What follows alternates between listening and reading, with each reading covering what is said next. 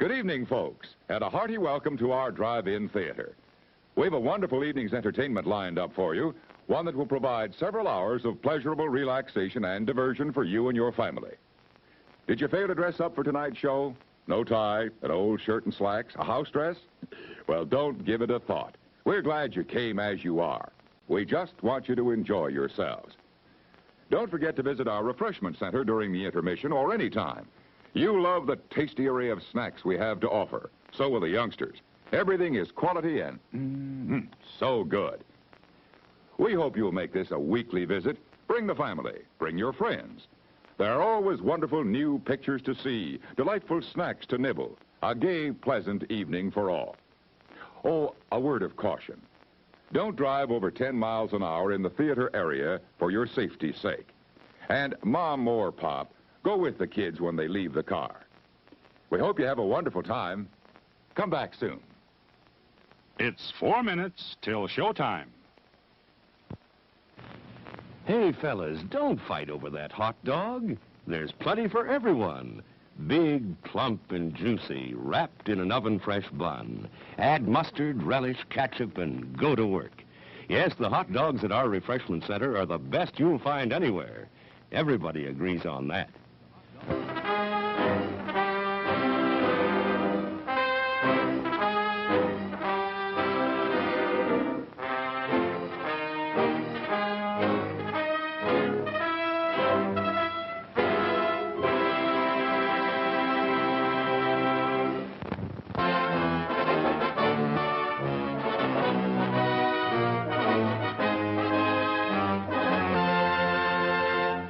It's 3 minutes till showtime.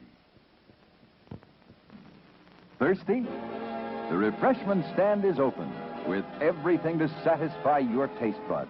Here's the menu: the hottest, freshest, crunchiest popcorn, each kernel popped to its fullest with that real movie time taste. Cold drinks. You'll find your favorite ice cold, tasty, and thirst quenching. And hot dogs, hamburgers, and candy too. Now a short intermission, so you'll have time to make your selection before the show begins.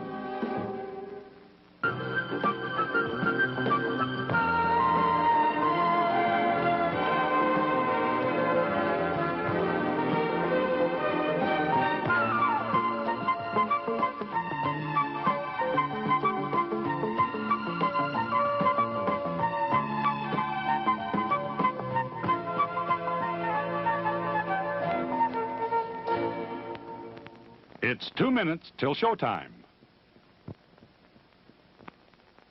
Your attention, please. All new hotshot electric in-car heaters have been installed for your comfort and convenience. Just insert heater through car window and turn on the switch. When leaving, please turn switch off and replace on speaker post. Warning, high voltage. For your own safety, do not attempt to repair or remove wires. Do not attempt to open heater unit. If you need assistance, please notify the theater box office or concession manager. Top quality hamburgers, the most popular snack in the country. We serve them plain or garnished to your taste. There are words men live by, words of strength, of wisdom, and of peace.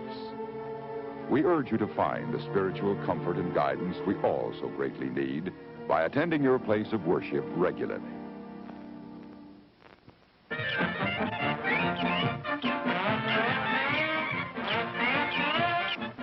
Just 1 minute to go.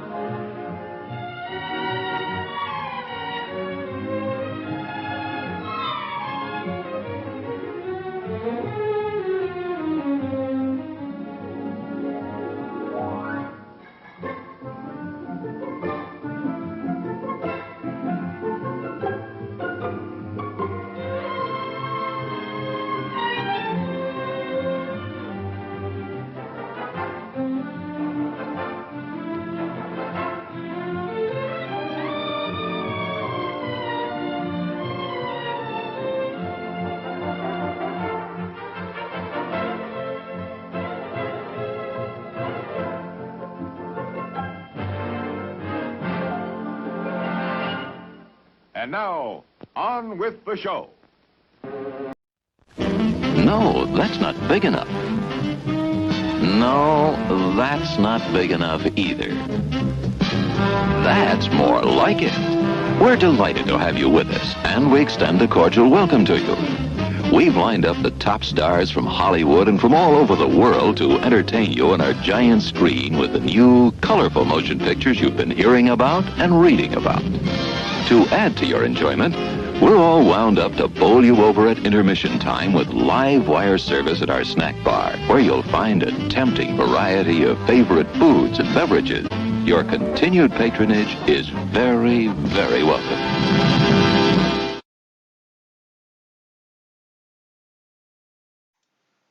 Hello, fellow humans, and welcome once again to my stream.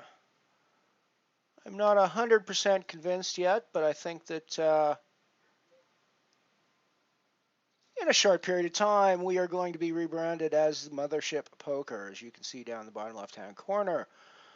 Potentially got some graphics on the way that I'm looking forward to playing around with, and it should fit into that theme very well. So thank you, welcome to my stream. I always like to extend a welcome to any non-human identifying sentient creatures who might be out there as well. And in fact, all the non-sentients who may be enjoying our stream today as well. So welcome. As usual, we're playing some Unibet Poker. We're on the Unibet Free Roll Challenge. Our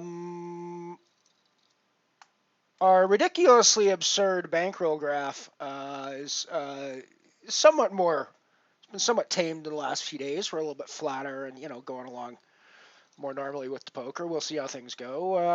Got 4 games going at the moment. Got the Deep Impact Nano with €50 guarantee. We got the Falling Star Bounty with a €200 guarantee. We got the our old friend, the Comet with a €50 guarantee, and we're playing free roll from David's stream as well over here, which we're not doing so great in, but we'll see. So yeah, that's what's going on today so far. I'm sure we'll do some other stuff as the day proceeds. We already picked up. We're already booty hunting in the Falling Star up there. We already picked up 1 booty and doubled up our stack, so that's pretty nice. I think I'm going to certainly see a flop with my 6s down there in the David's free roll, Davish free roll, Davit's free roll. I'm still trying to work out how to pronounce that name. I'll get it eventually, or I'll just continue to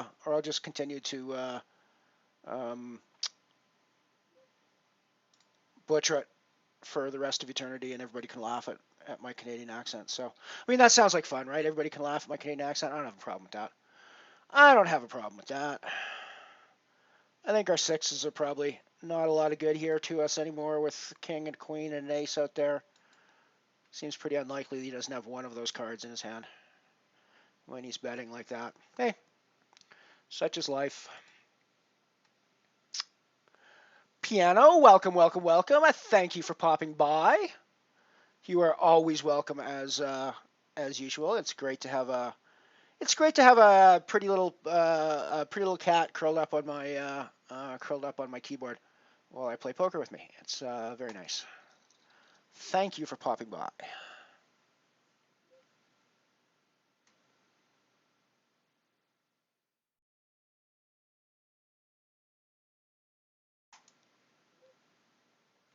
Welcome to everybody, and let's have some fun playing the pokers today. I've made a few adjustments to my graphics. I noticed that my graphics were a bit of a free-for-all in fonts, so I've tried to stabilize some of the fonts around the the layout that I've got, yeah, we'll eventually get there. We'll eventually get to something that looks like what I want it to look like. We're close, we're not too far off, but we're still got a few adjustments to make, I think, before we're at a final resting spot for the stream graphics and the stream branding.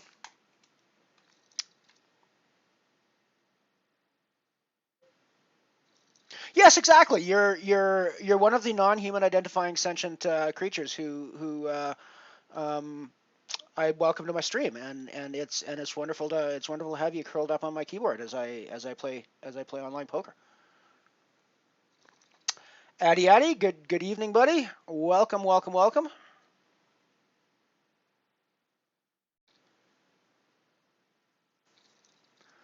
Alrighty, let's go back to our main scene so we get some actual poker and we can see what's going on here. So, what do we got happening? Let's have a quick run through the tables. We got up here, we got David's free roll, where we're not doing so hot in. We're haven't really won a pot yet. Nothing's really going our way. We're just kind of hanging out, seeing if we can get some chips. Now we also got our old friend the Comet, 50 euro buy-in, or 50 euro guarantee with a 50-cent buy-in.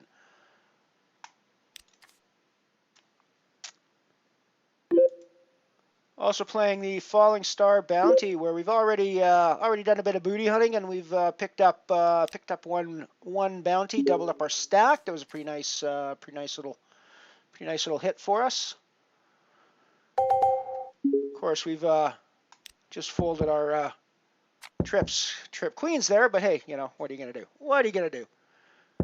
And we're also in the deep impact.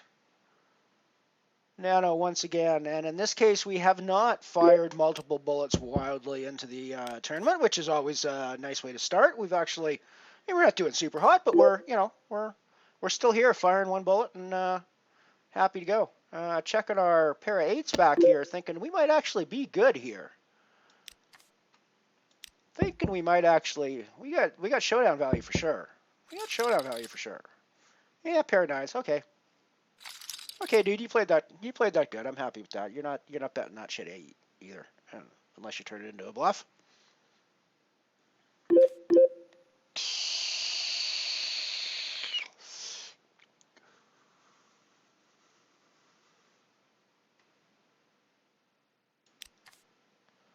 I was just about to put in a raise on the Comet with Ace 10. Let me bring that up. I was just about to put in a raise on the Comet with Ace 10 before I realized that dude in front of me's just shoved 100 big blinds. I was going to raise those 100 big blind shove, and I'm like, yeah, no, that's probably not a good idea with. But then dude calls him off with Queen 10 over there. So what are you going to do, right? I mean.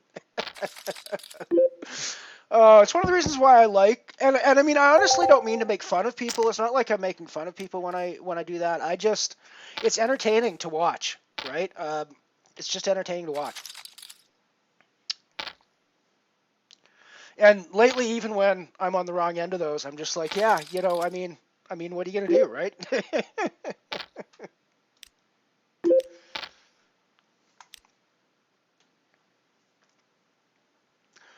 Mike, welcome.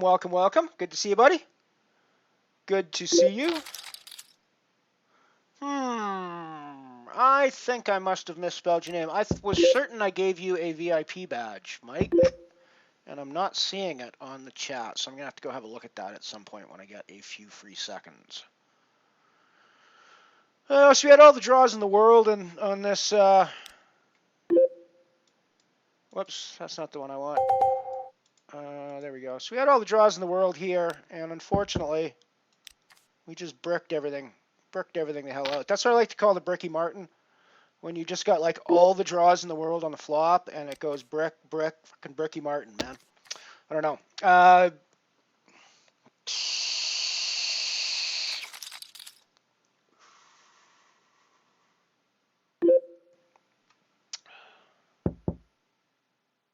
Yeah, sure, we'll see a free flop with our suited king. Flop top pair. I think we'll probably value bet this top pair, given that we got a free flop with this hand. Our king is going to be the best card here almost all the time.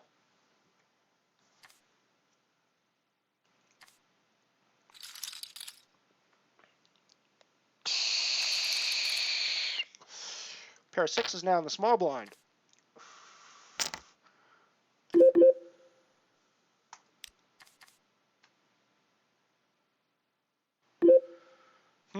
pair of sixes in the small blind. Pair of sixes in the small blind. I think we're at the point where I need to start playing aggressively with my stack because we're really short. I'm really short stacked at the moment, so I need to be trying to double myself up with these sorts of hands. I think it's deep impact, so I think I'm still in rebuy territory. Probably should have checked that before I shoved, but that's okay. We get ourselves a nice double up anyways. Oh, no, we're not in rebuy territory, so oops. Oh, well. We didn't need it anyways. Thought we were still able to rebuy in that tournament. That's one of the reasons why I was so aggressive there. But hey, it worked out for us. It worked out for us. Nice little bit of advice there. Always check your rebuy status before you shove lighter than you might have otherwise. On the other hand, maybe I should just always assume there's rebuys and play that way. So, you know, because I don't know.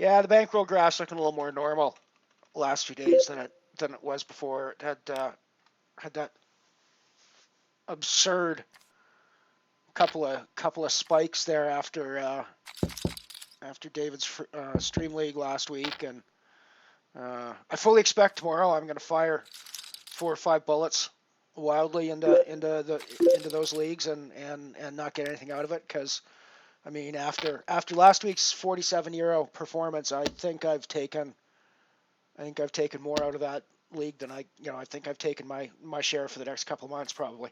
So excellent. You can see a VIP badge on Mike. Good. Okay, that's oh yes, I see it when I look on my other screen. So yeah, it's just not showing up on my Streamlabs chat widget. That's cool. Okay, excellent.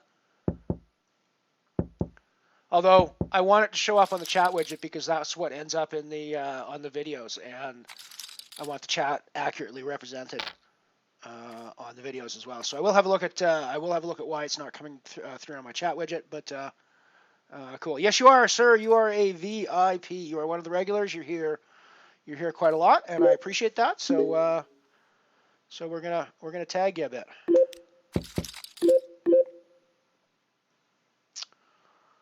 Yeah, it's always nice to flop top pair with you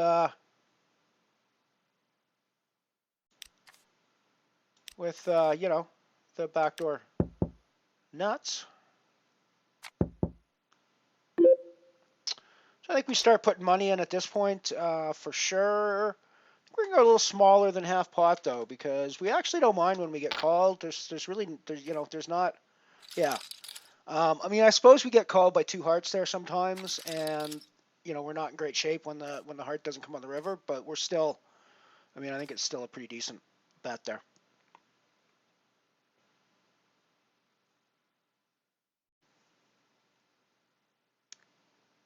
Would you rather be a VIP than a mod? Remember, mods have the power to. Mods have power. VIPs are just people who are dressed nice. Mods actually have power. Remember. Not trying to diminish your VIP role there, Mike, or anything, but.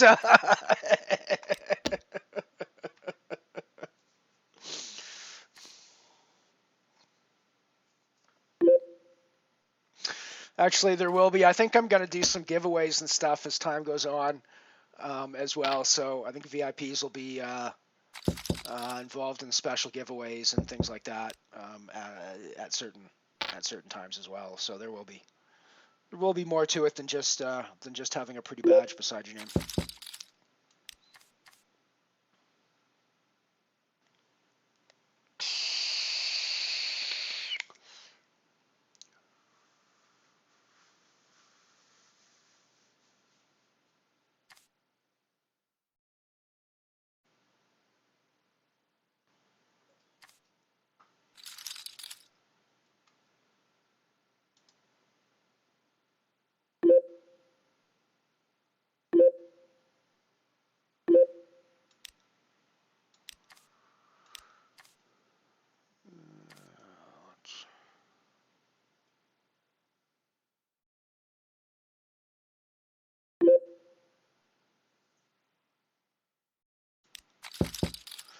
So hopefully, well, and I'm sure you guys would do this anyways, but if there's ever video or audio issues or anything, one of the things I'm a little bit, I know I probably have to upgrade my camera at some point because it's like a super old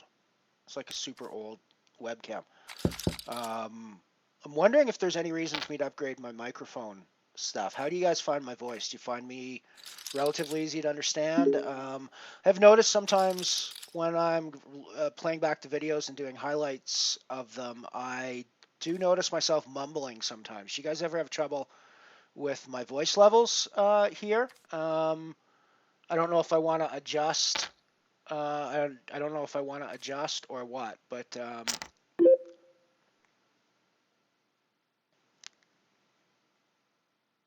let me know. Anyways, if there's issues, I might invest in some better audio equipment as well. I think I'd like to invest in some lighting at some point to give a little bit better video quality here, but it's not really going to do me much good until I actually have a proper camera as well, because like I say, this camera's, I would be shocked if this camera's less than 10 years old, this webcam. And I'd be shocked if it's not a USB 1 connection as well, which, you know, let's face it, we're in 2019. I really shouldn't be using a USB 1 video camera or webcam, frankly. But hey, you know, what do you do? So what I got for now, and that's actually, you know, it actually doesn't look terrible when I'm looking at it on my screen, even at full screen on my television. Of course, my television's not the greatest television in the world either, so maybe if I had a better TV, it would look as good. But let me know.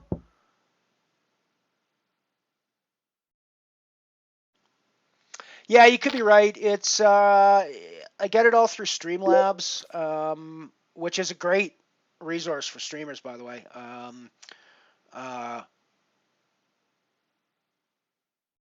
So I know there's options and settings there for what shows and what doesn't show, and I only really started to look at the whole VIP thing as of yesterday, because I'm just like really lazy, and I actually, the funny thing is I don't actually know that much about the background of Twitch and all the community stuff and how it all works. So I'm just learning about roles and stuff like that in my channels, and I'm actually looking at the Discord.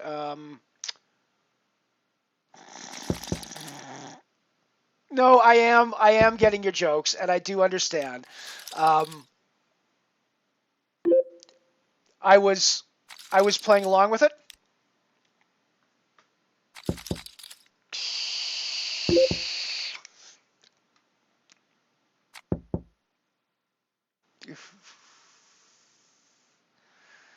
Yeah, I'm gonna call behind with 7-5 here, I think.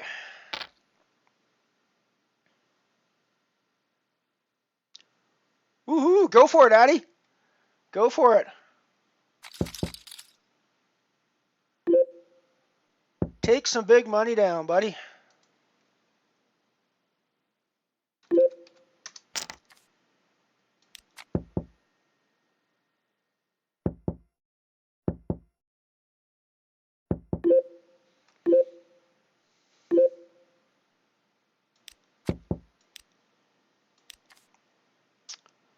Oh.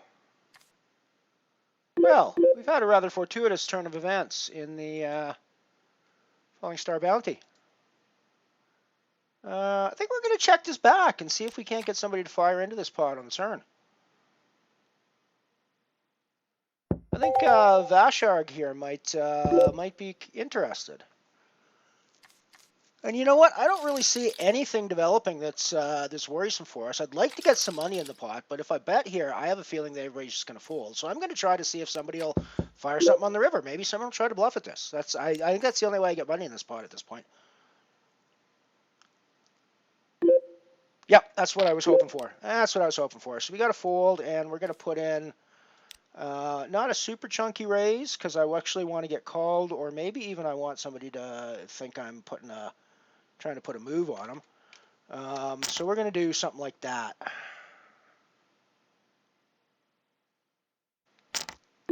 That's what we're looking for. If he's just backed into 5-6, that'd be awesome, right? I mean, that'd be just awesome. So I think at this point, that's our move, and we take a stack and a booty.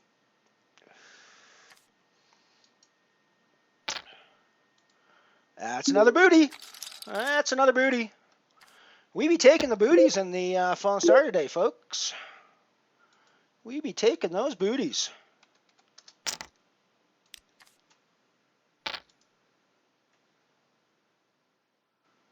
We be taking those booties.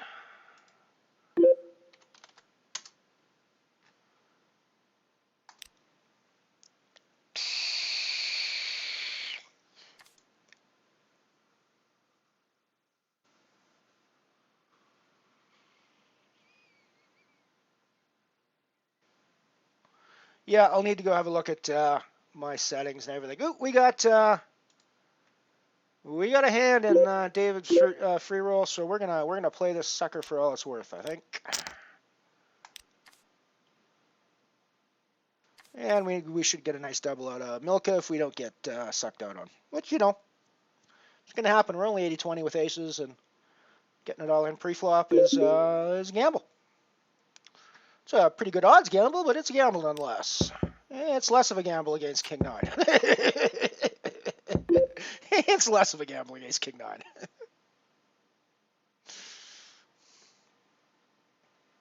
So we're still live in the free roll. Still looking for some cashola in that one.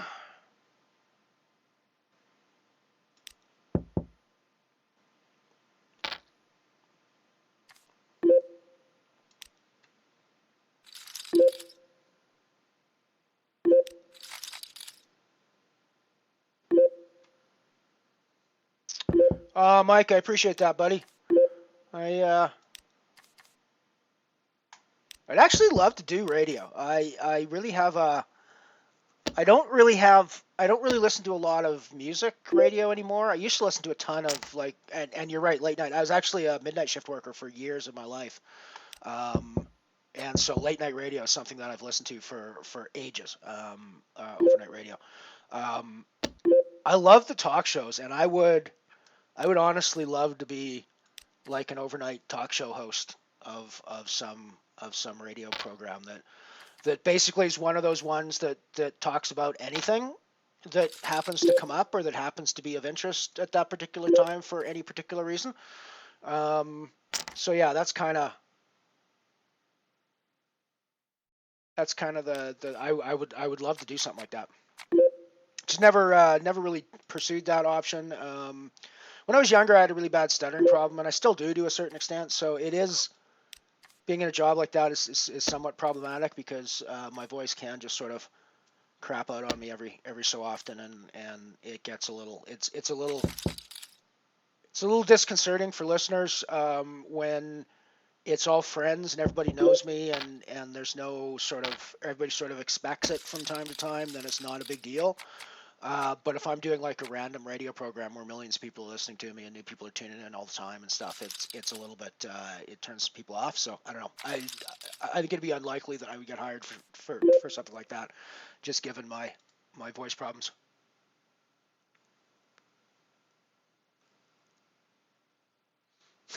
Yeah, right. I mean, it's just, you know, what do you do with those? I think we're gonna shove under the gun in the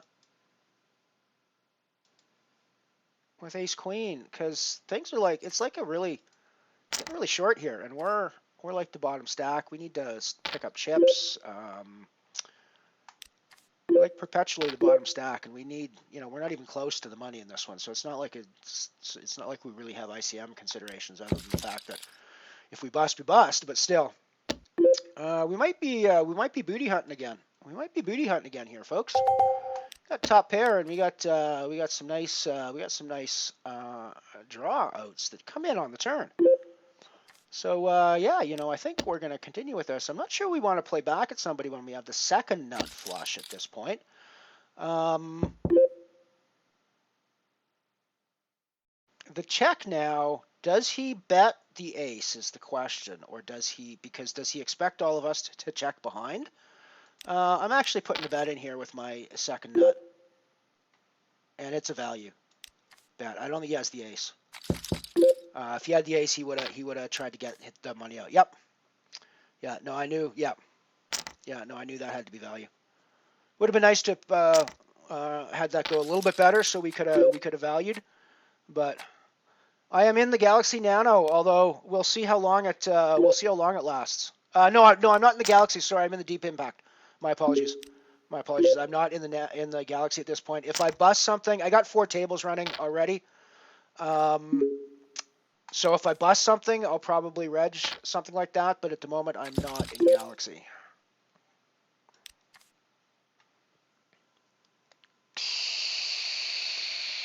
Yes, I totally have the face for radio, buddy. I totally have the face for radio.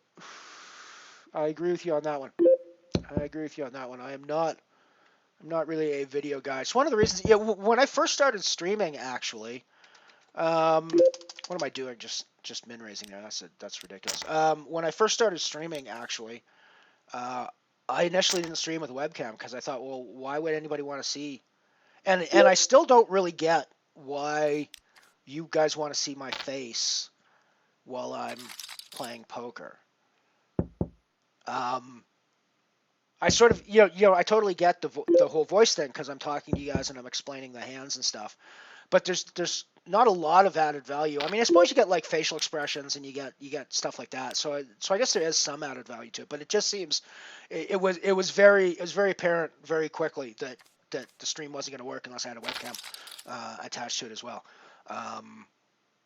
And so I put the webcam on. Although initially, first I started using for about for about a month. I used I play a game called Second Life, which is like an online virtual world type game, open world simulation type thing. So I used my character from there as my webcam for about a month, and people liked that a little bit more, but they still thought that was a little weird. And it ended up I ended up just throwing the webcam up because peer pressure and all that jazz.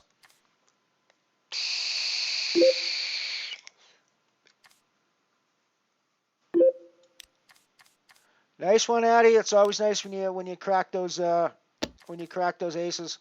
Unless you're the one with the aces, then it kind of sucks when those aces get cracked. But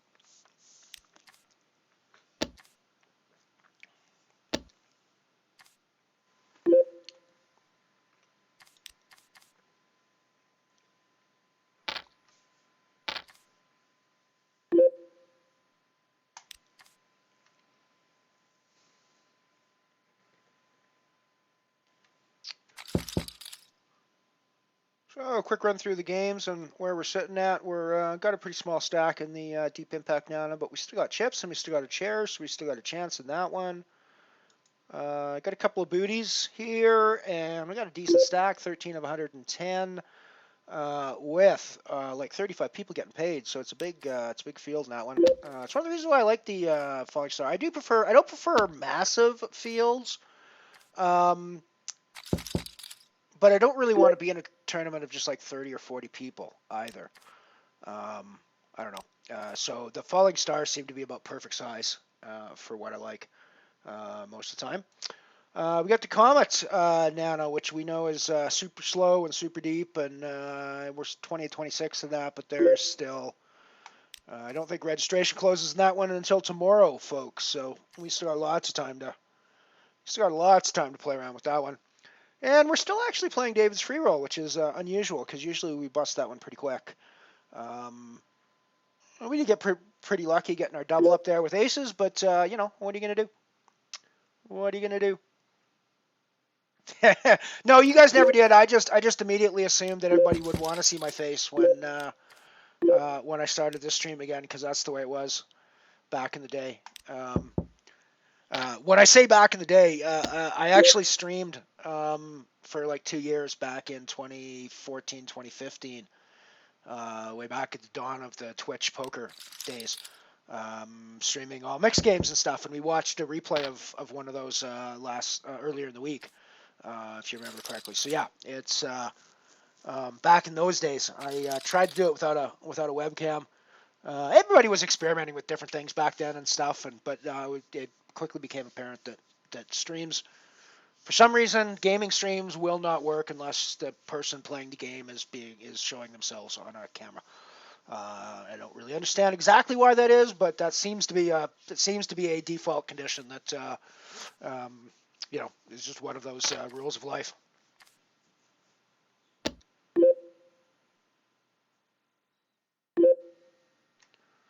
Oh, damn, man. Yeah, that is so gross when that happens. But, you know, and again, it's just one of those situations where you got to go, well, you know, dude, good, you got there that time, and I really hope you keep playing the same way against me all the time, because you aren't going to get there all that often when you do that, buddy.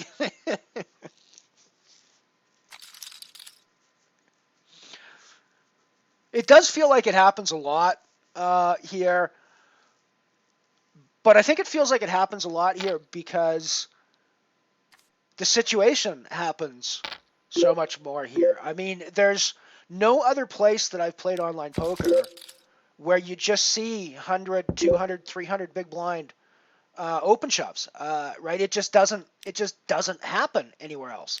So given that it happens 10 times more often on Unibet, it's going to get called off more often, and it's going to result in bizarre hands more often. You're just going to see them more often. It's not happening. It's not a difference in the odds. It's just that you're seeing more of the situations.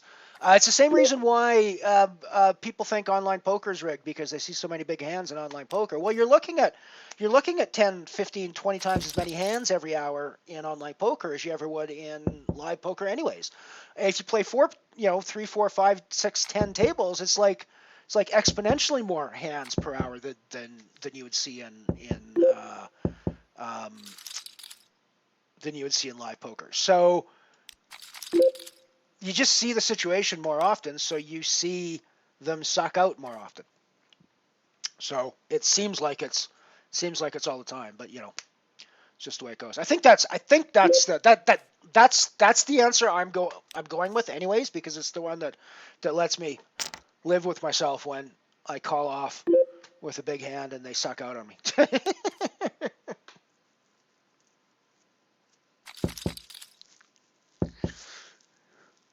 And to be fair, I mean, 6-5 is exactly the sort of hand that cracks aces, because it's got all of the dirty outs, right? So, you know, it's far less likely that somebody else's kings are going to crack your aces. That's far less likely. Actually, the things like the 6-5s, the 10 jacks, the suited connectors are the ones that are gonna crack your aces more often, I think.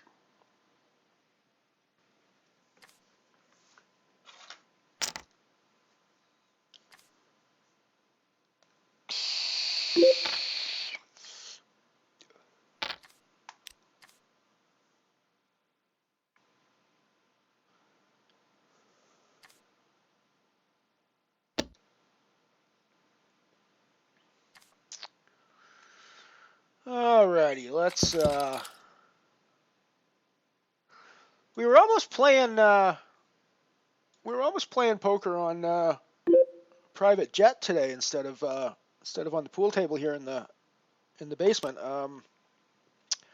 The challenge for the month, of course, if you guys have looked, well, I don't know. I assume everybody gets the same challenges. But one of the things you have to do is change your background. So I went in today to change the background, and I was on. There's a fairly nice private jet interior that set up with a poker table that you could play on. But I just didn't feel like I deserved to be playing on a private jet yet with only a €100 bankroll. So we're still a ways away from the private jets at this point. So I just change it back to game the system for the points in the mission run. So. Well, we sort of like backed into a hand here, so I think we're actually going to put in a half value, half bluff bet here. We do think we might get called sometimes there by people who've paired smaller cards, so that's where the value comes in. But we also think that we might fold out hands that could draw out on us, or that might be beat. So I don't think there's much beating us there, but we might fold out hands that they could draw out on us, and that's not a terrible thing. So that's where the bluff comes in.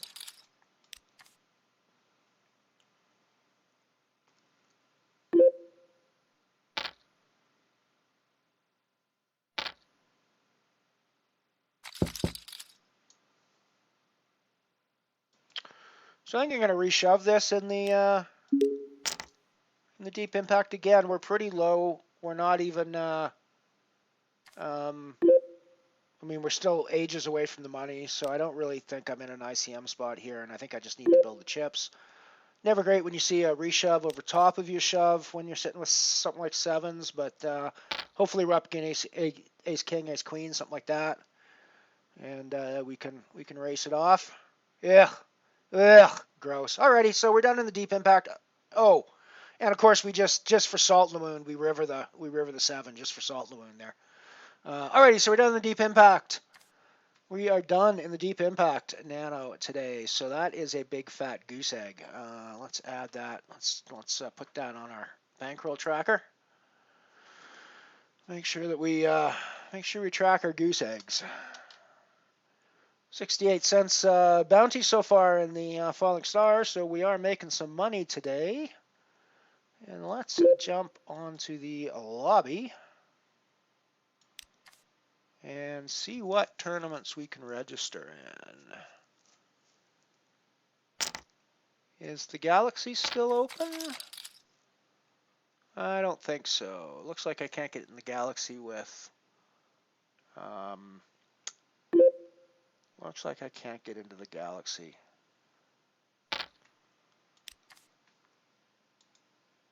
Could do the dark matter. Yeah, I don't like the Space Madness bounty because the prize pool's too small, so let's not do that one.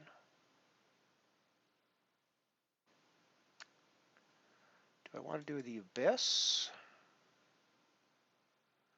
Or do I want to do the Dark Matter? Yeah, let's do the Dark Matter Nano. I'm going to jump the Dark Matter Nano as our 4th table. We have aces in David's free roll. We are shoving. Let's bring that up on stream. See how that turns out for us.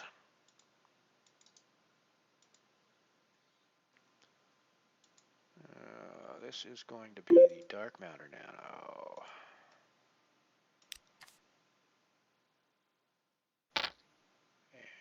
And so this is now going to be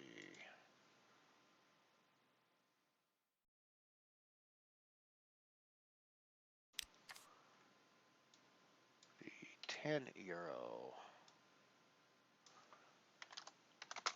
Dark Matter Nano. 20-cent buy-in, freeze out.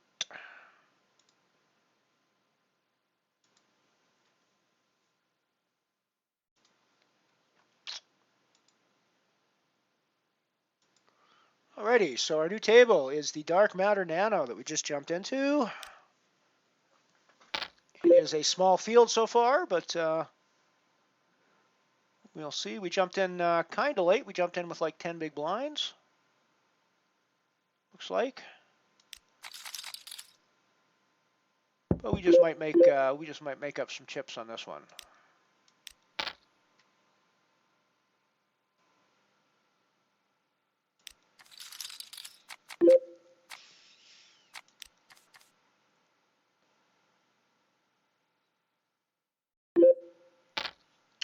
I think we just shove our top pair for value here, and we might be done in the dark matter in our first hand if he's got a bigger queen, which he does not.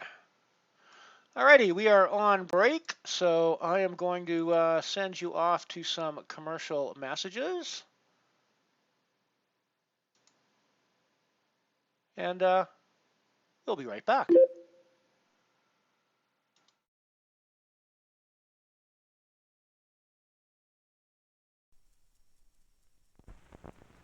Charges, receipts, invoices, statements, taxes, budgets, paperwork, pollution. There's just no getting around it. Okay then, get through it. Now from Sharp, maker of the world's most complete line of electronic calculators, the LC8. World's smallest electronic calculator by Sharp. Price tag to match. Works anywhere on battery or plug-in. LC8. Small, fast, silent. Ends paperwork pollution. LC8. World's smallest electronic calculator by Sharp. Price tag to match. $345. Complete. See it.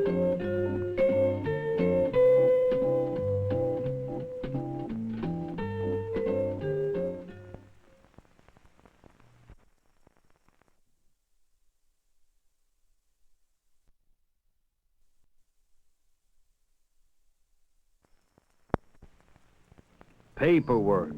Oh, those dollars go. Worse every year. Figuring percentages really gets me. It's the budgets. You know, I chew up more pencils. Markups, discounts, too much, too much. There's gotta be an answer. Introducing the answer. A really small calculator. A really silent electronic. A really fast thinker. One that works anywhere on battery or plug-in. One with all the calculator know-how you'll probably ever need. Introducing the world's smallest electronic calculator from the maker of the world's most complete line, Sharp. Introducing the LC8, world's smallest electronic calculator by Sharp. Price tag to match, $345 complete. LC8, the answer. See it.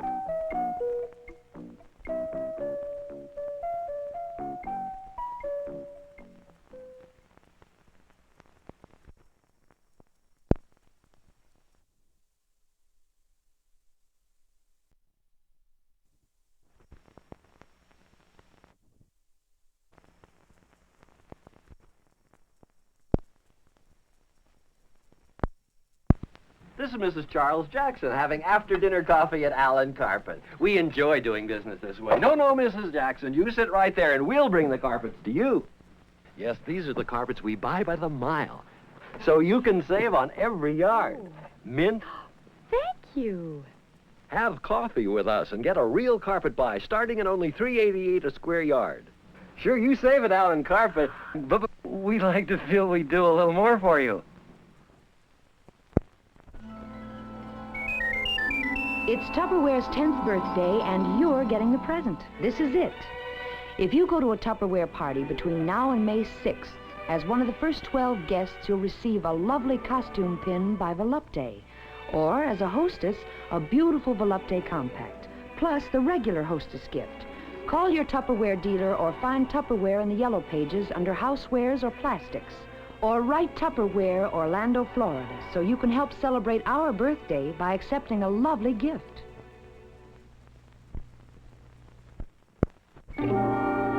This is Tupperware, the airtight plastic containers that keep good foods fresher, longer. Here's how. Put in the food, put on the patented Tupperware seal, then press down the center of the seal and lift a little at one side. Hear that whisper? That's Tupperware's airtight promise to keep foods flavor fresh. Tupperware comes in all shapes, all sizes. You can freeze it, stack it, any which way. It won't leak or spill. Tupperware keeps aroma and flavor locked in. And because you can see what's inside, no more forgotten leftovers, just good, fresh planovers. The one way to buy Tupperware is a fun way. At a Tupperware home party, where you can see it demonstrated and order the Tupperware you need in fresh sun, sea, and sky colors. To find out about Tupperware parties, look in the yellow pages under housewares or plastics, or write to Tupperware, Orlando, Florida. Stay tuned, because later on we'll show you a beautiful gift that can be yours if you go to or have a Tupperware party between now and May 6th. We are back. Plan your Tupperware parties now. You got until May 6th to get a special gift. That offer may have expired several decades ago. It's entirely possible. I'm not sure. You should probably check that out before you plan your Tupperware parties, folks.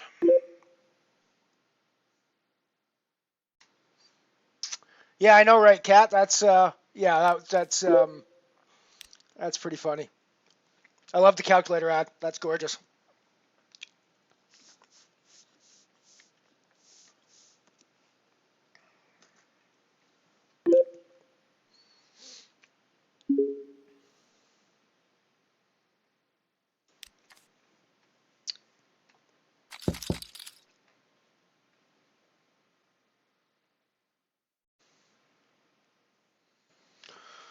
Right, so we're still playing the dark. Well, not still. I say we just jumped into the dark matter nano. We got the Falling Star bounty going, where we picked up a couple of booties already there, so we're 68 cents in already on that one. One more booty, base level booty that is, and we'll be making a profit here. If we can take a bigger booty, we'll be making a bigger profit. I think this might be a chance for us to take Mithras's booty here. So I think we're going to put in a raise with our weak ace.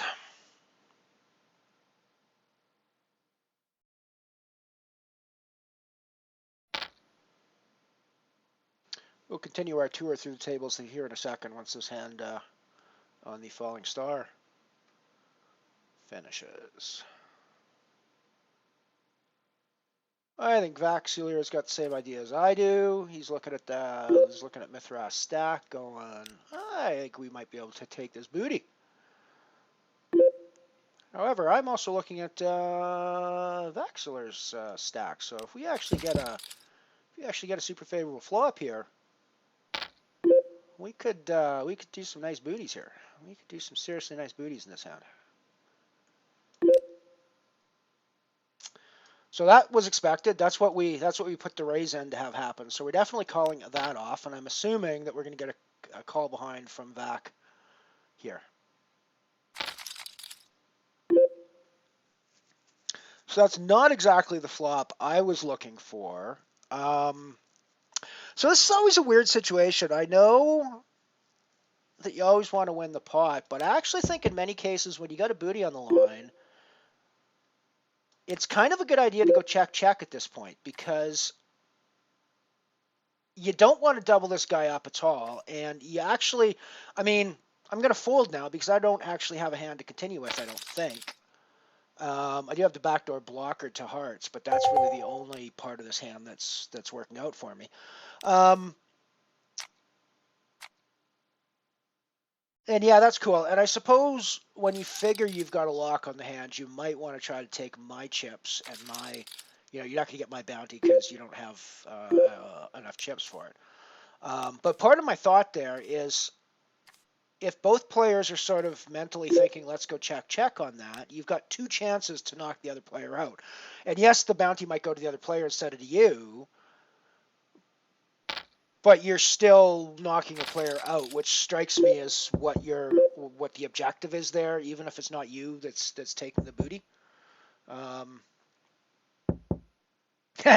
Summer's party's not. Yeah, no, I get you there. I've seen a few of those.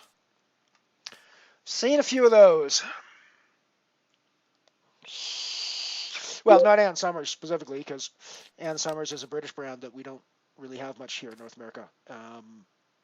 As much. We have other, but I know exactly what you're talking about.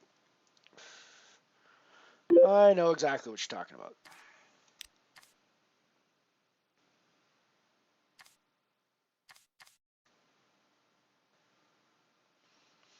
Yeah, we see a lot more Ann Summers now than we did, say, 10 years ago as well. It's the adult toy market is becoming much more global these days. For better or for worse.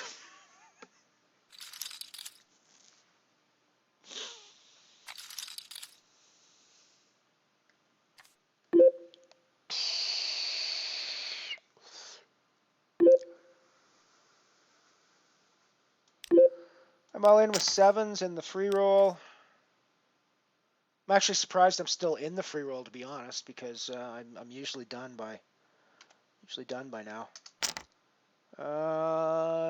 We grab a double up. And knock somebody out. So we are got a bit of a stack here in the free roll. 78 of 137. So we are in a cashing position now in the free roll.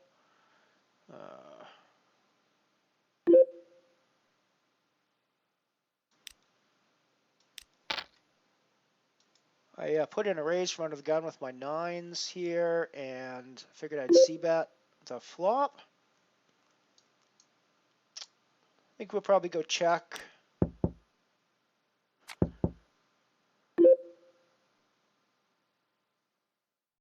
I think check is my favorite option here. Yeah.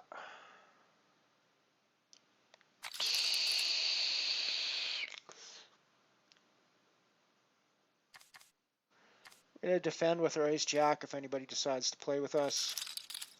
They decide not to play with us. That's cool. I don't mind that. I might get in a walk. It's a little frustrating when you got a big hand like aces or kings, but even something like ace-jack, I'm not at all upset to just take the blinds and antes when you walk to me, frankly.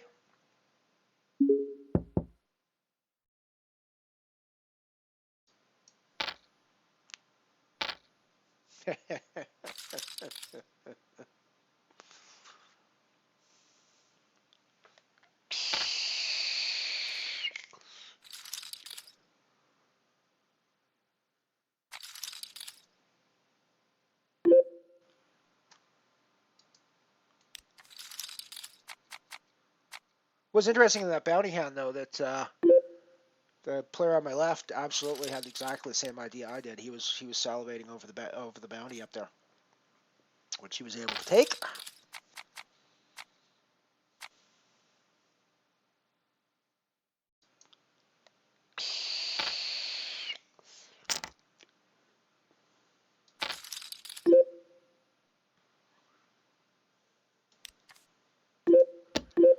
So far, the Comet hasn't gone terribly well for us. It's been a pretty slow slog there. No real hands come up. Nothing really. No real spots that we can put a move in on.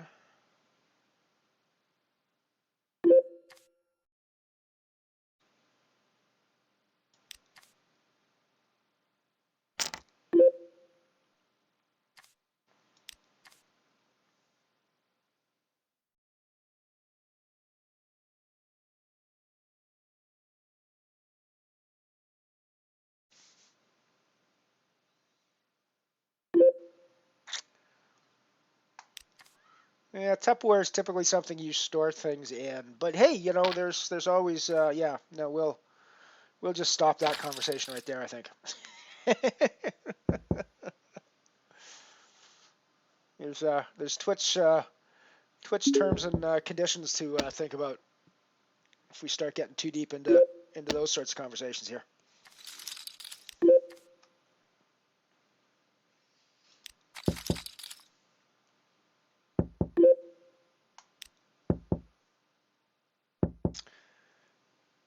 We got the suited nut low on the dark matter. Suits are actually coming in, which is kind of funny. Don't really feel like I could bet the nut low flush draw, but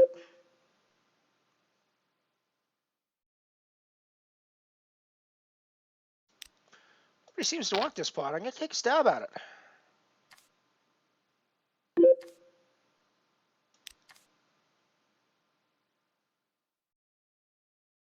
Hey, if nobody else wants it, I'll take it.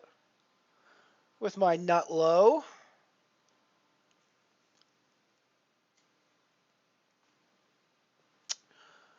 I mean, if you're just going to leave the money sitting out there in the middle of the table, someone may as well take it, right?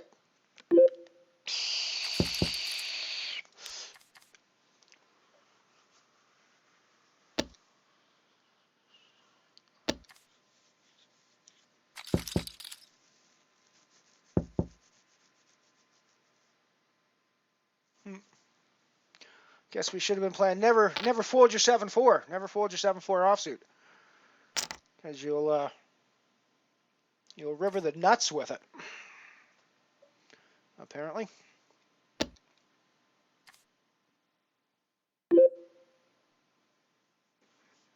Yeah. This is exactly the sort of hand that I like to call behind with when somebody with a small stack shoves, because it's a dirty hand that's going to draw out on pairs and things quite a bit. Like when you flop a flush draw like that. And I think we keep going because we flopped a flush draw. Question is, do we call behind and see what happens, or do we put in a raise here with our flush draw? I think we're just going to call behind because we like it when the draw comes in. We don't think we're against diamonds because that's just that's just too absurd. Of course, he's being rather aggressive, but I mean, we're not here to fold at this stage in the tournament, I don't think. So I think we're gonna say we got the best hand with the flush, and yeah, we're just gonna do this puppy. Alrighty, so we got 27 grand in the dark matter now. We're doing okay there. That's gonna be good. We can play a bit more.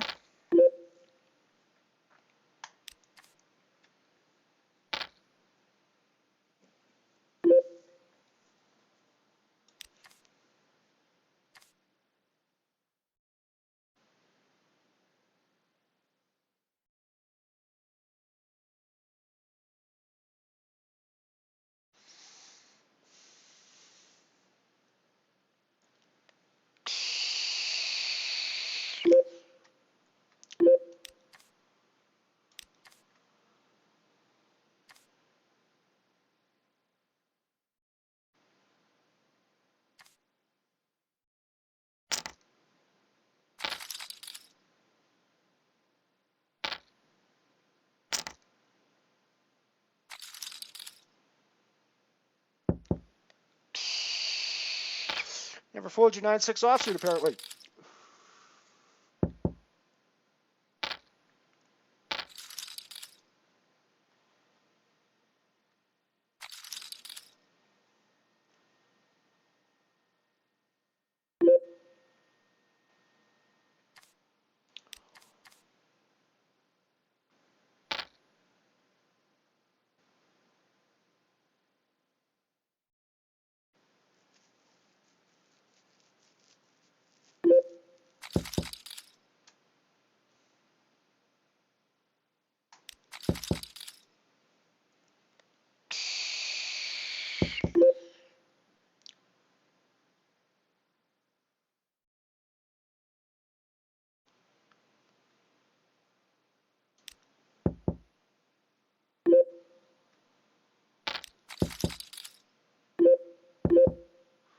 Get rid of the queen 10 here. Just realized I'd been silent for a little while there. I was watching some of the hands come up on the stream that were kind of interesting, so.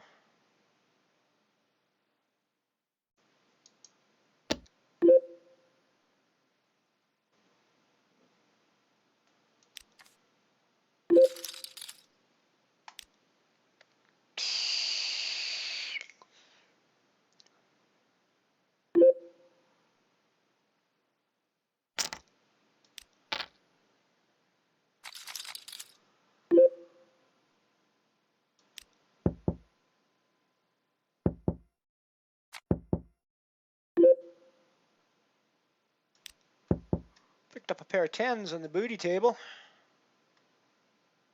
Oh, that's not the booty table. Where's the booty table? Oh, right. There's the booty table. Picked up a pair of 10s on the booty table.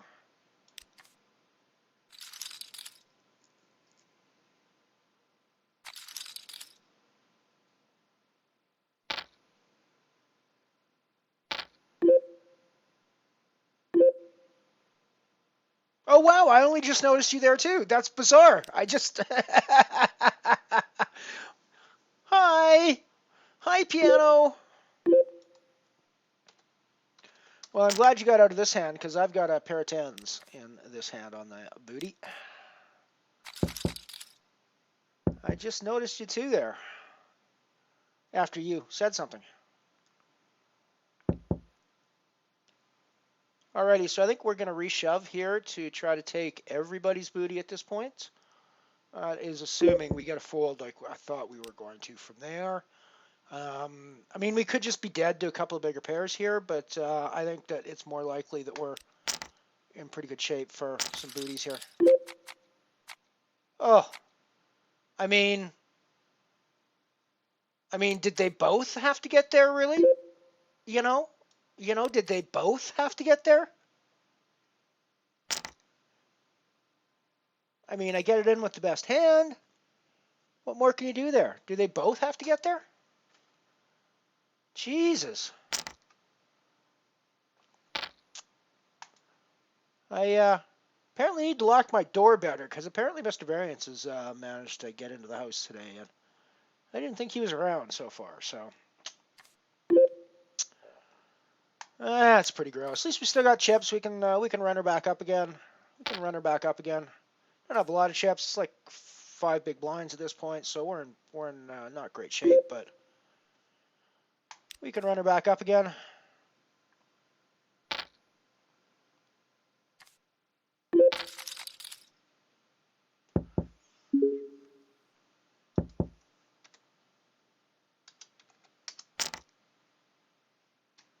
Putting in a raise on the dark matter table with my ace king. Just basically been folding my life away on the Comet because I haven't had any hands. I've been card dead as hell.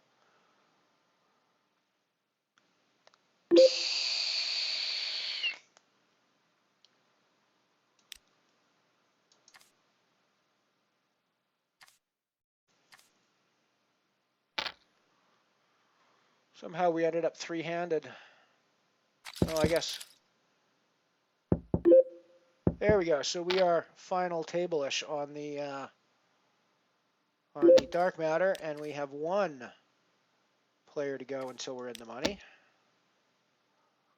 I'm actually playing a hand in the Comet. It may be the first hand I've actually played in the Comet so far today, so let's watch it. There we go. I called behind, and then they raised. That's gross.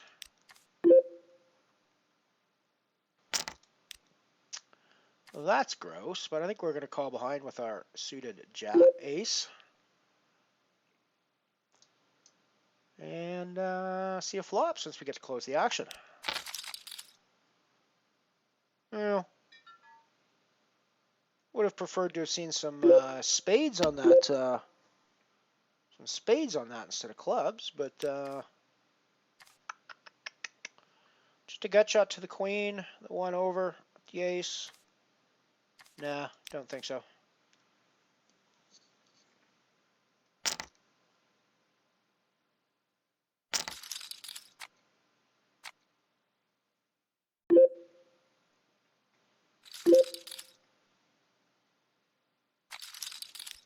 So yeah, we are on the money bubble and on the final table in the dark matter and nano. So let's watch that one.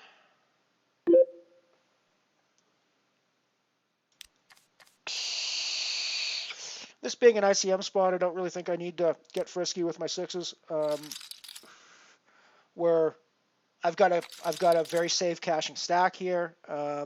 We got a dude with 934 chips on the table. There's absolutely no reason for me to lose my head with a pair of sixes against a guy with a bigger stack on that sort of a board in this situation. That would be ICM suicide to do something like that. So we fold those sixes like they were nothing.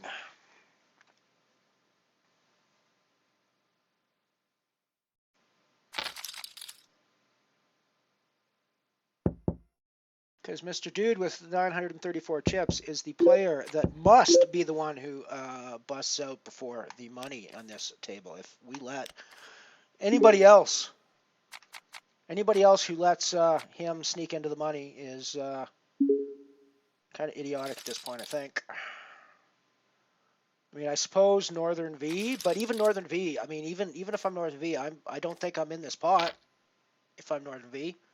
I don't think I'm putting chips anywhere near the pot if I can avoid it, if I'm Northern V, because there's a dude with no chips behind me. And he's going to be in the big blind before I am. So just fucking fold everything at this point. Fold your aces at this point, Northern V. Don't get involved with anything. Do not get involved with anything, my friend. Like, yeah, just fold everything. Fold aces, fold kings, fold queens.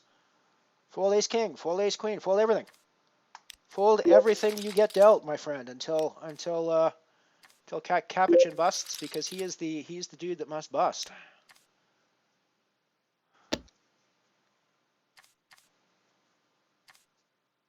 Hope you watch the stream, dude, because you should just be folding everything, like literally everything. And I swear to God, aces, just fold aces at this point.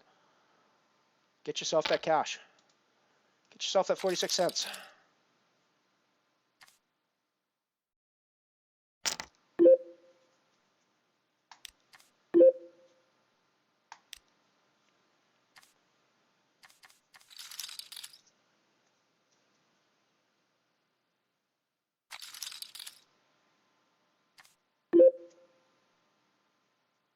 Ah, yes, I see Yogi as well. Yep, cool.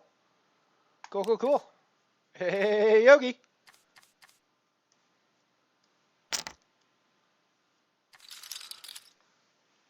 I do not do very good impressions, but Yogi Bear was one of my childhood cartoons that I watched a lot.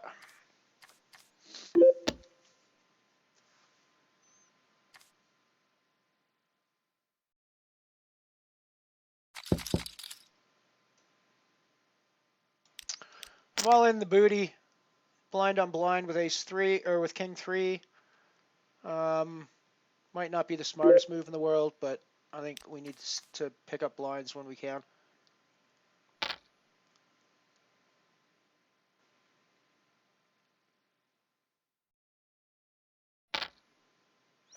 Cool, we take it down. Gonna go back to the dark matter until we get the money at least.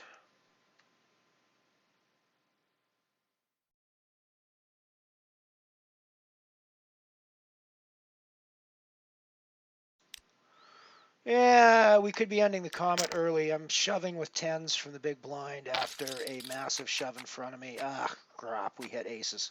Oh, and we river the 10, so that's cool. That's cool. That was off stream, so I apologize for not flicking over there. I probably should have, since we weren't really watching anything of interest on the dark matter table, except for we watched dude double up. So oh well. But yeah, so I did pick up a pretty nice pot in the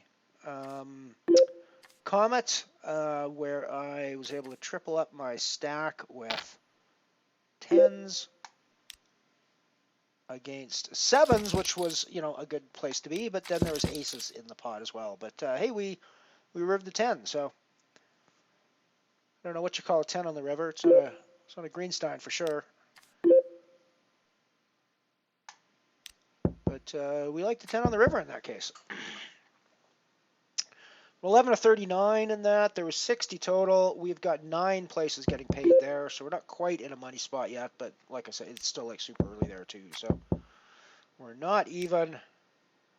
Registration ends in 45 minutes still, so we're ages away on that. Hello, Mr. Shopper.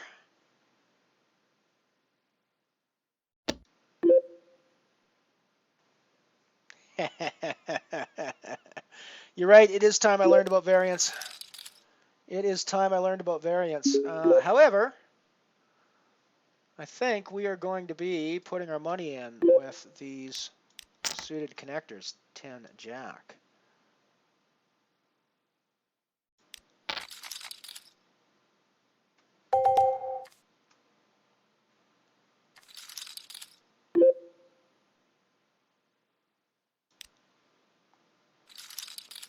I am somewhat worried about people watching the stream and getting a certain amount of information on my play style and then using it against me in future tournaments. But one of the great things about Unibet is I actually can mitigate that if it ever seems to be happening by using different avatars on stream than I use by going incognito when I'm not playing on stream. The same way, you know, you see people like Ian sometimes do. So yeah, I don't really think that's going to be a huge problem, especially not on the Unibet environment. It is potentially more of a problem on some of the other ones where you can't hide your identity. But you know, the fact that I can be any number of avatars, including one that I've just made up 2 seconds ago, you know, that really makes it a lot easier to ensure that even though I'm talking about how I play a lot and explaining how I play and what my situations are, it doesn't necessarily mean you can use it against me later because you may not know you're playing against me. Unless, of course, you're watching the stream and I'm streaming, and in which case you will know you're playing against me. And that's cool. That's cool. That's what we're here for, and I actually don't mind if you're here watching and you're on a table with me and you're watching hands from a few minutes ago and you're grabbing that information and using it to enhance your play against me as that tournament goes on, that's exactly what you should be doing as a poker player. So good on you. Well done. That's you've found a stream of information that gives you information. You are utilizing that information to your advantage, and that is exactly what you should be doing as a poker player. So I have no objections to you doing that if that's what you're doing. So go ahead, Piano. Use what you're watching against me and take me down. Because I won't say that's exactly what I'm here for, but yeah, I actually don't mind. That's what poker's about, and I'm giving you this information. So, you know, make use of it.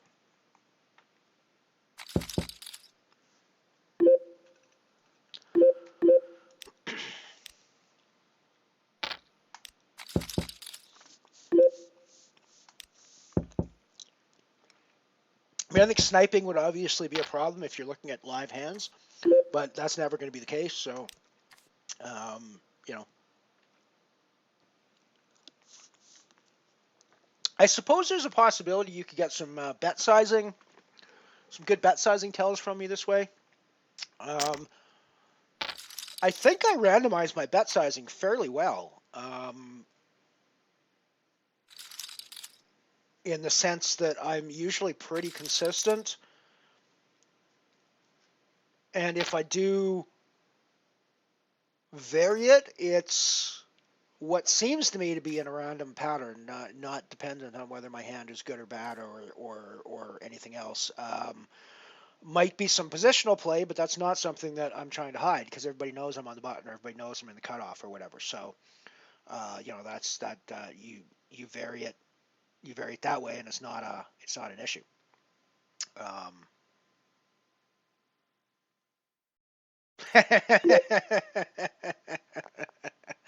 Yeah, no, I don't quite have any passwords to give away yet. I don't quite have any passwords to give away yet, Knight, but maybe we'll get there someday. It'd be kind of cool. Actually, it would be kind of cool to run a free roll or something. Oh, right. So we got a gross ICM spot coming up on the. Now I shove this like all the time, right? Except for right this moment.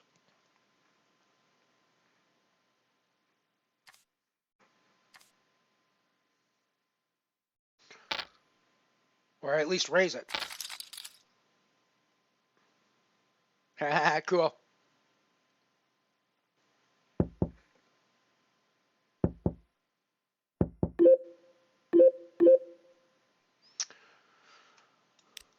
And I mean, I just have to slow play this and let myself get bullied off of it if need be. Because I'm just not, it's just a dumb spot for me to put my stack on the line at risk, to put my stack at risk.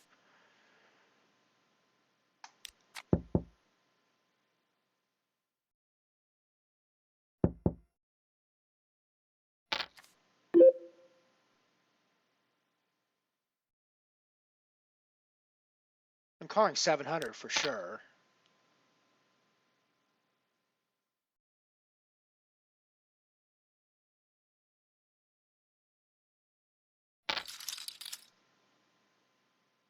Sweet. I really don't know how Kings wins on that board, but I'm happy that it does. I'm happy that it does. I mean, I was really calling behind just so I could see what he was betting with, frankly. I kind of, yeah, I mean, I suppose the 10 there, but I just don't see why anybody's betting a 10 there. I guess maybe they're thinking ace high is going to call, but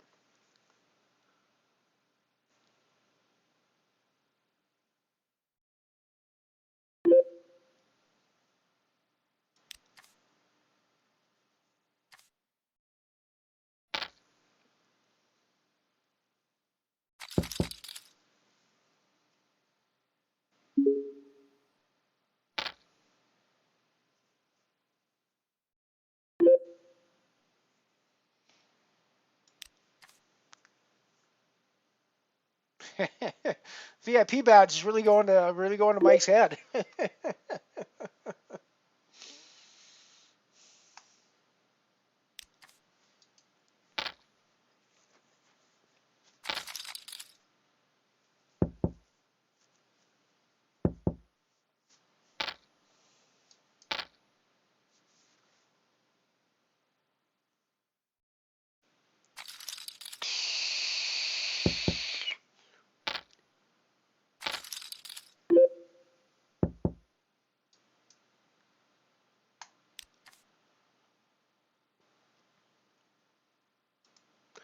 Oh, we're actually in the money in the free roll.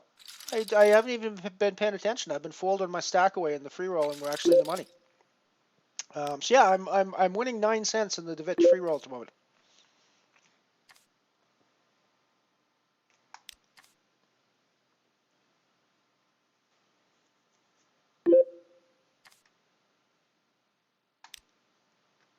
That's probably all I'm going to win because I'm going to be all in the big blind next hand. I literally have not been paying attention. I think I've been auto folding down there, which is sort of probably not the best way to play, but it did score me a min cash of 9 cents.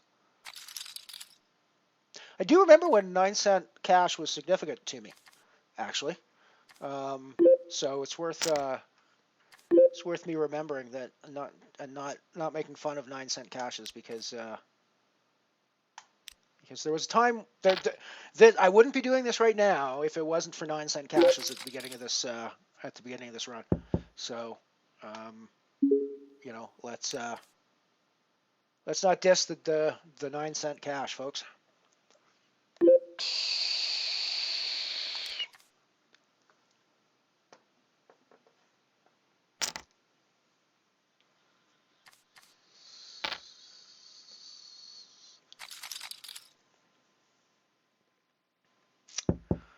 I hope it's on the table. Let's. I think I might have missed it, unfortunately. Ant, good to see you, buddy.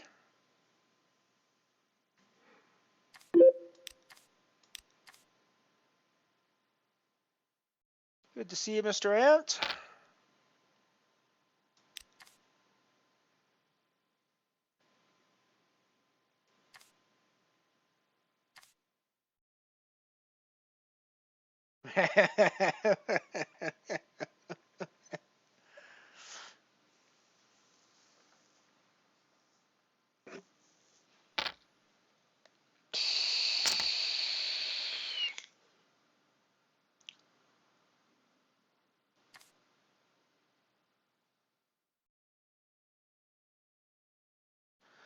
I'm going to stay out of the whole VIP royalty title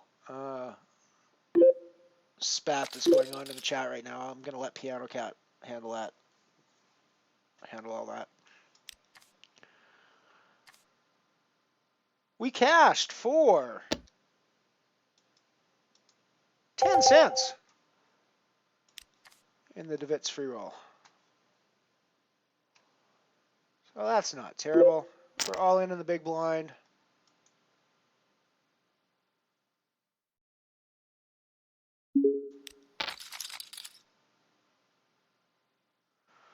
Oh, this could be a gross spot in the dark matter. We're still on the bubble, but there's no way I can go anywhere with this. I'm gonna check back on the turn because I don't need to waste any more chips in this pot if he's just somehow got me crushed with ace jack or jack 9 or something at this point.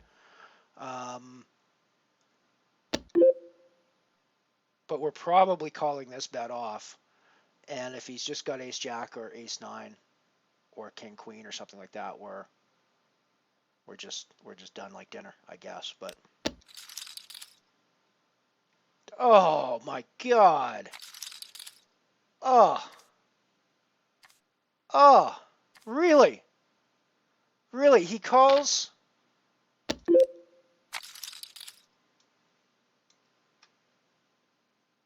He called my bet on the flop with 10-5 there. The hell? I guess she got a gut shot. But Jesus, wow. Okay. Alrighty then. We did flop the nut flush here, so that might end up getting us some chips back, but we do still have to be careful.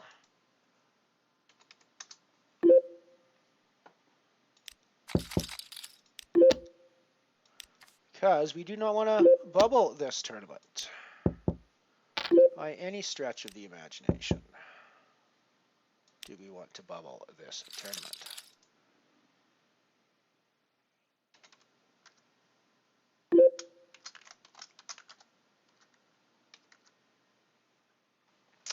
However, we're not going to bubble this tournament. At least not in this exact spot anyways, I don't think, because we have the nuts. We have the absolute best hand we could possibly have.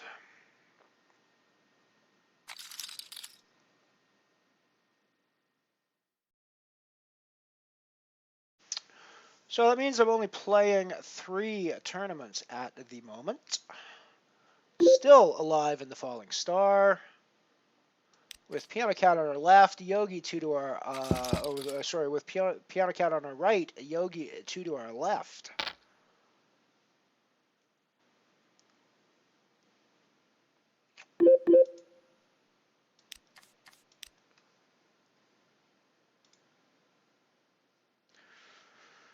And I have a very small stack here, which means I'm in some trouble.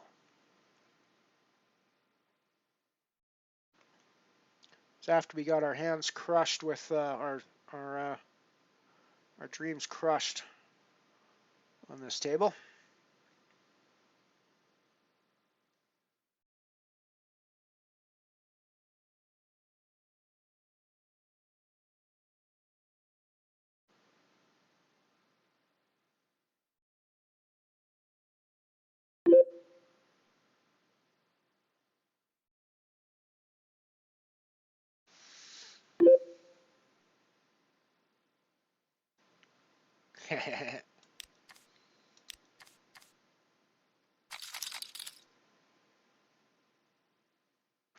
Oh, is there a community game that I'm missing? Did I somehow miss a? Is there like late reg I can get into? Did I miss something? Yeah, I must have missed it. Oh well.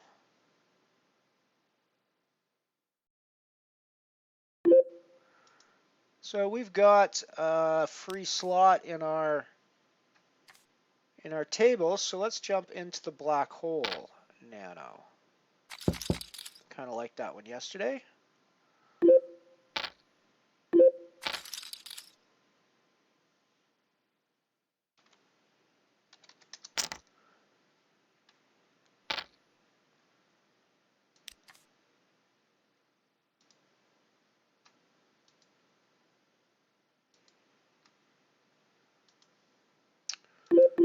We're now A .5 nano black hole for 1 bullet.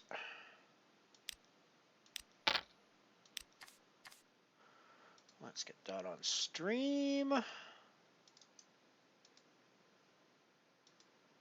Here's the black hole.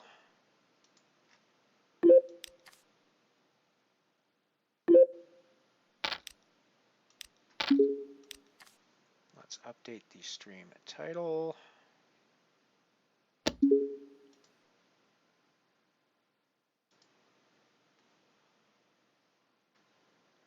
This is the 100 black hole nano.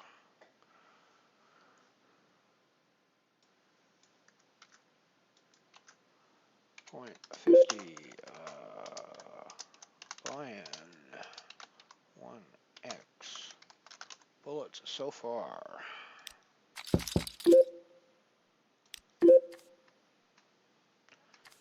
Good luck all in, Piano Cat. Good luck all in. Nice, nice. Nice. No. Oh, no. No. No. Oh, oh, that was gross. That was very gross. We are all in with our ace 10. That was a very, very, very gross spot, Piano. That was. Feels bad, man. Feels bad. That was just gross. And we're probably destined for a similar gross spot ourselves here with our tiny stack getting called off.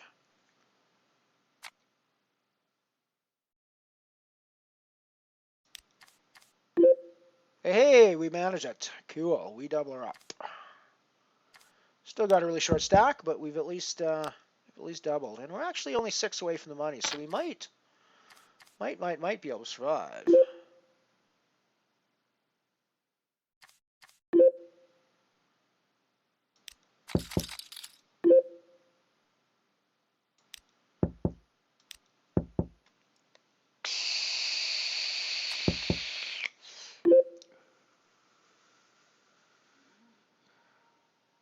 Well, that sucks. Alrighty, we'll see you in a bit. We'll see you in a bit, Ant. Thanks for dropping by for a bit. We'll see you shortly. I need to pay more attention to the lobby, but when I've got games running, I don't actually go look at the lobby very often, so I don't actually see what's coming up. And I really wish they'd put those sorts of things up. Well, I mean, maybe they did have it up earlier, and I just didn't look that late in the day yet. But yeah, hard to say. Oh well.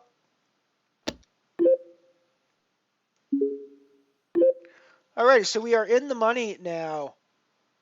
We are in the money now in the dark matter.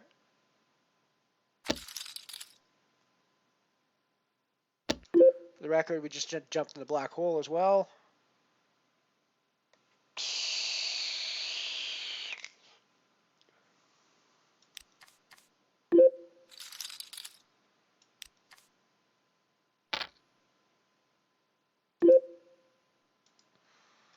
So we are in the money now in the dark matter, guaranteed 46 cents there.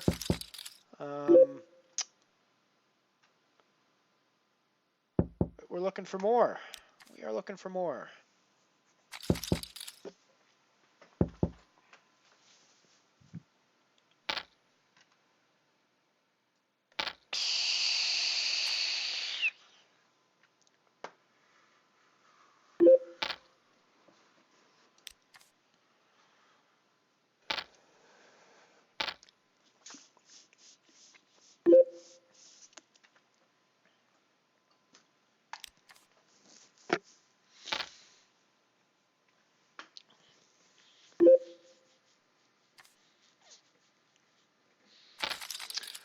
I'm getting to call behind with my suited ace here. The ace-6 obviously is like the worst ace you can imagine because it doesn't connect with anything, and it's just an ace with a crappy kicker.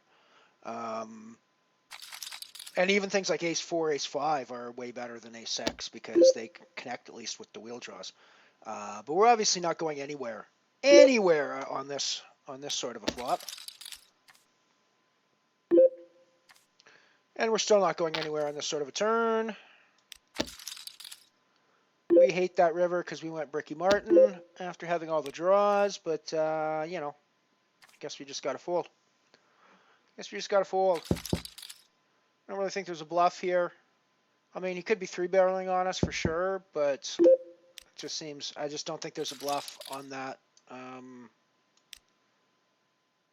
just don't think that there's a bluff there.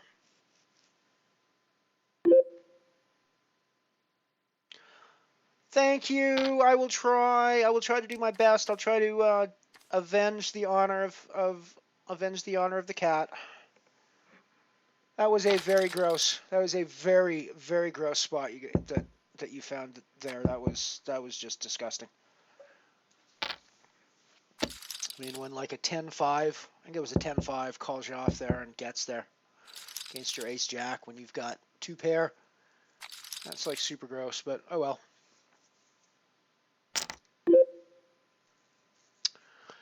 Alrighty, well I think we've had enough of Caruso's aggression, and we're just coming over the top of him this time with our 8s.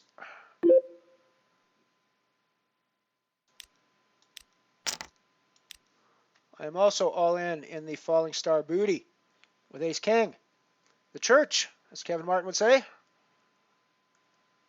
We're going to church. Oh, and we're up against the ace queen. Gotta love it. We have taken a double we are back in the falling star, ladies and gentlemen. We are back in the falling star. That was potentially an ICM suicide move, but it was one of those where I wasn't really in a scoring position anyways, so I needed to grab some chips. Alrighty, while we were doing that, we got our we reshoved with 8s, and I frankly don't know what happened because I was watching the booty table, but we busted in the dark matter for 6th position for 62 cents. So whatever happens, our 8s didn't hold apparently against Caruso because he called us off, and he got there on whatever he had. I don't know what he had, but whatever he had, it was better than us by the time the river was dealt. So we are done in the dark matter nano for 62 cents. Let's update our bankroll. Update our bankroll for the dark matter nano, 0.62. We are still playing in the comet. We're still playing in the black hole early days. And we are now on the bubble of the falling star booty.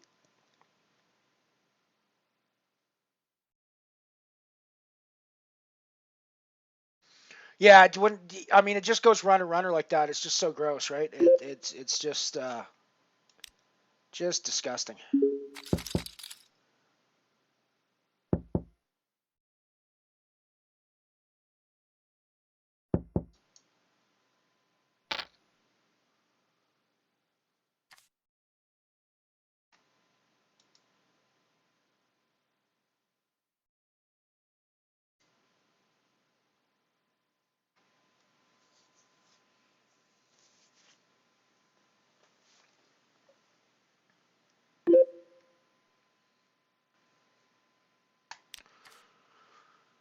We're going to focus on the falling star now since we're on the bubble.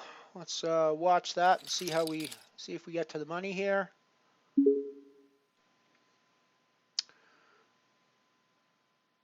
Only one spot on the table where we could potentially take a bounty here. Just the yo-yo loss. Yo-yo lose. Yo-yo loss. Yo-yo loss. Yo-yo loss. Calling off my, well, not calling off my stack. I'm stacking somebody else with aces in the comet. Let's go over there before I click the call button.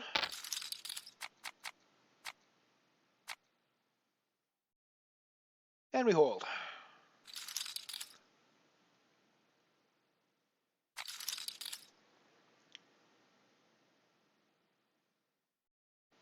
So that definitely puts us in scoring position. 11 people getting paid in that one now. We are 6th currently. Still a ways to go on that. I think we're going to have late registration for another 20 minutes anyways. Oh no, late reg is closed now. Okay. So we are closing in on the money for that one then.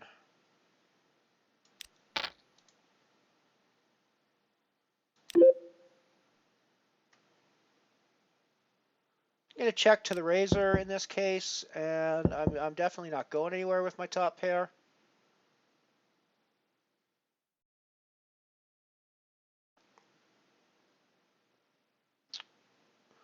Tor is a familiar face on this table. We played against her or him before.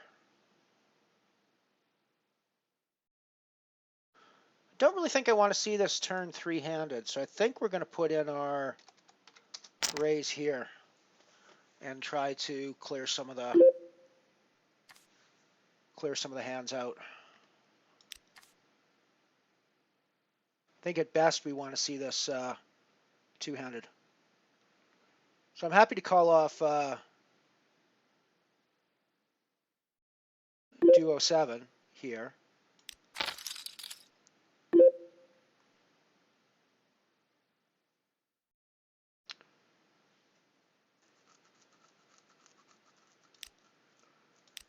This is to induce a shove, which I'm going to call off, I think, because I think my queen's going to be better than his cards most of the time. Oh, he's got the ace-queen, of course. Alrighty. I mean, you know, he's got the one hand that's ahead of me. That's, you know, it's the way it goes.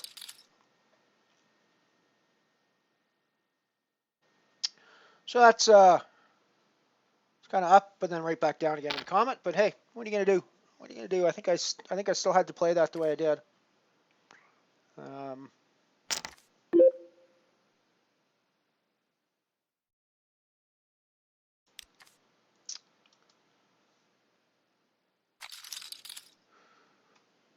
We got aces.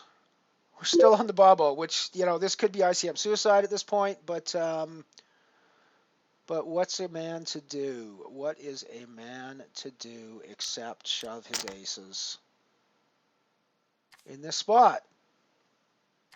We're not talking about a satellite. If this was a satellite, I'd be considering this a lot more, but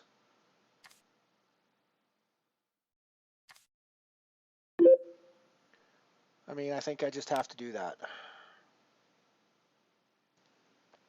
Cool, we take it down. I don't have any, especially in that spot, I don't have any issues with shoving aces and taking it down. Frankly, I don't have any issue with that whatsoever. And we are now in the money, it looks like. Nope, still one to go. Sorry. I thought it was 36 paid, it's only 35 paid.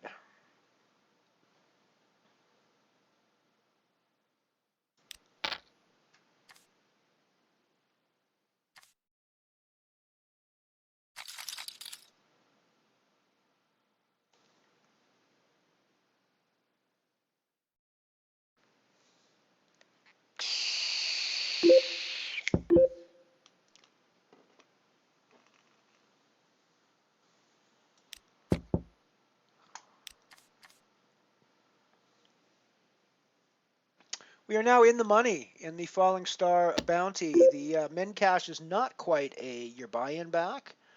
That's cool because we've already got 66 cents or 64 cents in no 62 cents. How much did we get in bounties? How much did we get in bounties?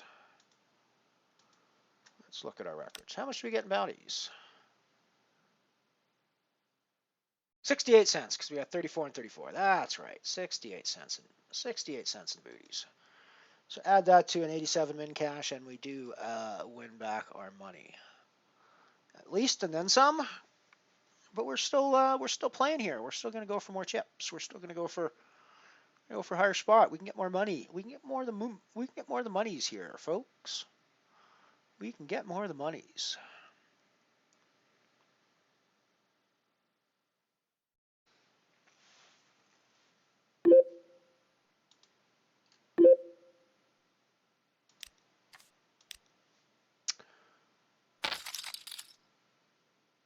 I've got an open spot. Mike, I'm going to jump into the Calypso Nano with you. If you want to play, I'm jumping in, I think. Let's have a look at that one. Yes, let's play some Omaha.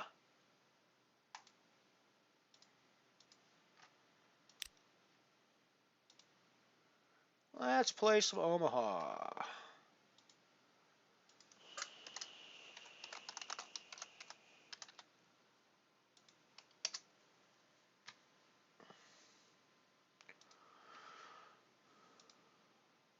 Alrighty, so this one is the Omaha Calypso, and the title is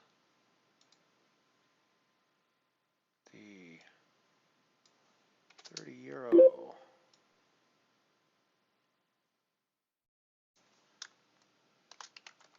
Omaha Calypso Nano.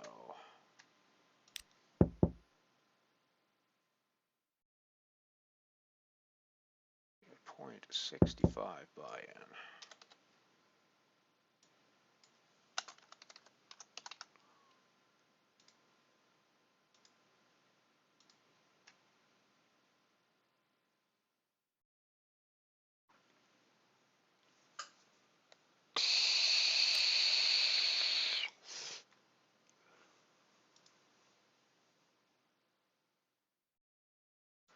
So yeah, we just jumped into the Calypso Nano as well, so that'll be fun to play with.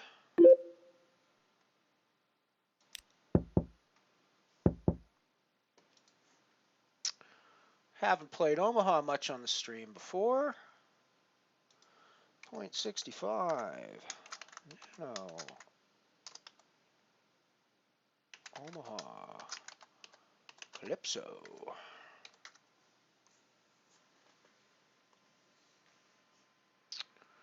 So it looks like we are on break.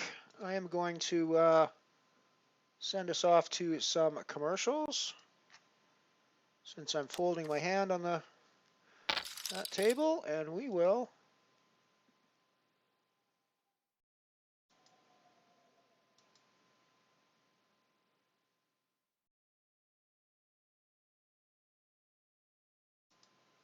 and let's do some promo ads today.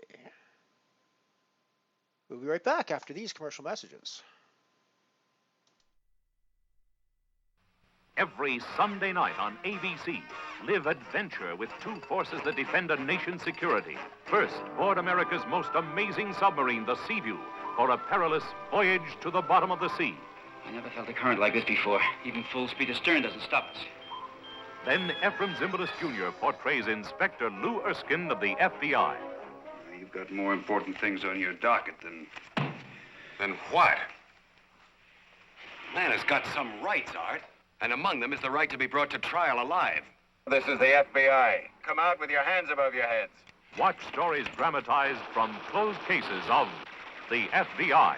Every Sunday, watch 2 hours of adventure in color. Voyage to the bottom of the sea and the FBI on ABC.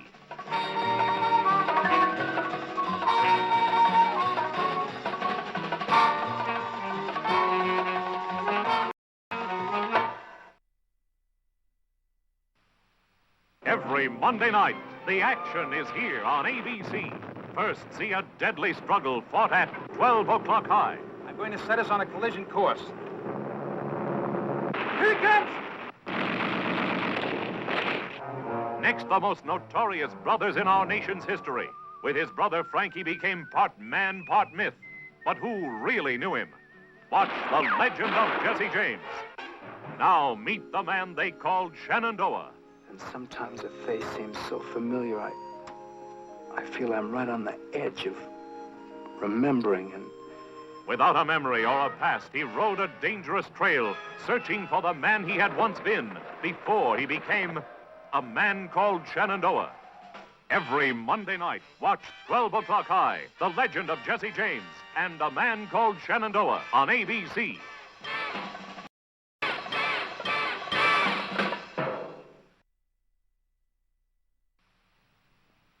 Honey West.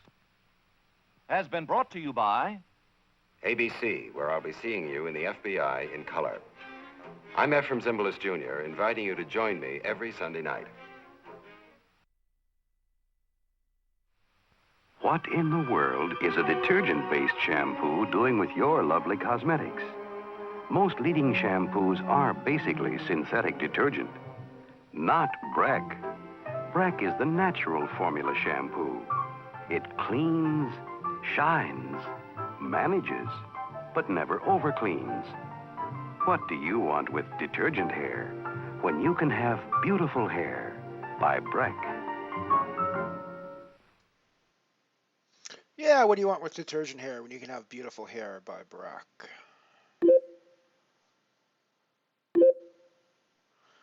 Says the bald man.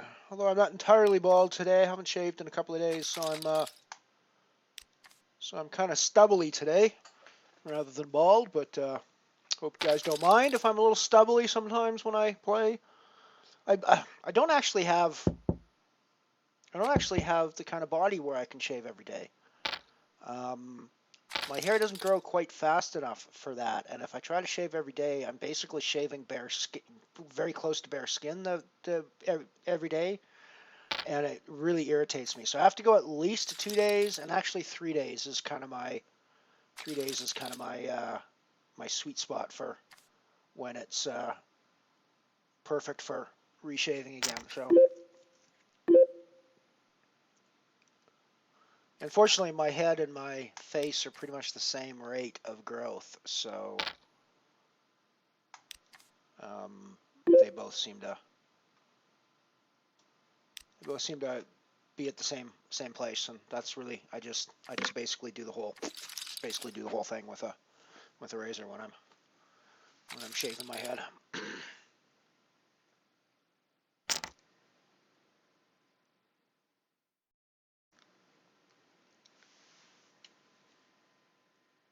I'm actually impressed at how well some of these. I'm just watching the commercials as they come through on the delayed feed on my TV, and I'm actually surprised at how well some of the old TV stuff works when you blow it up to 1920 by 1080 for a full 1080p feed.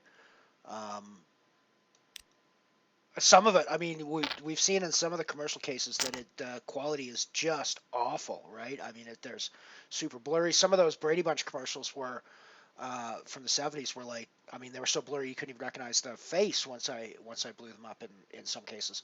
But it's interesting on these. I mean, I wouldn't say that's quite HD quality, but you know, those previews were damn good quality considering it's 4x3 1950s TV blown up into a 1080p feed. Yeah, so yeah, we regged into the Eclipse Omaha Nano over the break, and I think we're in that with a couple stream friends, although I don't think they're on our table with us at the moment. This is where we are currently with that.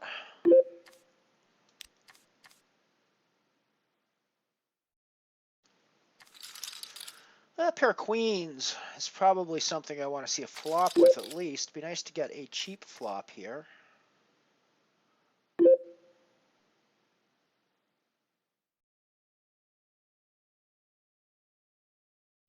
Sorry, I'm just trying to make a decision with in the comment. I have ace 10 and somebody shoved into me for an absurd number of big blinds. I think I just got to fold. I just hate it.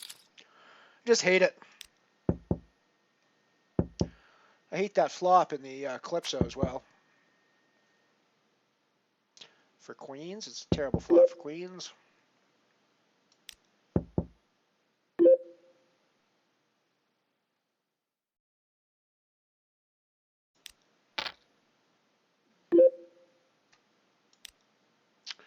So we're 25 of 34 in the falling stars. Still got chips and still got chips in the dream over there.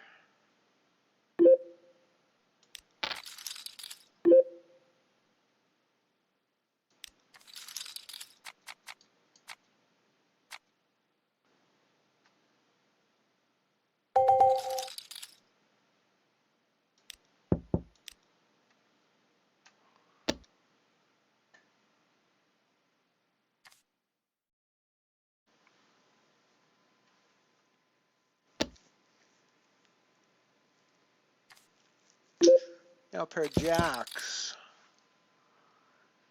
Pairs are not the greatest thing to be speculating with in PLO. You know, obviously when you get hands like ace, ace, king, king, ace, ace, queen, queen, that sort of thing, you're going to go with them. Even the ace, ace like this. Ace, ace with one suit, and ace, queen, ace, 10. I'm definitely playing this hand, and I'm probably going to be pretty aggressive with it, I think, as well.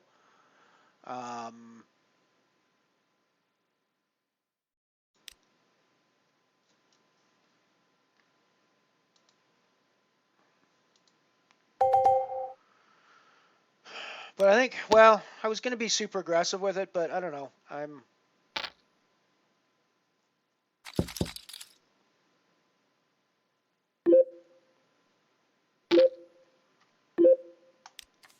don't think I ever recall seeing Voyage to the Bottom of the Sea. I definitely read the books.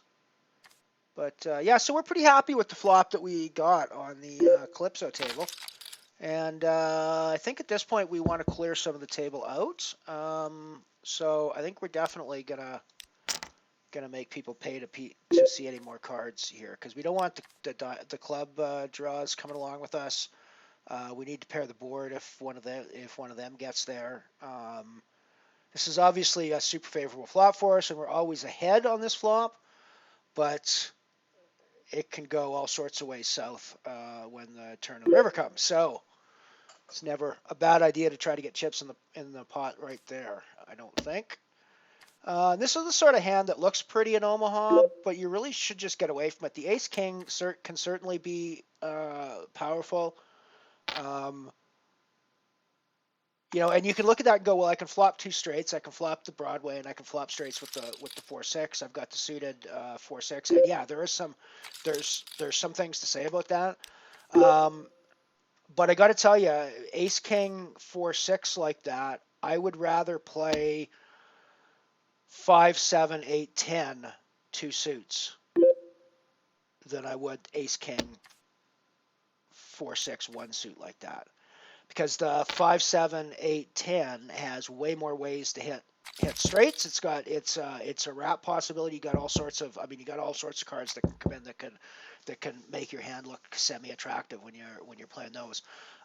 It's very specific sets of cards that you're going to get with ace king and 6-4 to hit either of those two combinations of hands that you have. And those are really the two combinations, because the ace 4, ace 6, king 4, king 6 just makes no sense, right? Those are not hands that are going to hit anything, so you can't really think of those as combinations. Whereas 5-7, 5-8, okay, 5-10 doesn't work, but 5-7 and 5-8 play together. 7-8, 7-8, 7-10, 7-5, that plays with everybody. 8 plays with everybody. 10 plays with the 7 and the 8. So that hand, you basically got cards. Every card plays with at least 2 other cards in your hand. And so yeah, that's why I'd be much happier to play those sorts of hands in Omaha than I am something like 2 big cards and then 2 suited small cards like that. Nice one, Piano. Good stuff. Good stuff. UK Tour flip open. Since it's a flip, I might just jump into that because I don't actually have to do anything with it.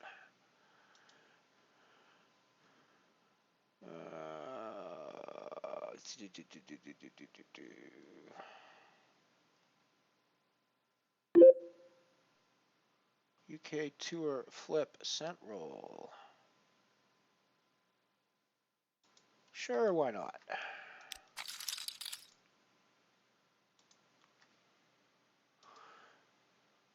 think we got moved. Did we get moved to another table? Yeah, we're getting moved to another table on the Calypso. For the record, 26 of 32 now in the Falling Star. Still 87 guaranteed. Our pay jump for that one comes. We're still a ways off the pay jump. That's 26th place is the next pay.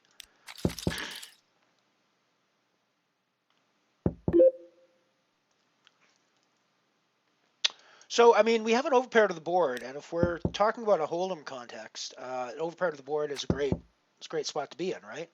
We're in a much better position now because we've just hit a straight draw to go with our overpair.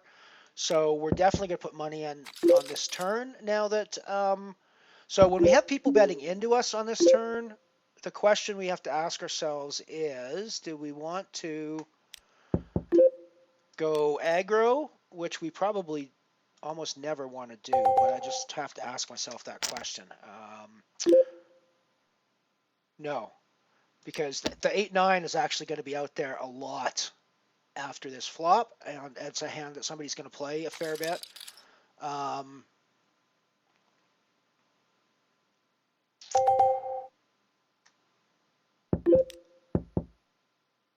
So that gives us the set of jacks. Actually, that gives us the full house. Never mind. Let me put money in the pot. Excuse me. I was board reading skills, Lyle. Board reading skills.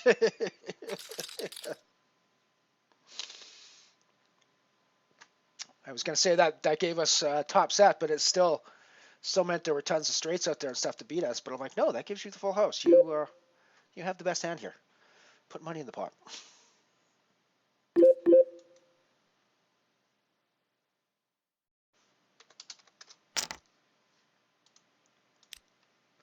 Gonna fold this hand in the Omaha for sure.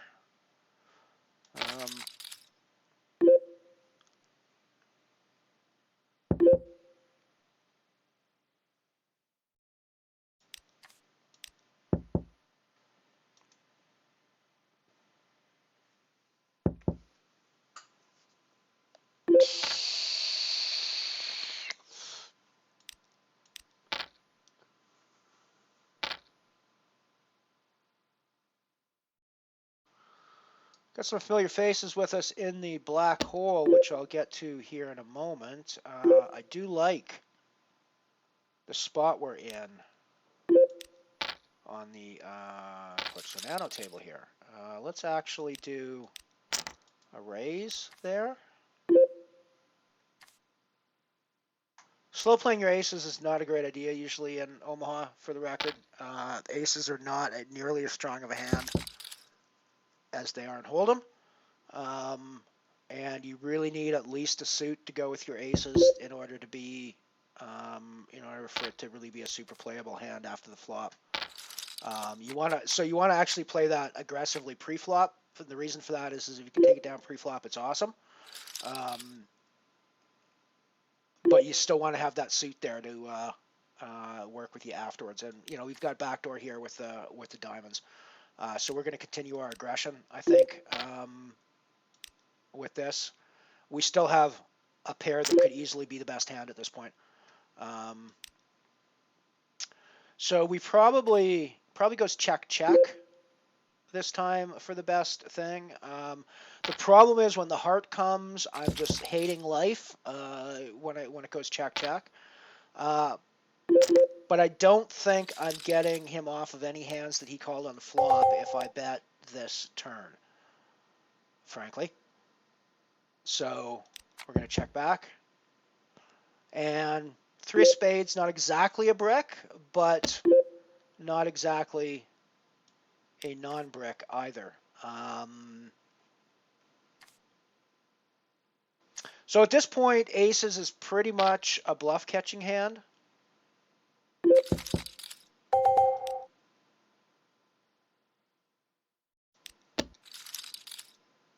And he's not bluffing, so we don't catch a bluff.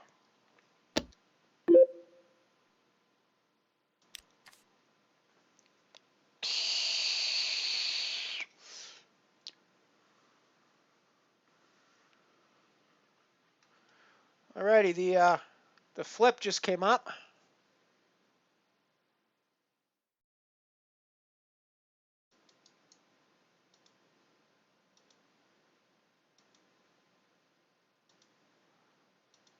Hey, we got flip going. We got flip action going. We got flip action going, folks. I am all in for 12 big blinds and a pair of jacks under the gun in the falling star. Let's watch that while we wait for the flip to start. That's this one.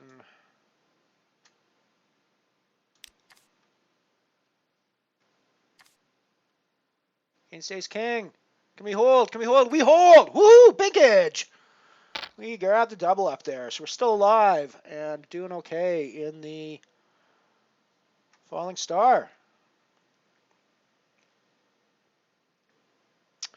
We are done like dinner in the flip. One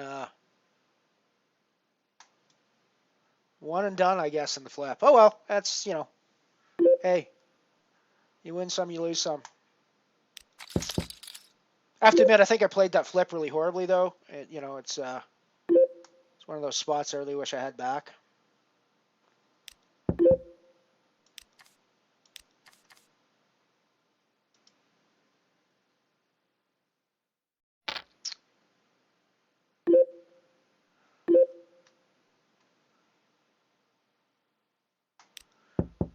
We got sandwich meat happening in the Calypso. I like that. I like that. We got sandwiches going in the Calypso. Yeah, we kind of backed into a flush here in the Falling Star. I'm not quite sure how that happened, frankly, but we managed to back ourselves into a flush there in the Falling Star. Cool. Never going to complain when that happens. Never going to complain when you just kind of check because you've given up on your hand and suddenly look up and you got a flush on the river.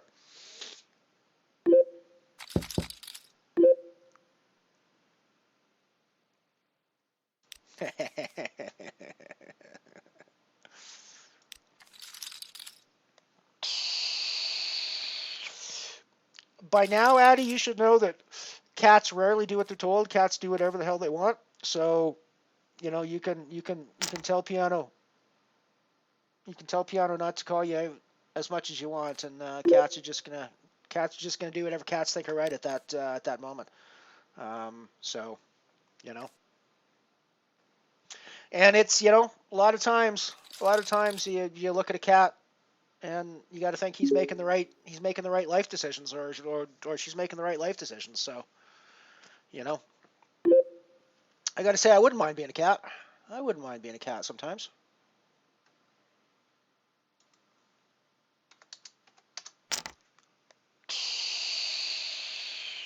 I mean, if you're a dog, you got a good life if you're a dog, right? You got your man's best friend. You got a house to live in. You got food. Your master takes you out and plays with you all the time. But there's a key word in that sentence. He's your master. You are his pet. You guys are friends, but your whole life is about pleasing the master when you're the dog. When you're the cat, you get all those bonuses. You get the warm house, you get the food, you get the snuggles and the love, but you pretty much get to do whatever the fuck you want otherwise, right? Because, you know, cats are cats and cats do what cats do. So, you know, yeah, I frankly think if I was going to be anything other than a human being, I think a cat is probably what I would want to be. So I envy you, Piano Cat.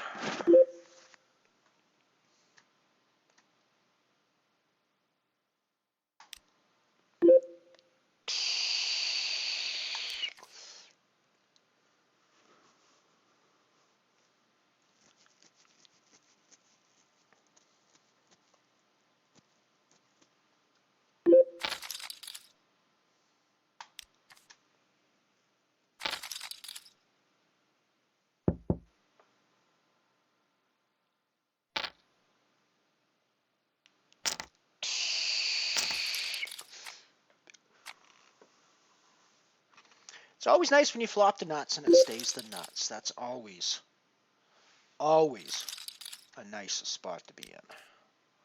So far, my Omaha Calypso game has not gone terribly well. My Falling Star game is going pretty well, however. My Falling Star game is going okie dokie doo.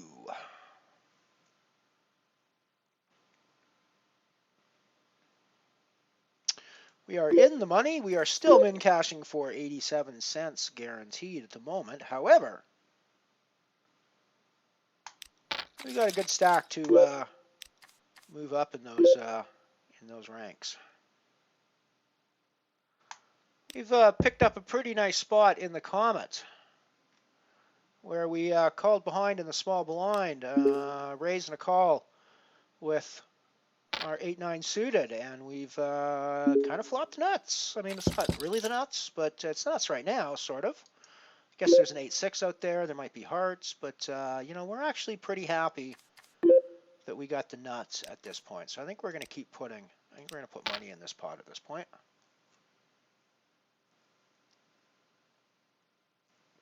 Double suited. That is actually. That actually matters in Omaha, and it matters a huge amount when you're suited and connected. So, you know, people make jokes about, but it was suited in Hold'em, and it is. I mean, you know, obviously suited matters, but it's only a marginal. But in Omaha, having suits really makes your hand a heck of a lot stronger. Having nutted suits makes your hand like wickedly strong. You know, if you've got a pair of aces with 2 suits, that is one of the strongest hands. And even if you've got no other pair in there, pair of aces with 2 suits is one of the strongest hands. If those 2 suited cards are something like a queen and a jack, a 10 and a jack, 10 and a queen, something like that, you are basically playing the pre-flop nuts in Omaha, as far as I'm concerned, when they're double suited. You know, obviously, like pre-flop nuts and Hold'em aces, that's not always the nuts by the end of the board, but also like aces and Hold'em, pretty much always want to get involved pre-flop, right?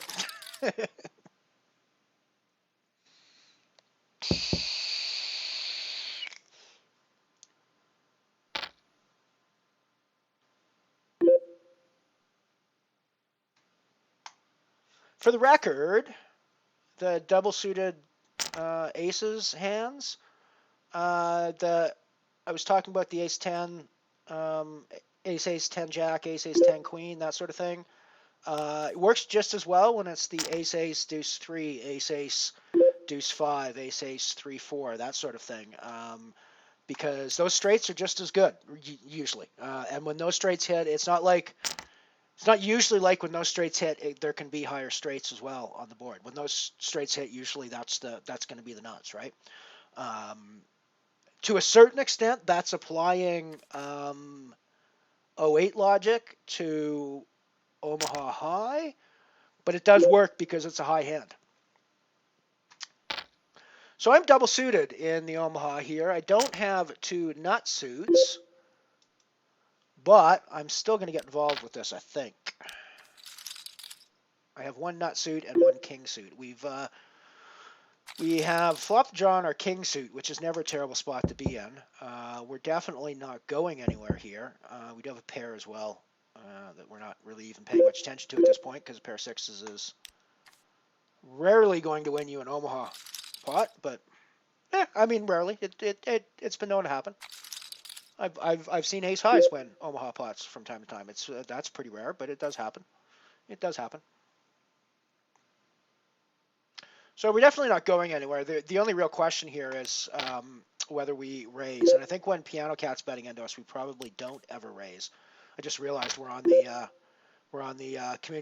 complete community free roll table. This is like all 4 of us, because it's Sir Mike. That's Mike as well. So yeah, this is like a complete. This is like a complete. Almost a family pot for the community stream game. Cool. So, with Piano Cat betting pot here, all I really have is a draw. My 6 is never good here. And even if she's working on a draw at this point, her draw is the diamonds and it's better than mine. So I'm getting out of the way.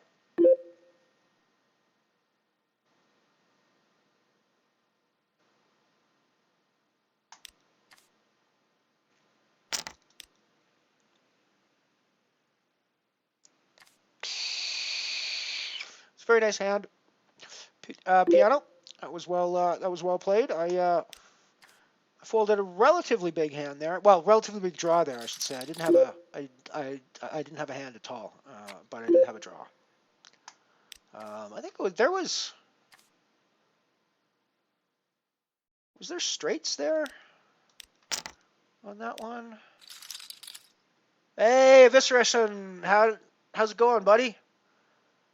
Evis, good to see ya. Good to see you. Yeah, there's straights there on that one too. Yeah, so there's no way I'm good. There's no way I'm ever good with my hand there. I might have a good draw, but I don't even think my draw is good there very often.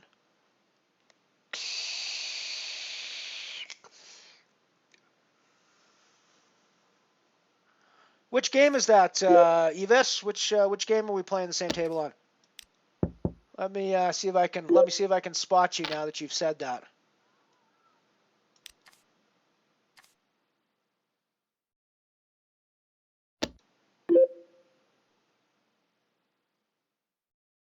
No, I'm not. Nothing's popping out at me as who you might be. Which table are you playing at? It's Falling Star?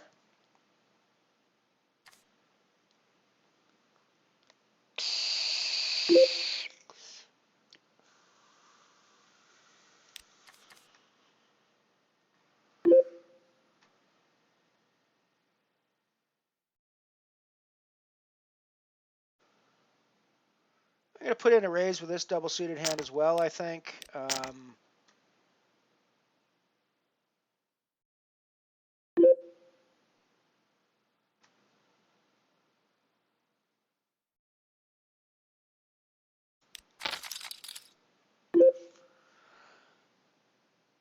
We called a raise from under the gun on the bounty table, on the booty table. And we flopped the set, so we're pretty happy with that situation. And I think we're just going to check call. No, it's a wettish board, so I think we're actually going to put in the check raise here.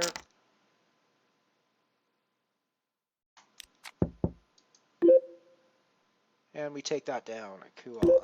Hand developing a bit over on the Omaha table as well.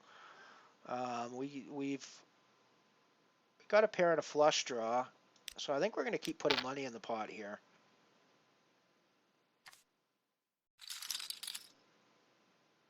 Yeah, it took me a second to spot it was all of us as well. I was like, oh, we got Piano Cat here. Oh wait, there's Addy. Oh wait, there's Sir Mike as well. That's got to be Mr. Mersey.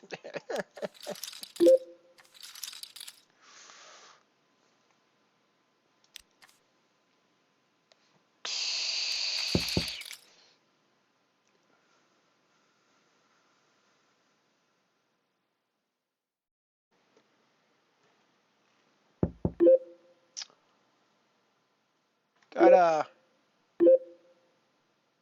friend from David's stream in the on the Falling Star with Oh Shiny. I remember that character from the stream league last week.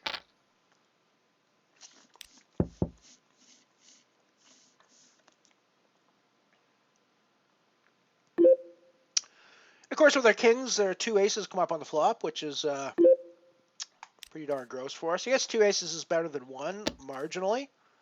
But in Omaha, it's actually not that much better than one, to be perfectly honest with you. Any paired cards are bad in Omaha because there's so many other hand possibilities out there that somebody's probably going to have connected with that sort of thing. Although when it's going check, check, check, check, check, you got to wonder if anybody's actually got anything. But I still think this is like a check to showdown type hand for me, because you know, yeah, the kings can be good there sometimes, but there's really not much. The nano comment. Okay, cool. So let's have a look at. Oh, evisceration.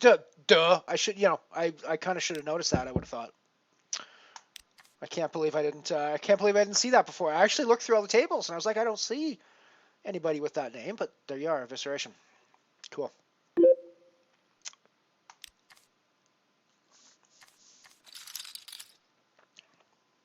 So I'm on the button for your big blind.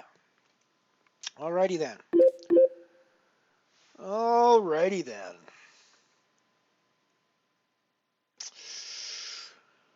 Oh, interesting hand developing on that table, actually. Trying to decide. Trying to decide if my ace is any good here. Yeah, I think it might be. And again, it might not be too.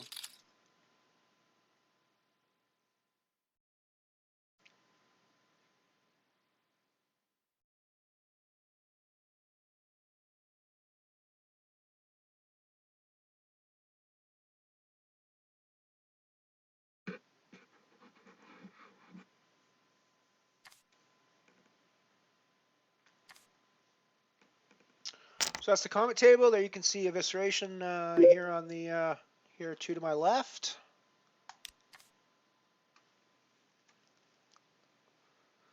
Here we are 17 of 21 there, with 11 places getting paid. So we need to do a little bit of work there to get the money, maybe. But you know, this is the common nano, which means people with bigger stacks than us can bust out. That said, we don't exactly have the kind of stack we can sit on here. If we had 20,000 or 22,000 chips, we could probably sit on it, but we can't really sit on an 11,000 chip stack at this point, I don't think. We gotta make something happen. There's a time to sit, there's a time to move. This is probably not time to sit.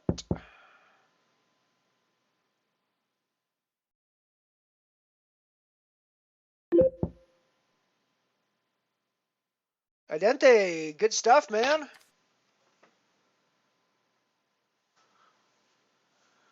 Idente, how I track it is very manually. I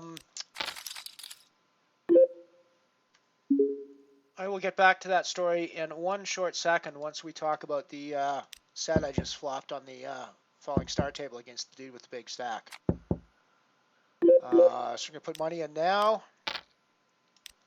Right, so I use a Google spreadsheet.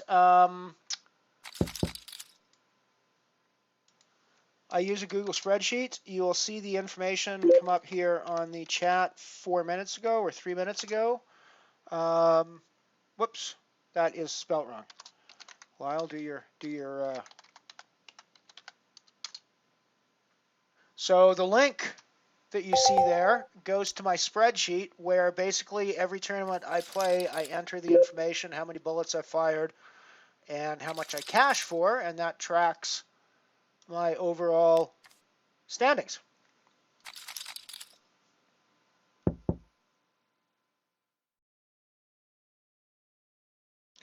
And that link will take you to a view-only version of that spreadsheet. You can poke around my data, and I'm happy to let you know how I did all the column formulas and stuff like that to have it all work out. Because I don't actually, it's not all like I enter the buy-in, I enter the tournament name, and then I continue to track the number of buy-ins as I go through the tournament. Once the tournament's done, I either enter a 0 if I didn't cash, or I enter the amount that I cashed for.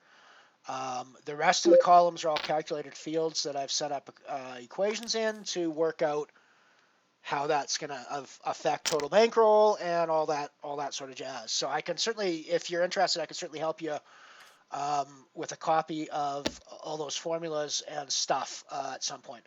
If you just feel free to ask, and I'm happy to share that with you, or anyone on the stream for that matter. If you want it, it's I was going to say it's really easy to do yourself, but I need to remember sometimes that it's a lot of the computer stuff is. I spent 35 years as a system administrator, and when I was a kid, I was around computers a lot as well. So it's something that comes very naturally to me, and I often forget that stuff that I think is really easy is not necessarily really easy for other people. So if that's the case for you, there's absolutely no problem, and I'm very happy to share my my spreadsheets with you if that is something that you would like. If in fact you look at my spreadsheet and you go, well, that is very easy, then I agree with you. I think it is very easy. So I don't know. It does take focus to remember to manually enter your results and the tournaments you enter. I do find that, and especially when I'm streaming, actually, I find that can be a bit of a challenge to keep up with. But it's actually not. It's actually not that bad once you get into the rhythm and once you remember what you're supposed to be doing. It's actually not that much of a problem. So we got chips to play with in the booty. Pretty happy with that. We do not have many chips to play with in the Calypso. We've had a non-stream player come and sit at our table. I don't know how that was allowed by the casino. It's like, we got like a party with friends going on over here. Don't mess that up with extra people. I mean, look at this. We just got a stranger sitting at the table all of a sudden. What the hell? What the hell, casino? Jeez. We're just sitting here having fun, playing poker with a bunch of friends, and you go and sit a stranger at our table.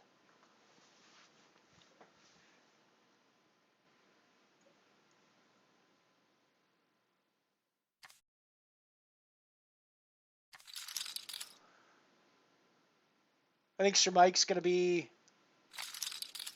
nutted with aces a lot there.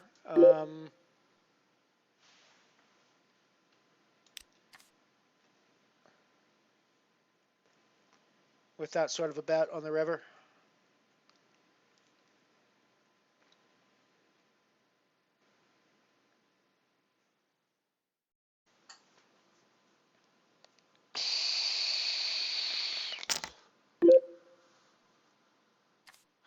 So I wasn't sure it was going to be that good of a day when we started off the stream this morning. It was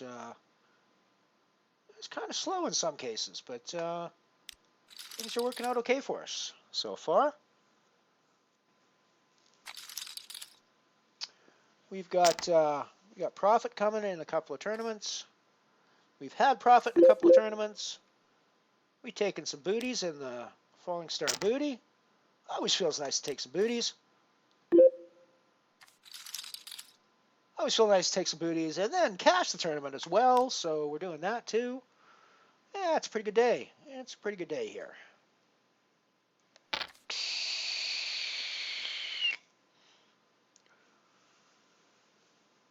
Yes, that's a very nice stack you got going there, Vis Racing.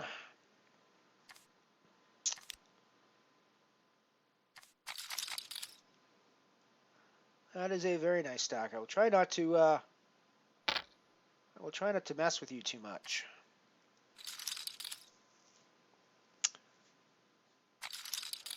I guess all I can say to that, Vis Racing, is flop better, man. That's, just quads. Can't flop a full, you can't flop a royal flush there, man. Can't flop a straight flush. Jeez, flop better.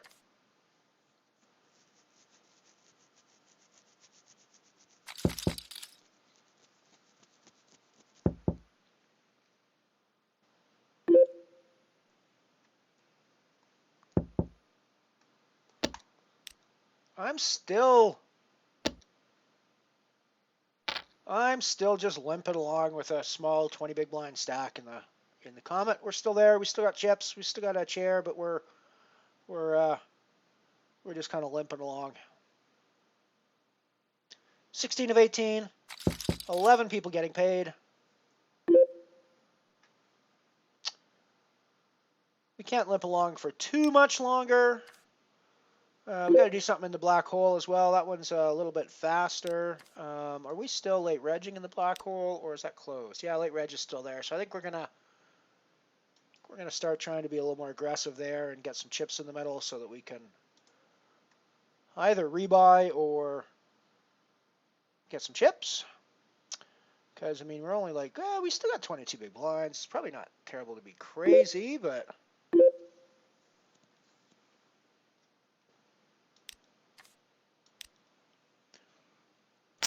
So yeah, we already have cashed the Dark Matter, so we've already cashed one tournament that we played in today. I think we did bust one, however. Let me just verify. That. We did bust one.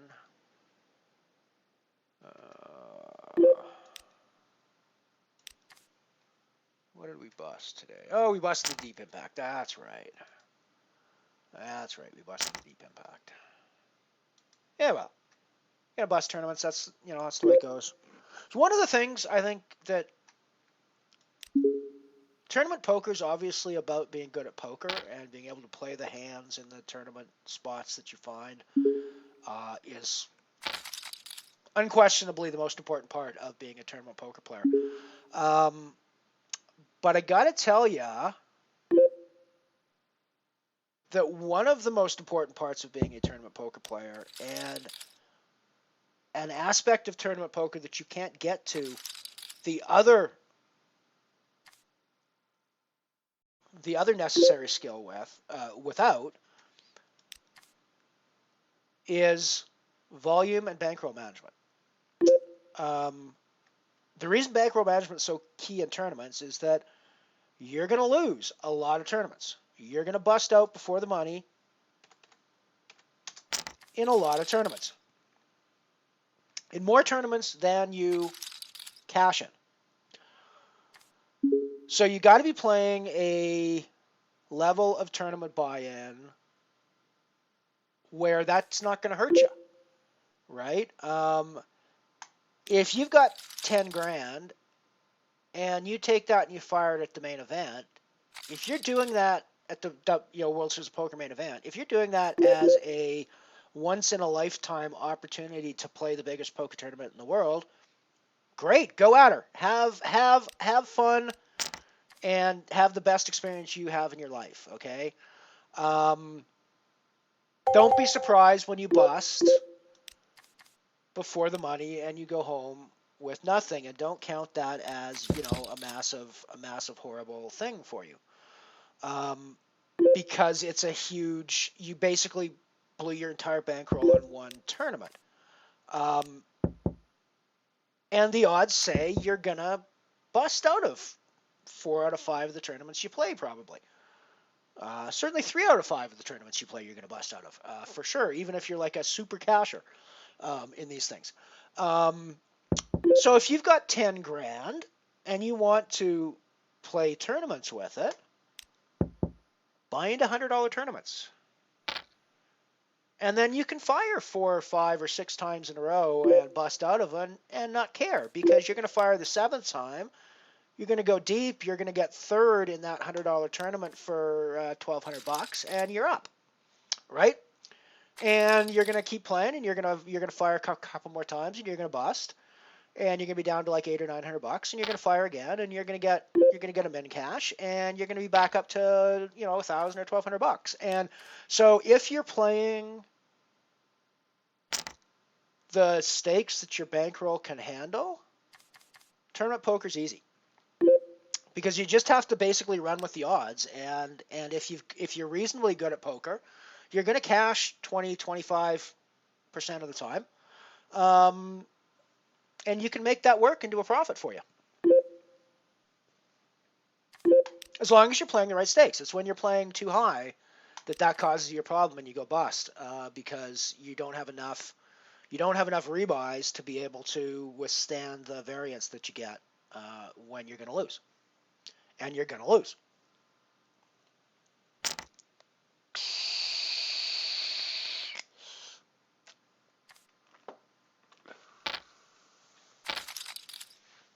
Probably the third most important skill to learn in tournament poker is that you're going to lose. Deal with it. If being in situations where you're going to walk away from a poker table with nothing after you've plopped a buy-in down for the tournament is going to frustrate you, don't play tournament poker, because that is going to happen more often than it does not happen. So you got to understand that poker is the kind of game where you're just not always going to cash. You're just going to, some of these days, you're just going to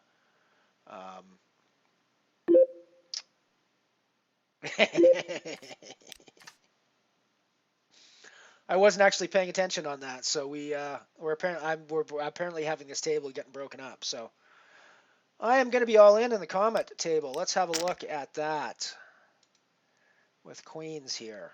And we're getting called off by ace queen. Are we going to hold? We are not going to hold. Life sucks for us in the comment. We are close to a bubble boy in the comment, but we were pretty small, and I don't think that was a spot we could have really avoided getting our money in with, and pretty happy to get in against ace queen there. Just sucks sometimes when, poker just sucks sometimes. So we busted the comet just a little bit before the cash. Yeah, table shuffle. You guys lost me. I don't have any of you guys on my table, I don't think, anymore. So, oh well.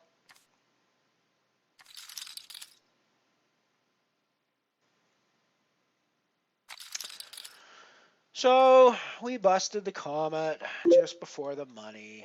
I guess given the number of times we cashed the comet, that's probably going to happen, and we got to just deal with it. I was just talking about that, wasn't I? I was just talking about the fact that in tournament poker, you're going to bust more often than you cash, so deal with it. So Lyle, take your own advice, deal with it. Put the 0 in the wins column and move on to the next tournaments.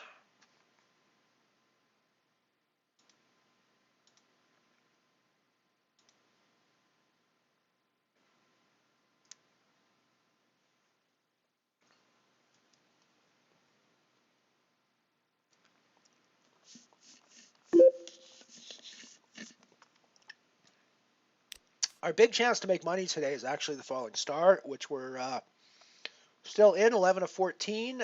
Still not great money at this point. We're 129 for the cash for the next person out. But there is 21 euros up top, 21.22 up top for that one. So it's definitely not something to blow off here. We gotta pay a little bit of attention to that.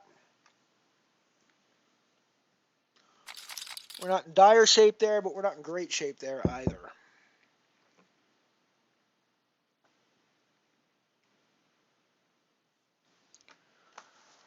We're going to have a break coming up in 10 minutes or so. I think I might be into some repeat commercials for some people who've been watching the stream a lot. So if that's the case, I apologize. I am going to try to cut some more over the weekend. I'm pretty sure I'm not going to stream tomorrow. I've gone 4 straight days now, and yesterday I know David's got the Stream League going tomorrow as well, and I want to be a part of that. I don't want to detract from that stream in any way. I want to be chatting and stuff in his stream while I'm playing that, so I won't be streaming tomorrow. Probably not going to stream on Sunday either for the same reason, except substitute the name Ian for David into that one. Ian is supposed to be back for his first stream post Sinea since on Sunday, and I don't want to get in the way of that. I want to be a part of his stream when that happens, so I will not be streaming on Sunday either. But probably back Monday or Tuesday next week is my thought. So, bear with me for the weekend and hang out. I may also, if when David or Ian go off stream on those days, I might decide to throw up some games and see what happens. I honestly don't know. We'll see how it goes at that point. But I'll certainly let people know on Twitter and so on if that's the case. But I plan to certainly not. Wow. Alrighty. Well, I think we're going to rebuy in the black hole. We just got 10s in on a 6-deuce-deuce flop, and we got called by 6s and deuces. So yeah, we kind of lost that one, and everyone kind of lost that one. So we rebought in the black hole. It's just 20 big blinds, probably not the greatest rebuy, but we're still there. And I'm definitely going to get involved with this. We're going to put in the pot-sized rebet or a re-raise on here, and we're playing this one for all it's worth. Double-suited aces, as I said before, those are not exactly the cards I'd like to see with my double-suited aces, but double-suited aces I am not going to go anywhere with. Okay, Shopper, we'll see you back in a bit. So we did flop backdoors with the clubs, and I'm relatively happy in that spot. I am going to slow down a little bit now, given that we're three-handed and we didn't smash the flop. So I am going to just call behind. Yeah, that doesn't give us any more draws. So our hand is actually shriveled up quite a bit by the turn. And we're just checking behind. And we don't even actually love an ace on the river at this point, to be perfectly honest with you.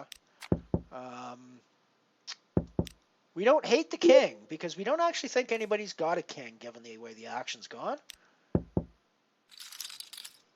So that wasn't a terrible way for it to run out. We could have got more chips if it hadn't run out quite so horribly, but, you know, I'm not going to complain. We still won the pot. We still won the pot, so nothing really terrible.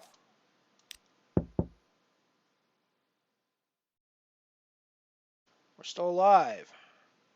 9 places looks like getting paid in this. I don't know how long Reg is open for in this. I think we're probably past late registration on this. Yeah, registration's closed on this, so we are playing for the monies now in the Calypso in Omaha. Omaha Calypso Nano.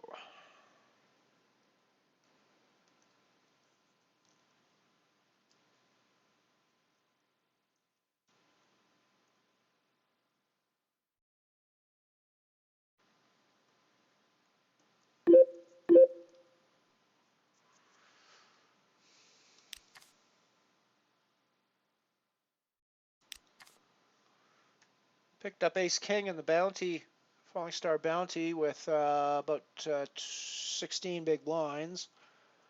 So we're probably going to get pretty frisky. Probably going to get pretty frisky here.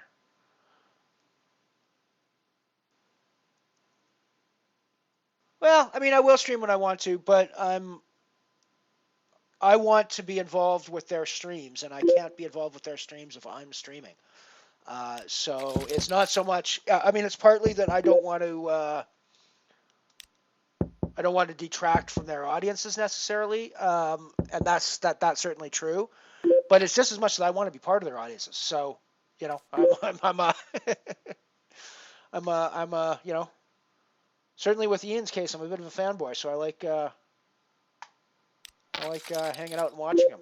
I probably should have reshoved that, to be perfectly honest with you.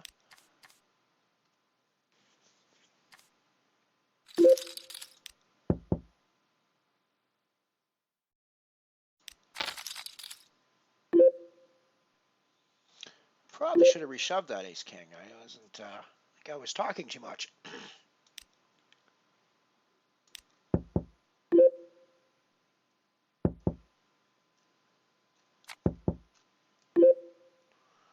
And unfortunately, that's why I should have reshoved the Ace King, because now I don't really have any. Can't really continue, and I just basically gave up a crap load of value by not reshoving pre-flop. Don't know why I just called behind there. That was a really dumb move.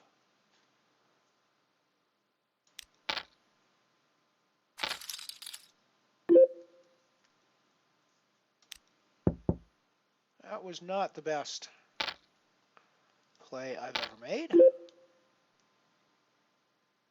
Oh, the Ace King still won. We fold. Whoa, that was absolutely not the best play we've ever made, folks. That was like a travesty from start to end. Apparently we just had that all wrong from start to frickin' end.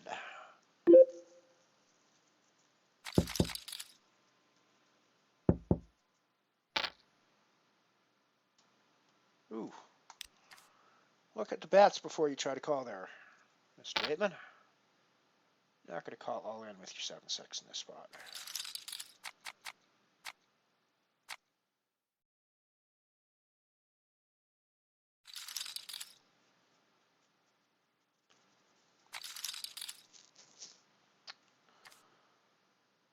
One more player down. We are 12 of 13 now in the booty. Still 129 guaranteed up top, so still pretty crappy in the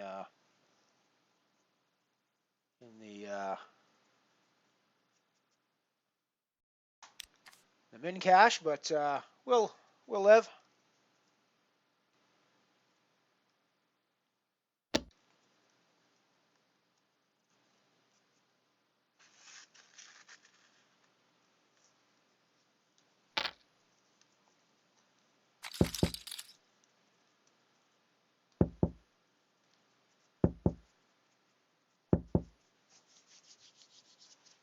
There might come a time, actually, when I decide that I want to stream during the Stream League. And I actually think David might even appreciate that, to have some of those up on stream with the people playing them. We'll see. I'll check that out. But alrighty, we got a break coming up. We're on break again. I think I might be getting back into some repeat ads for people who've been watching the show quite a bit. But if so, enjoy them a second time around. I'm going to cut some new ones as we come up. Let's go back to the Brady's and start at the beginning of the Brady ads and go through those. So here we go, starting at the beginning of the Brady's with some doll ads and the Brady girls. So ladies and gentlemen.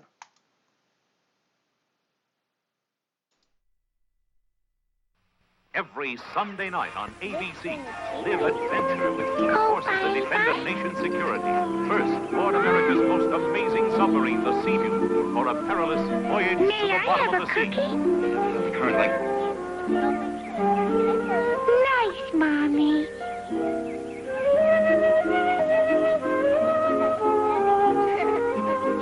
Let's talk and talk and talk. This is Mattel's family of Chatty dolls. Chatty Cathy, Chatty Baby, Tiny Chatty Baby and Tiny Chatty Brother, and this is Mattel's Charmin' Chatty. She's different because she has a different personality for each of the 5 records you can change, so she can say over 100 things. The animal means I love you. Mattel's wonderful Chatty dolls. Which one do you want? You can tell they're Mattel. They're swell. Hi, I'm Poppin' Fresh, the Pillsbury Doughboy. Hi. Out of cookies? Let's make some. Hey, those are chocolate chip cookies, my favorite. Now, if you'll do the slicing, we'll do the baking. While they're cooling, let's sing a song. Oh, a house smells so nice when you bake in the oven. A warm kind of smell when you bake in the oven. Dozens of lovin' like something from the oven.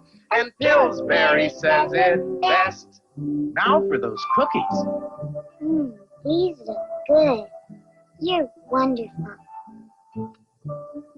Oh, home-baked chocolate chip cookies, fresh in the dairy case.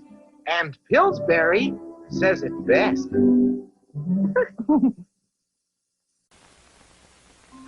I'm painting toys for girls and boys. Hurry up, Donald.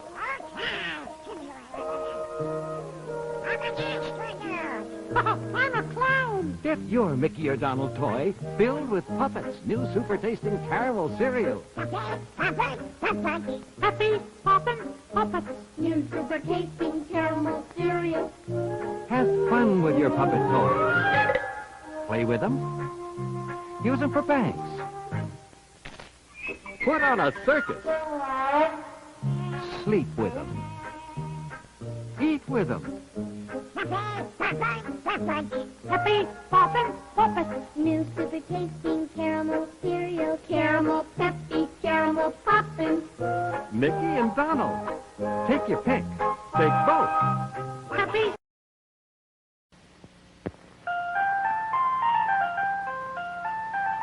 You've got lots of friends.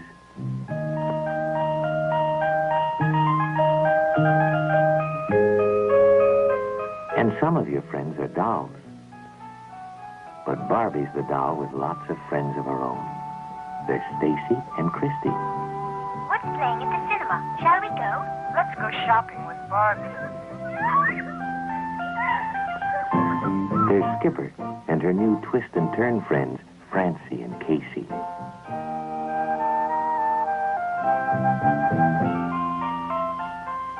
Sure, dolls are fun. I love being a fashion model. And friends are the best thing in the world. Now, if you have Barbie and her friends at your house, you've got some new friends.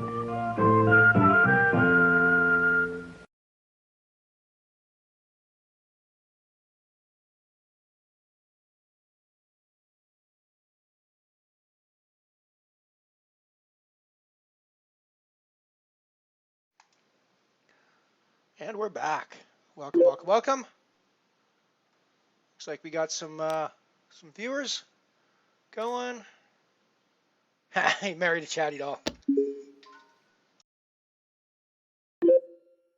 I have to say, those dolls, those chatty dolls, pretty creepy Deadeye, as far as I'm concerned. I'm sorry, that's just the thing. And the other thing that got to me, that first ad, why are there so many from this era, creepy doll ads or doll ads that have creepy male voiceovers doing the talk? I'm sorry, shouldn't it be mom talking about the dolls with her daughter? I mean, I'm like not a sexist guy, and I don't believe in like gender roles or anything like that. But it just seems wrong somehow. That just sounds wrong.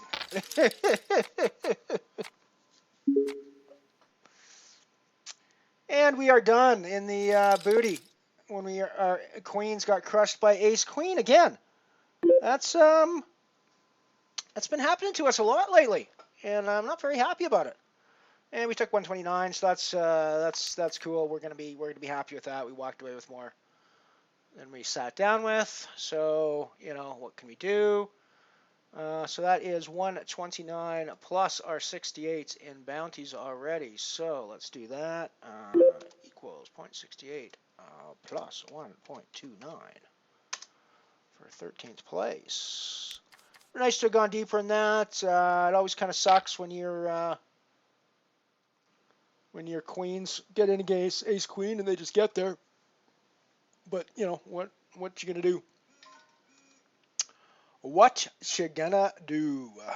Alrighty, so that one is done. We're down to 2 tables. Don't think I'm gonna reg any more today. I think I'm pretty much.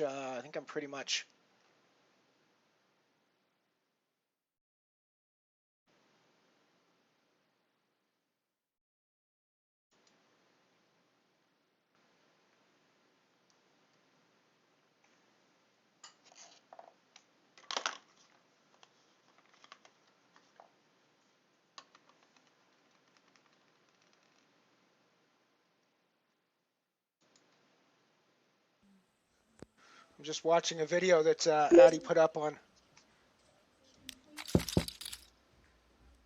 You guys might hear that in the background, actually. Not sure if it's coming through on my sound or not, but.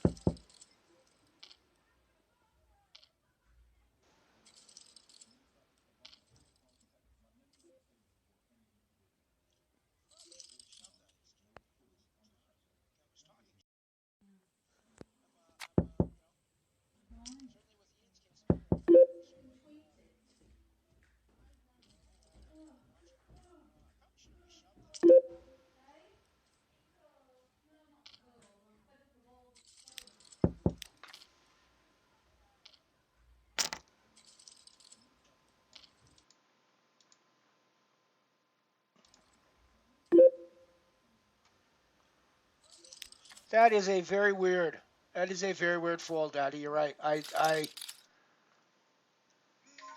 mean, I think if a card comes on the turn that makes it look like it's impossible for me to make my hand, like if the heart comes and I'm not on hearts, then maybe I just get rid of it because I can maybe have a better hand next time, and it's it's not as likely, but I might think I'm pretty much dead there. But yeah, I don't get it when it doesn't really complete much other than the Jack Queen, I guess. That's a very weird fold. That's a very weird fold. I don't get it. I don't get it. Nano play. What can you say? So this is the Eclipse of Omaha that we're still limping along and still alive in. And we are still alive in the black hole, although we are just barely alive in the black hole.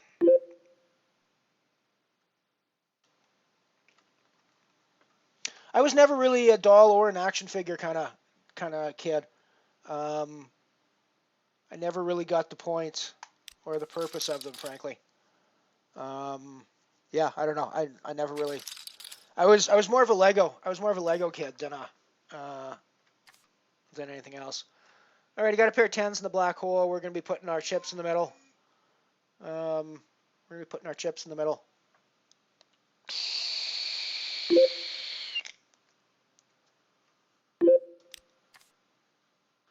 We're going to be shoving our chips in the middle here, folks, with 10s.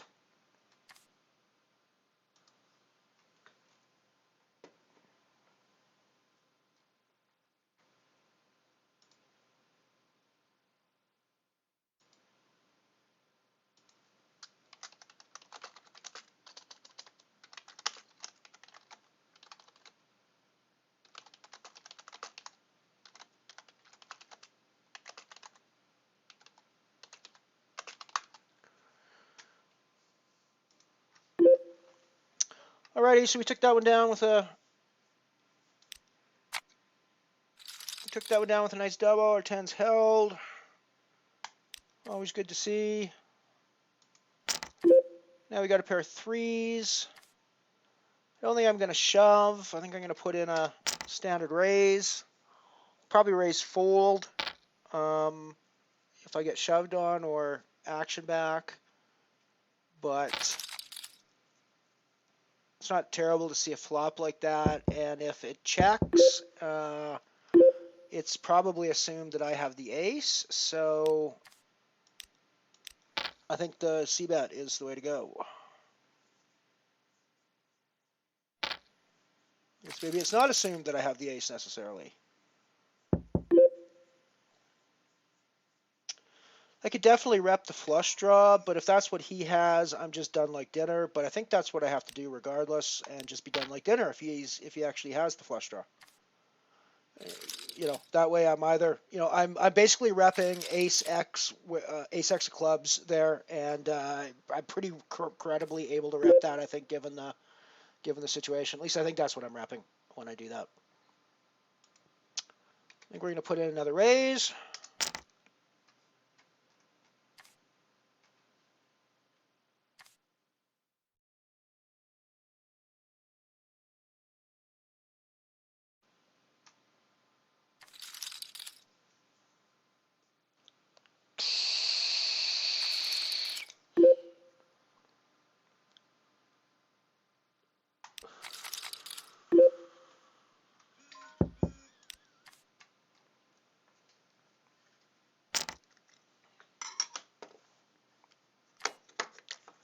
So just to go to show, I just replied to Addie's tweet, and my heart had a little flutter when I looked back on my notifications and realized that Dara O'Carney liked my reply to there. So that just goes to prove how much of a fanboy of poker I still am. It's like, oh cool, Dara liked my tweet.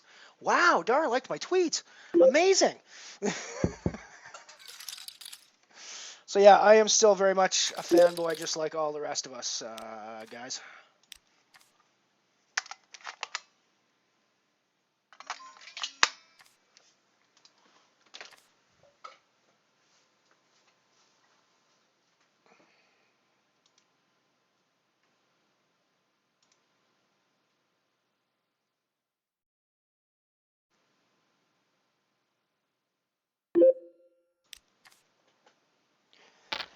Yeah, give me a couple of minutes, and I'll type in chat, and we'll wait for a 0 of 5 and do a sit and go.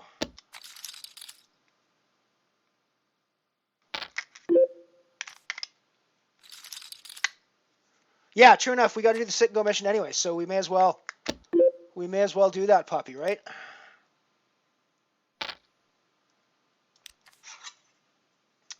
So we may as well do that puppy up.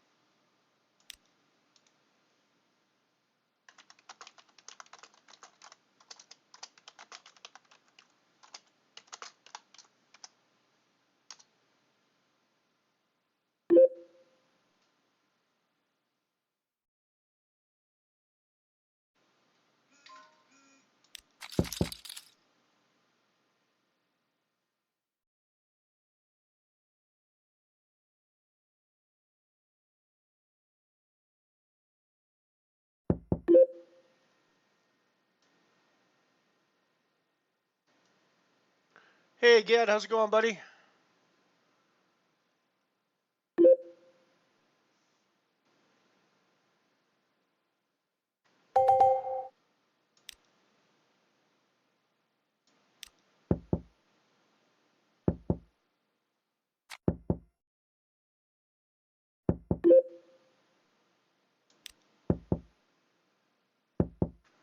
Okay, coming up.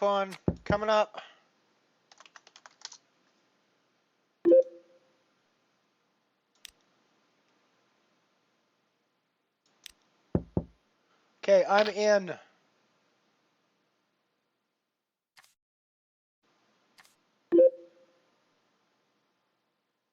We need 2 more players. Hopefully they're stream players.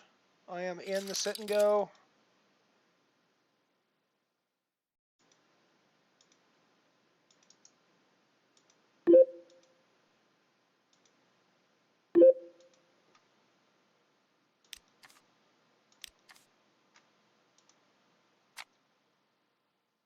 Well, looks like we got Mike and Shopper at least.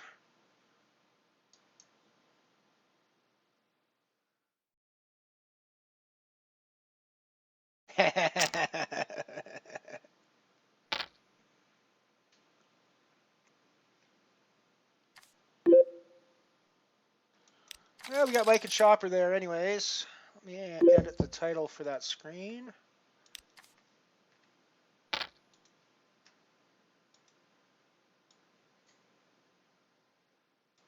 The €1 stream sit and go.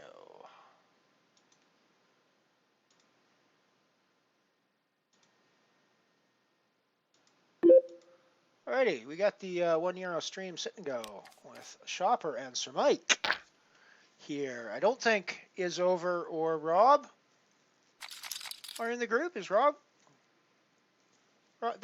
Yeah, Rob and Is Over aren't part of the stream, are they?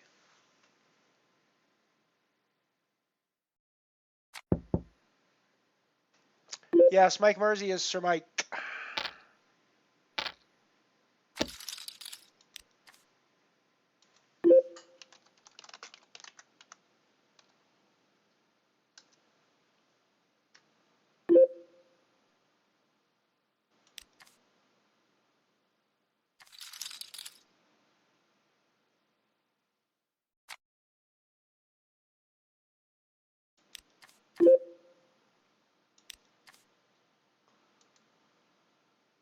I got a pair of 5s here in the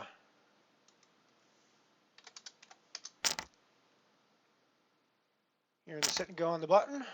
Ooh, we just get shoved on. No, I agree, Adente. It is an awesome site. It is the most fun I've had playing poker in a long time. I guess we can't call off with 5s here, but got to figure out what the hell that guy's doing.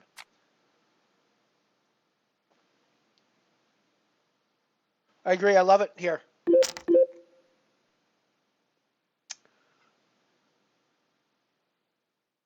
I'll chat with Mathram about it and see if I can figure it out. Because yeah, it's pretty much haphazard at this point for me.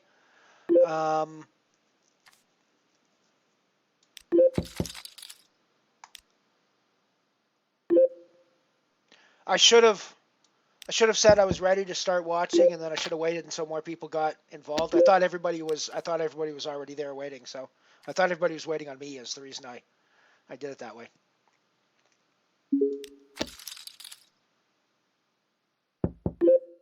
Yeah, there'll be another one. There'll absolutely be another one.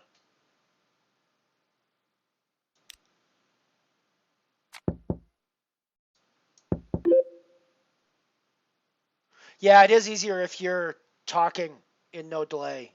That's why I come into chat usually when we're organizing sit and goes, because I can chat from the present, but of course I speak to you guys from the past, so or the future, I'm not entirely sure how that works, to be honest. It's one of those rather weird temporal paradoxes that I just don't try to wrap my head around very often because it hurts.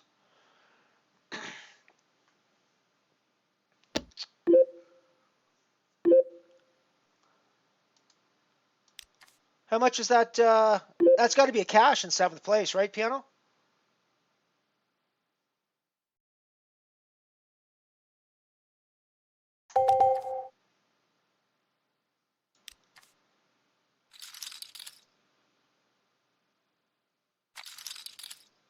Nice one, Odente. Good stuff. Do it.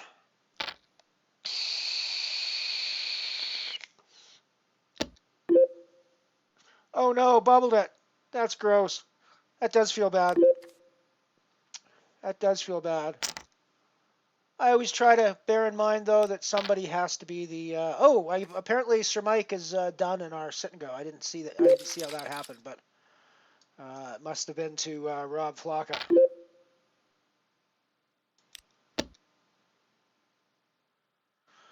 I don't think my 7s are going to be any good here. Night Shopper's going to have a lot of king and queen in his hands, I think.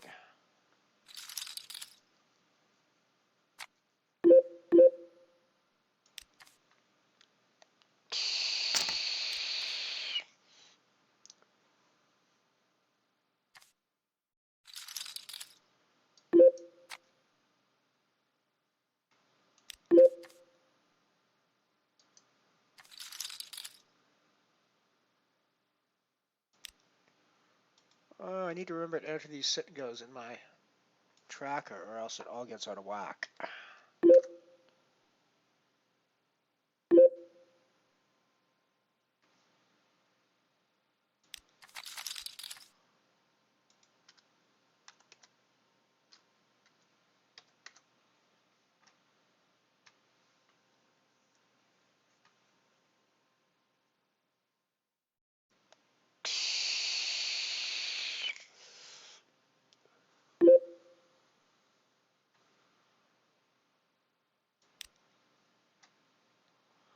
So we're still alive in the black hole nano, but we're still really short stacked down there. Just basically struggling along, barely hanging on. We are hanging on, so as long as you got chips, you can still take the puppy down. I'm not at this point gonna bother with stealing. Just blinds. When we start having some antes, I might think about it, but I assume we eventually get antes in these. I actually haven't even looked at the structure, to be honest. I would assume there's eventually antes in these. I know there's no antes in the PLO, but this is not. This is like NLHE. Should have antes eventually.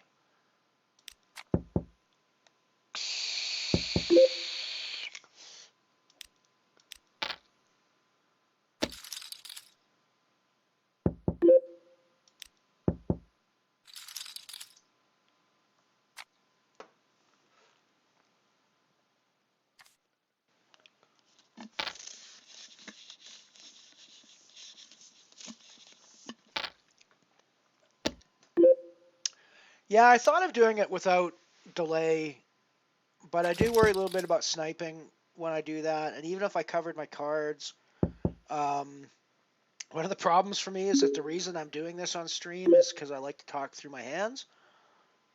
So I'm going to be talking about my hand anyways, even if the cards are covered up. So it doesn't really matter. You can still snipe me. Even if I don't say the exact cards that I have, you know, the flop comes and I'm like, oh, well, I got the nut flush draw here, and I've got backdoor, I got backdoor whatever, right? And it's not, so yeah, I don't think playing without a delay is something that I'm able to do.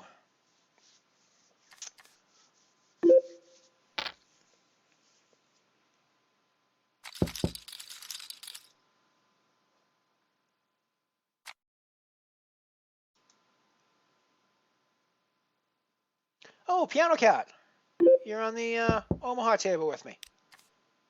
Cool. Welcome, welcome, welcome. You got a nice little stack. You got a nice little stack there in the Omaha. You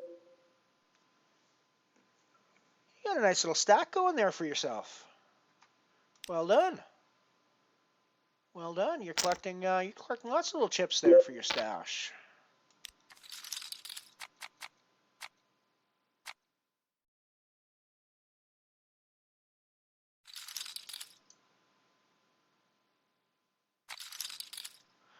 Anybody else left in the Calypso? I mean, I'm there, but I'm... Oh, yeah, Night Shopper's still there in the Calypso. Cool. Cool, cool, cool. I'm there, down near the bottom. Got Night Shopper. Got Piano Cat sitting in 5th place. Nice one. Nice one. Take the stream honor.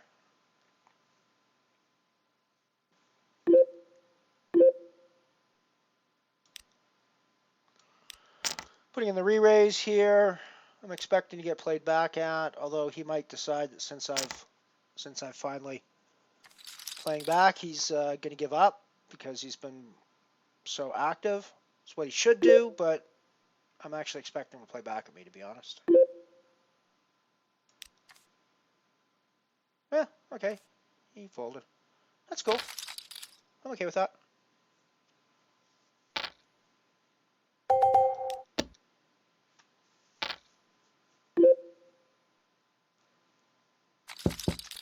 And you're asleep, Piano Cat. Oh, no, never any antes and sit goes? Wow, I didn't realize that. That's weird. That's weird. Huh.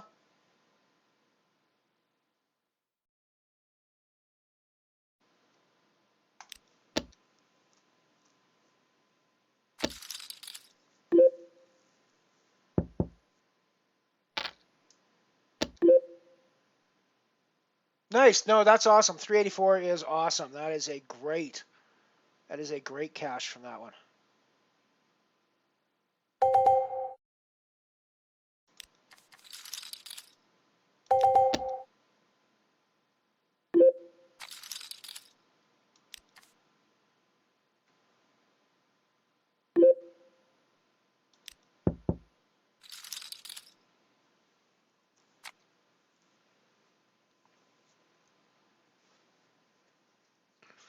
Alrighty, well, we're getting pretty desperate in the Omaha. Down to less than 10 big blinds there. Of course, being a PLO tournament with no antes, it doesn't make that much difference. You can actually survive for a while because you're not actually paying money every round or every hand. You're only paying the big and the small blind. So.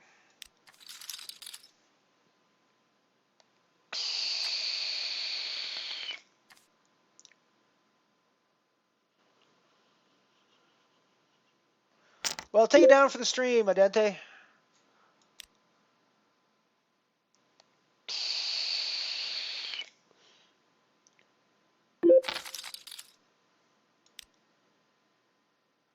Yeah, I thought in a tournament like the Galaxy, that has usually has quite a deep field, so.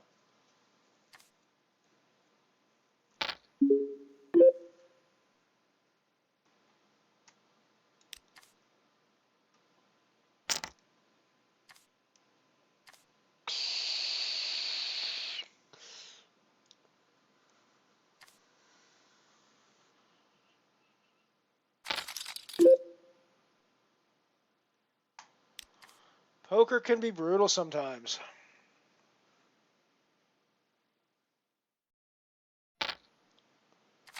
Nice one, Evisceration. Go for it, take it down. I'm pretty short stacked in the black hole, but I'm still there. Still there. I got 12 big blinds. 12 big blinds in a dream.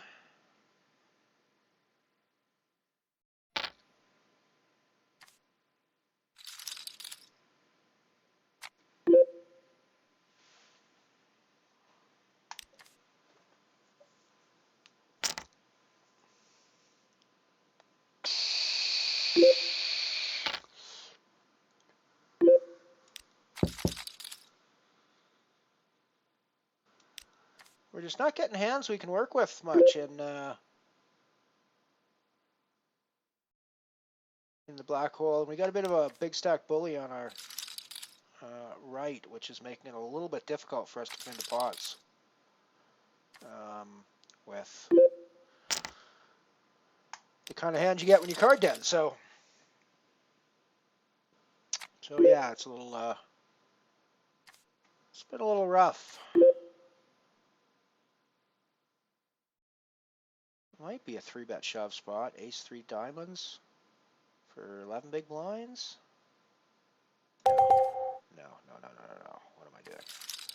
What am I thinking? That's not a 3-bet shove spot. Not from a small blind there, I don't think. Not ace 3. Not ace 3.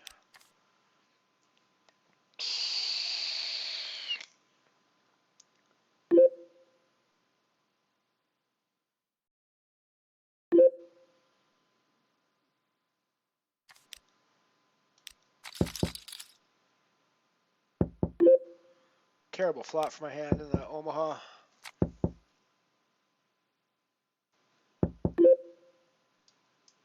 Terrible turn for my hand in the Omaha.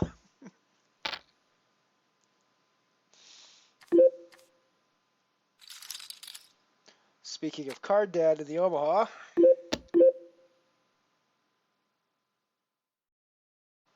I am all in with ace jack in the black hole. Good luck all in. Good luck us.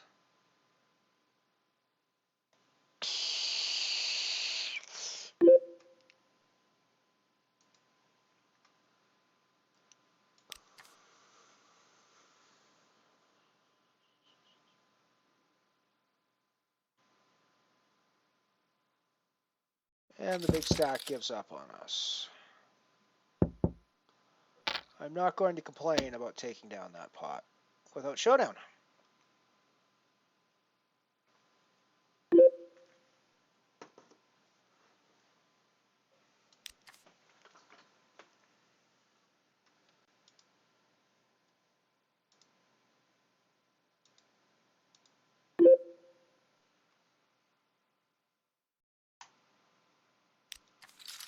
Oh, and for the record, the Brady ads are just for you, Piano Cat. I remember you saying on the last stream that you really liked them.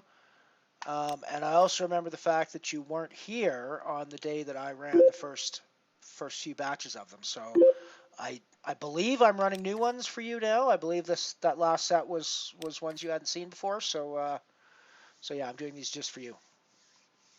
It's not all doll ads, by the way. There's other stuff. Although the next set is heavily doll ads as well. But they start moving into other things after that.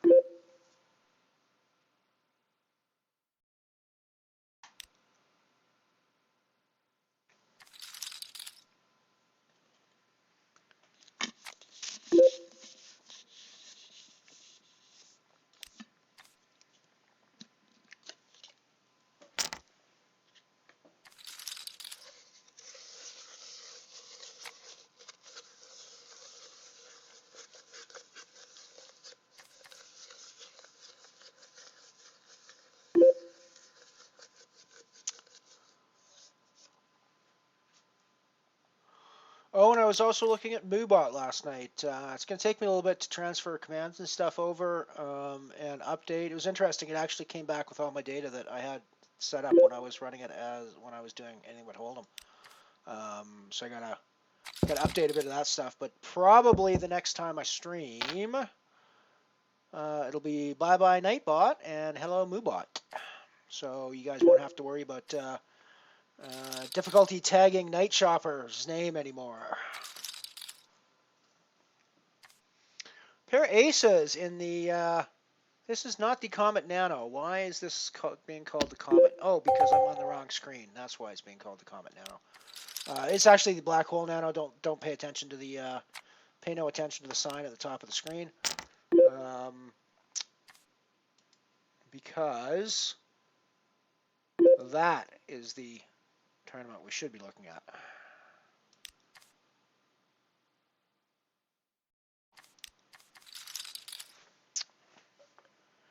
Pay no attention to the man behind the curtain. Because apparently today he sucks. We're running all the controls and things.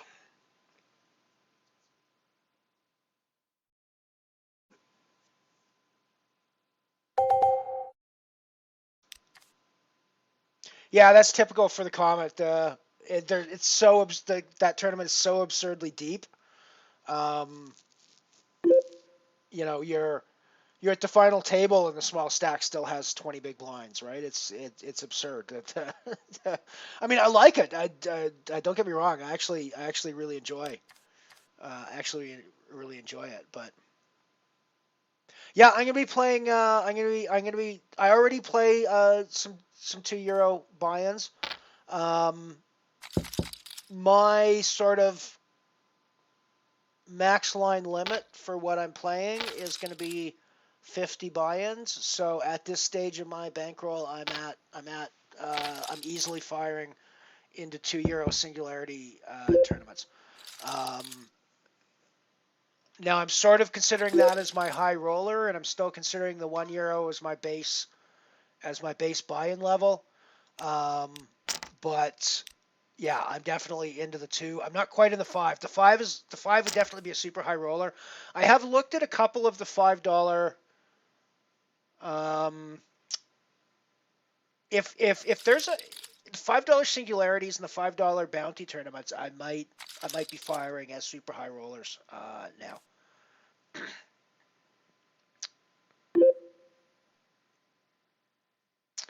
Alrighty, for the record, we are going to be in for our tournament life in the Omaha Calypso with our kings on the overboard. And we get there, I think. It's always hard to read the board on Omaha sometimes, but yeah, we hold and we take it down. So pretty happy about that. Still alive. 6 to go to the money.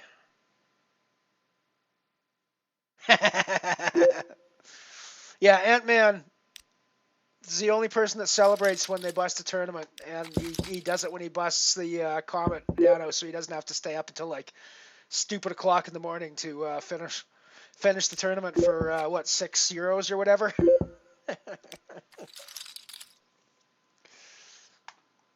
It's a heck of a lot easier for me to reg that tournament because I know it's going to be super long, but that's going to be like 5 in the afternoon for me. So, you know, I'm not that concerned about it. But yeah, I can see if it's going to be 3 in the morning for you. I can see where that might be a problem.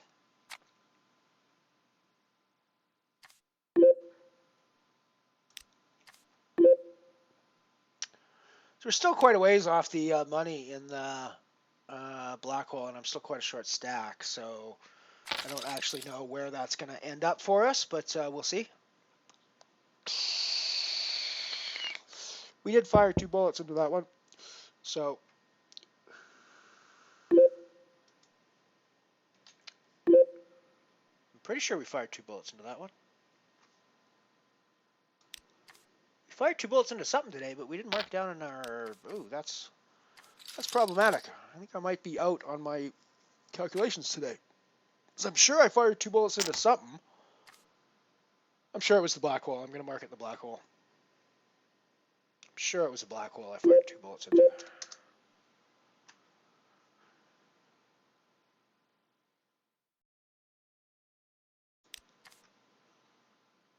I could play that with the suited ace, but it's not connected enough in other ways for me to really like it on the Omaha there. This one, on the other hand, is absolutely connected enough for me to play.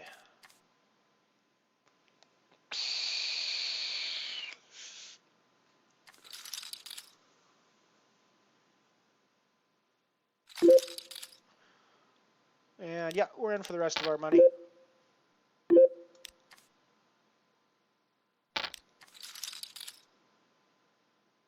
Oh! And that's why Omaha is disgusting, everyone.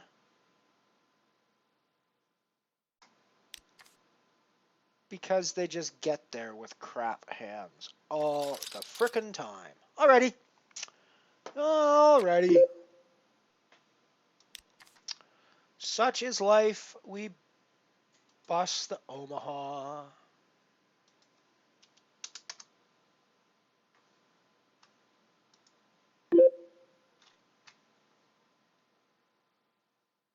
we are all in on the comet, or on the black hole table.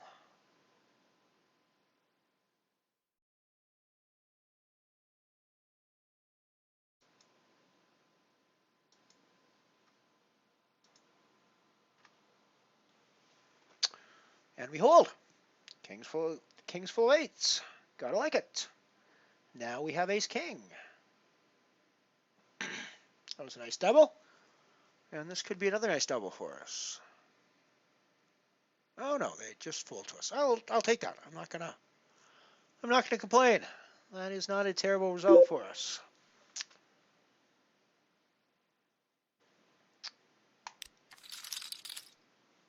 Yeah, I suppose that's true. I suppose it doesn't really matter if you're up till 3 a.m. on a Friday, but still, playing poker when you're tired is not necessarily the best move in the world.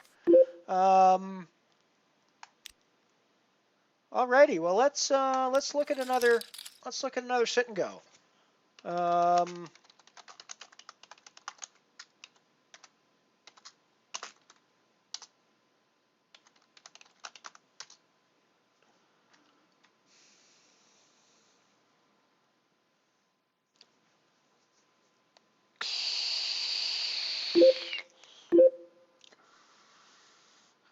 Shopper and I are still struggling against the strangers, and the other one we played.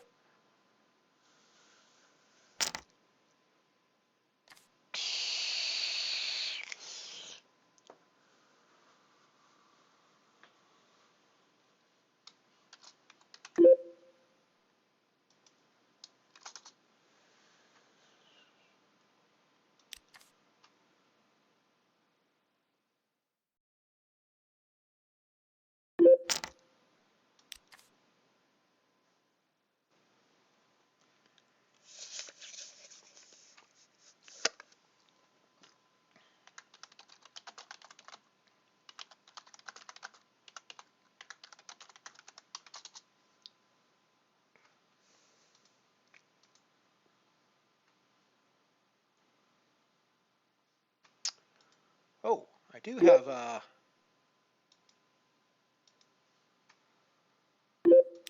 pair of aces in the sit and go though.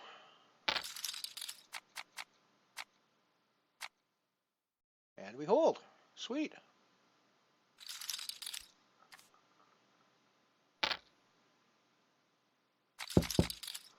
Yeah, the river was gross, but you know, what are you gonna do? What are you gonna do?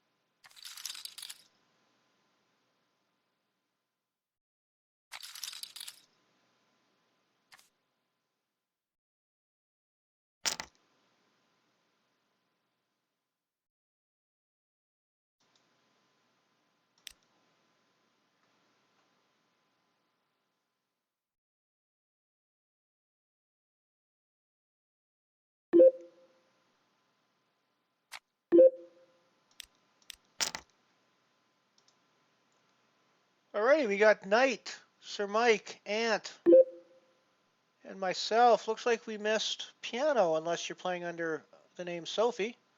I just busted from the first sit and go.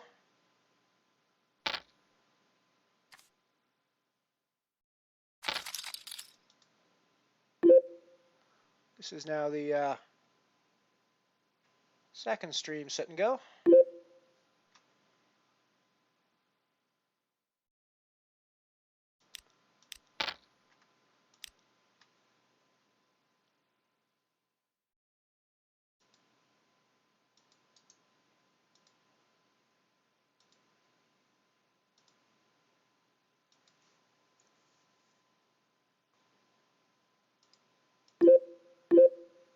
Gross, gross, gross, gross, gross. Turn card for my hand. Although in Omaha it's not as gross, but it still means that there's... It actually probably means it's less likely that there's a flush out there. Because the 1 cards don't do it here.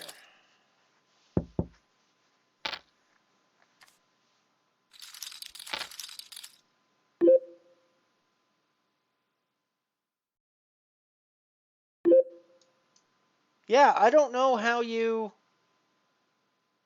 yeah, we're in with the one on stream now is me, Sir Mike, Ant-Man, and Shopper, and someone named Sophie. So...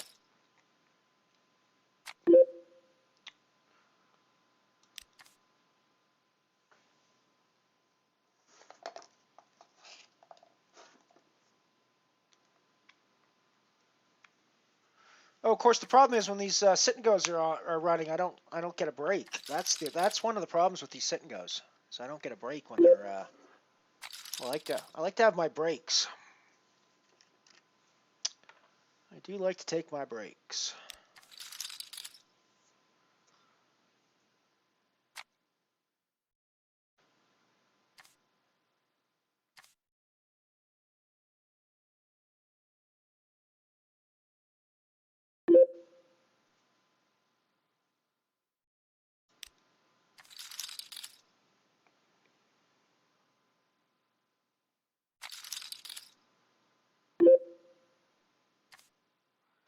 I haven't looked at my results yet. I haven't done terribly today, but I don't think I'm ahead. I think I'm at this point marginally behind on the day. I think. I think I might have to win one of these sit and goes to ensure myself a win. Speaking of which, let's make sure our bankroll is updated.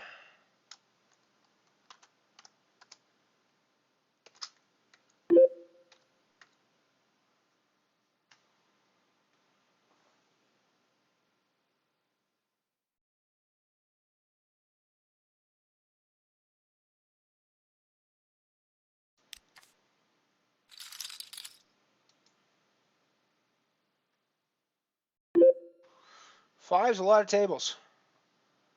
5 is a lot of tables. I'm 4 is really my limit. I'm pretty much just moving all over the place most of the time. I mean, it's not always that way. The problem with playing more than 4 tables is when it does get busy. It's just like when 4 tables gets busy, it's all I can do to keep up with the 4 tables. So I know if I go many more than that, I'm gonna be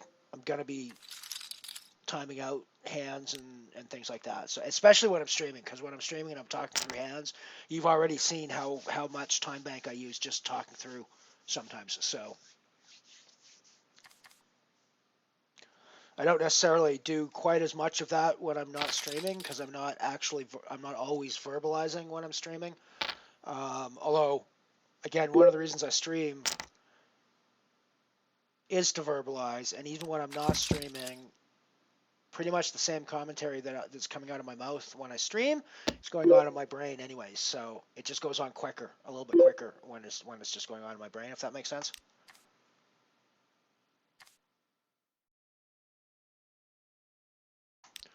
So we got the nut backdoors here, so we're not going to really go anywhere. Now we've got top pair. We don't have the backdoor anymore. We're going to put some money in the pot with this, I think. Little please call me bet with our top pair.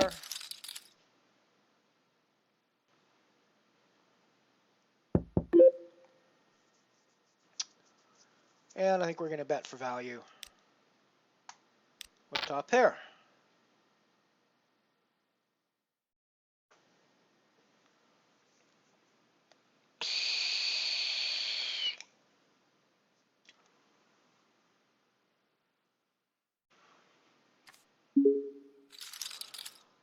It was a good fold, Night Shopper. I'm going to guess you hit something on that flop, but it wasn't something that could beat a pair of aces by the time the river came around. So I think that was a good fold.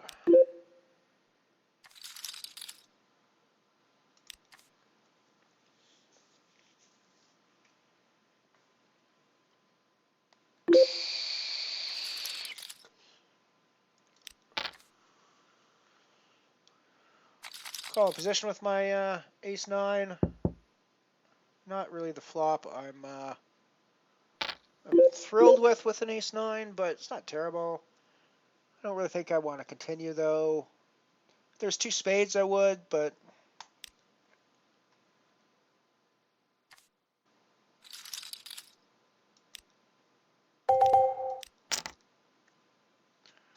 We got some action going on the black hole table.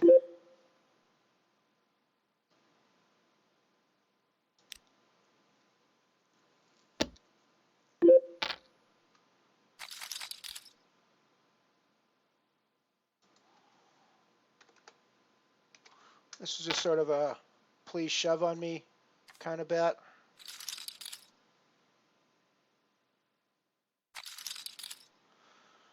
I guess he doesn't take the please shove on me idea.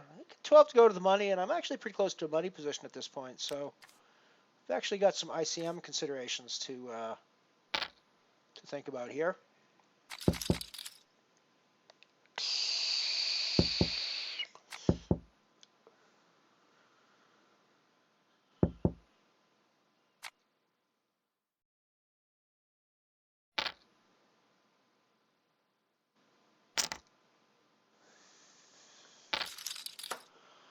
I think we got a good chance of cashing the black hole now. I wasn't so sure about that earlier, but I think we got a reasonable chance now.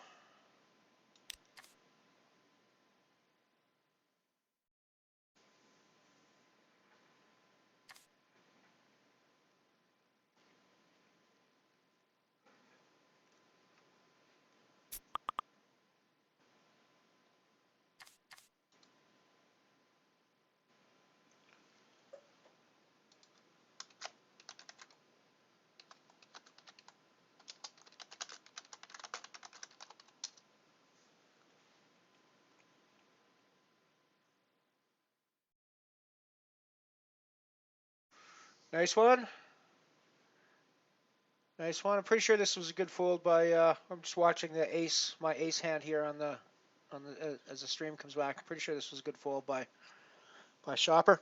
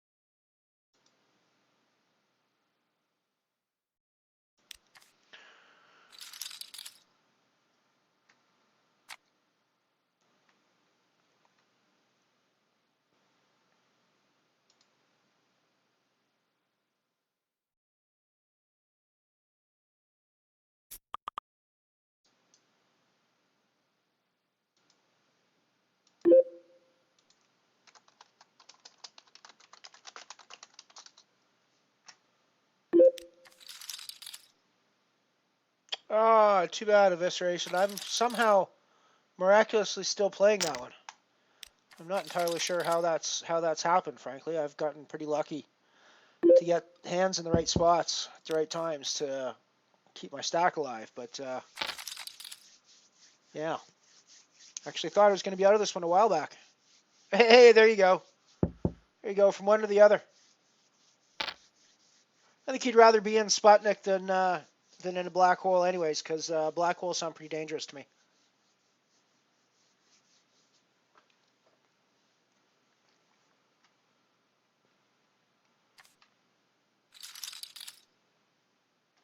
Let's pop back to the stream game.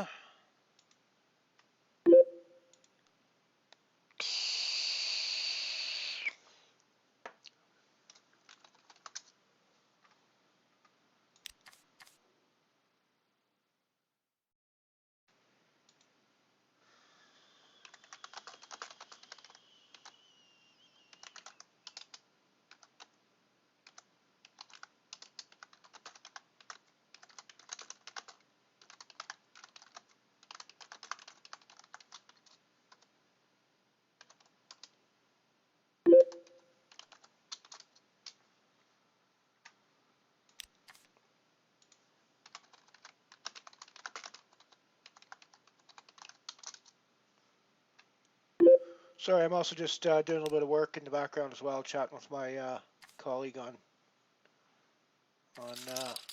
Slack.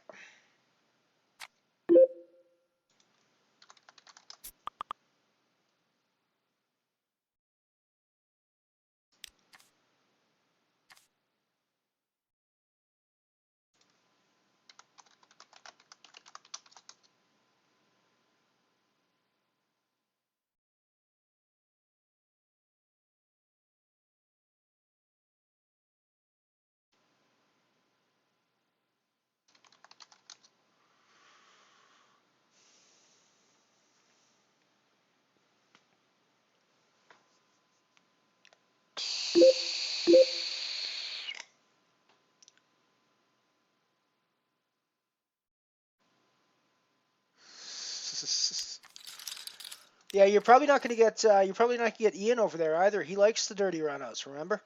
So there's going to be a lot of poker players that you're not going to get over there.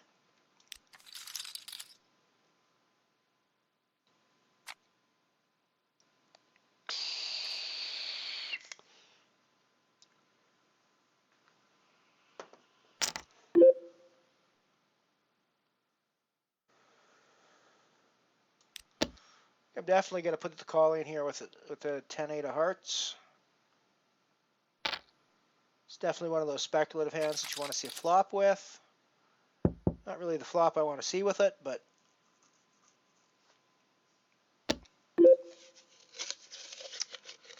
and I'm probably not going to continue anymore.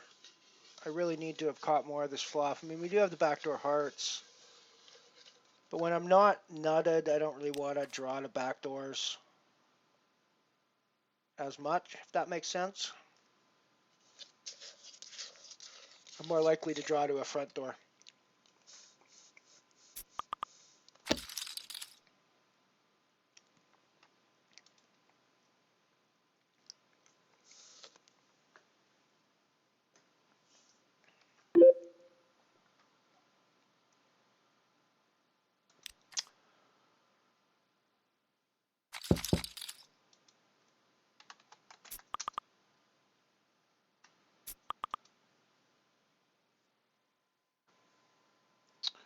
Alrighty, so we got a break happening in the Black Hole Nano, but of course playing the sit and go, I don't have a break.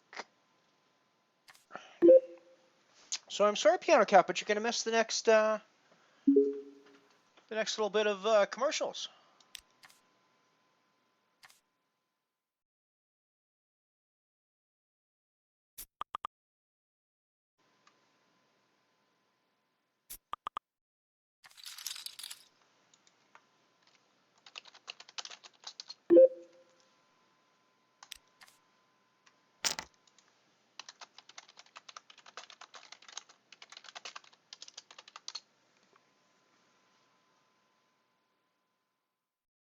Go, go, go, go, go, Piano. I'm long dead in the Calypso, as you guys saw. After that disgusting run out for me.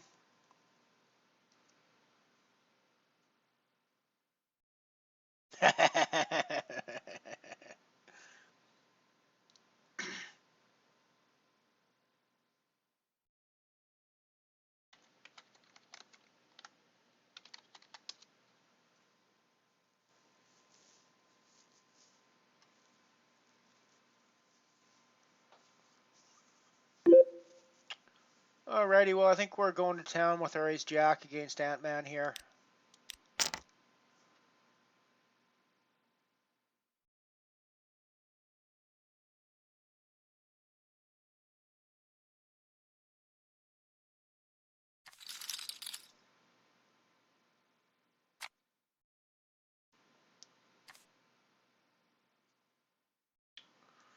That was a hand I just couldn't give up. Didn't really want to call and see a flop because when I miss it, I don't really like to necessarily continue. So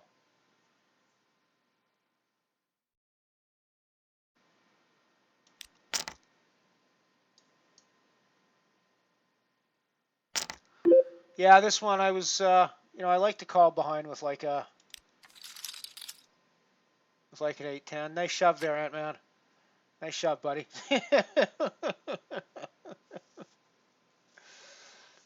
Then when the flop comes like this, I don't really like it very much. So.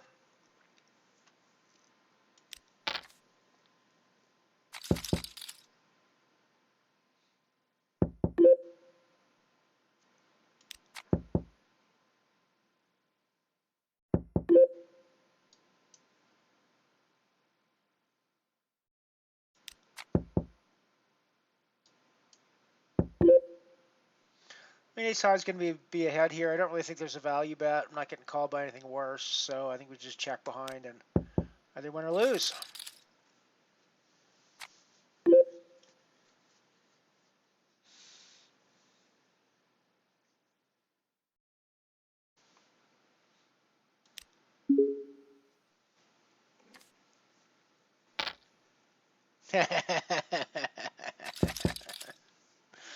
Hey, poker's a gross game sometimes.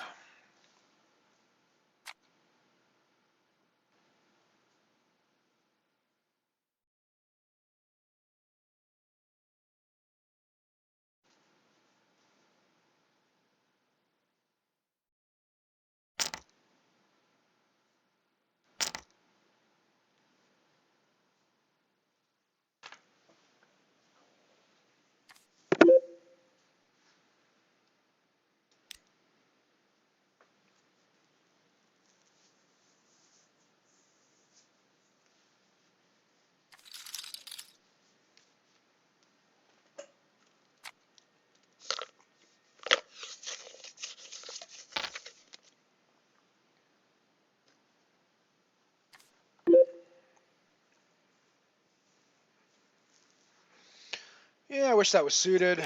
Be a lot more interesting to play.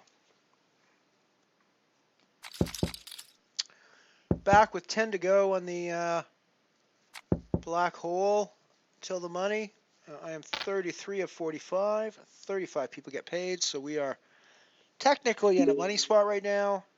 It's not entirely a sure thing, however, because we are a pretty small stack, so there's lots that can happen between now and then, and blinds are pretty big. We're only sitting at like 20 big blinds, so who knows what can happen. That said, 20 big blinds is a lot of chips, and there are people in these tournaments that don't know how to manage small stacks. So we're going to play our small stack game.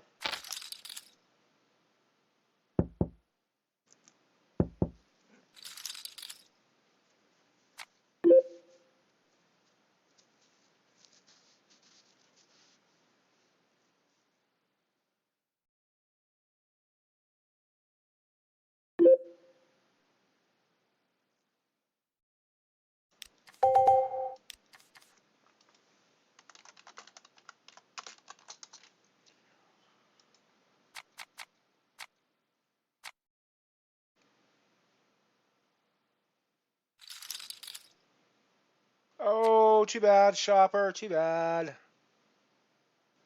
Too bad, buddy. GG.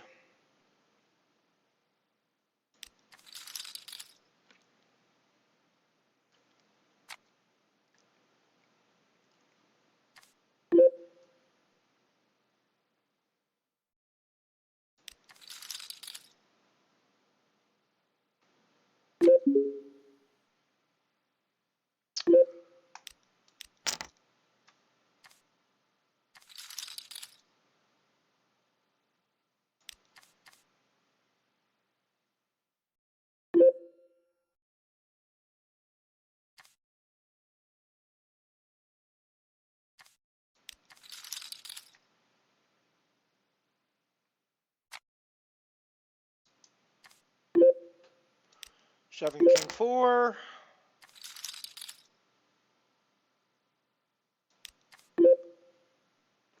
Shoving the a7.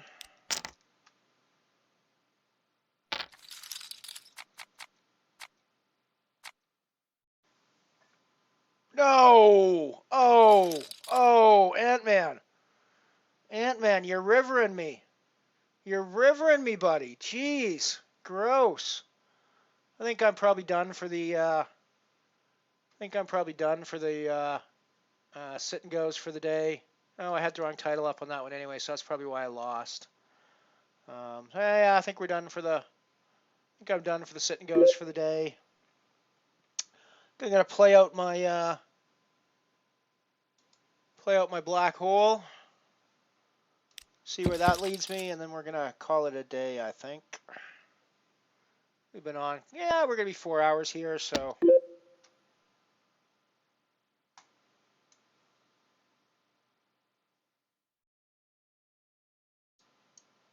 Second pair here isn't the worst hand in the world, but I also think we're thinking about ICM considerations at this point to a certain degree, so.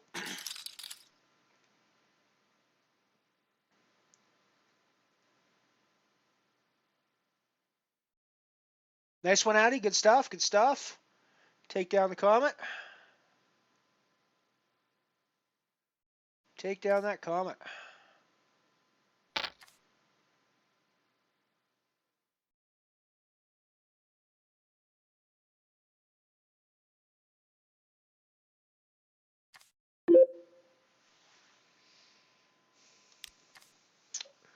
It's up to Ant-Man to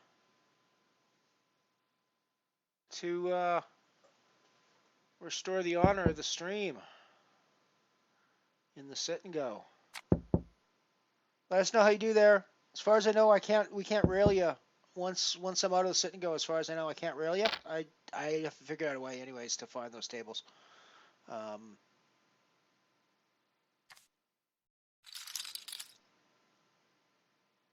So let us know how it goes.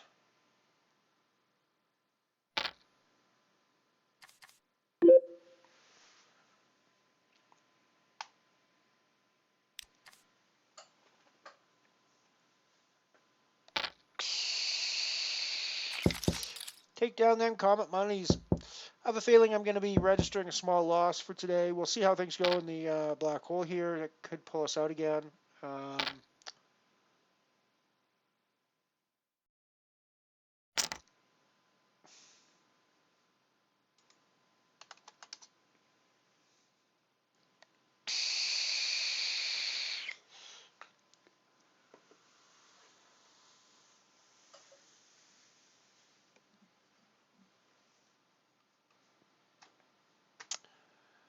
10-3, we'll get rid of that.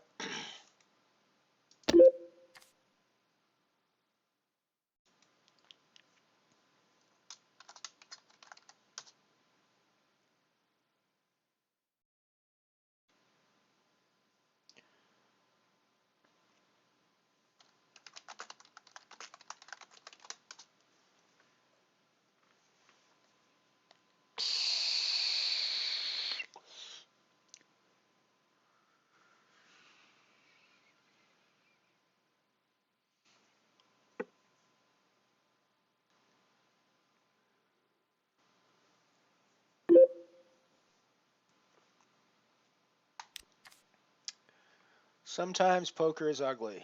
Sometimes poker is ugly.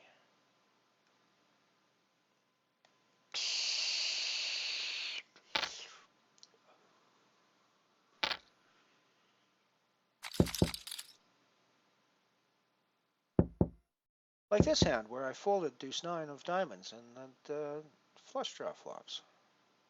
And of course there's pair of aces, so that doesn't make things that much nicer, but you know.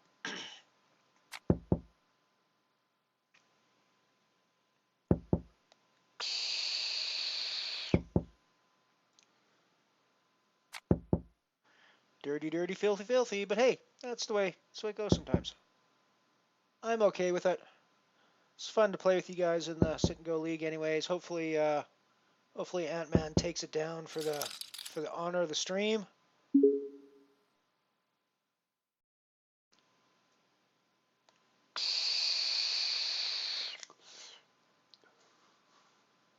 You know we're all counting on you to take it down now, right, Ant? After that, after the ugly beats, we're definitely counting on you to take it down. I'll be calling off this shove for sure. It depends on what other action happens, but I mean, I'm pretty sure in this spot I'm reshoving over top of the call. Geez, I don't know. No, actually, yeah. Well, that actually helps make my decision because I gotta think that either the smooth caller or the three better is gonna have better than eights. So.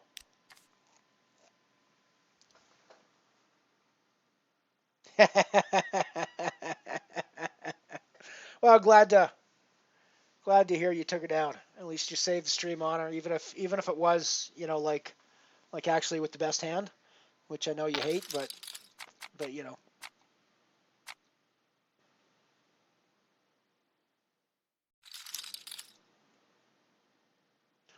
Well, we dodged a bit of dodged a couple of bullets on that one by recognizing the spot we were in.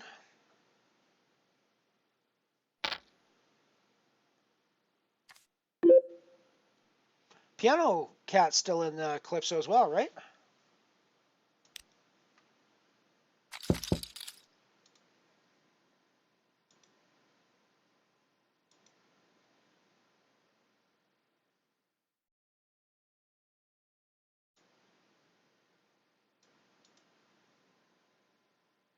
Yeah, we got Piano Cat and Shopper on the bubble for the. Let's bring that up since we're looking at it. Let's bring Piano's table up.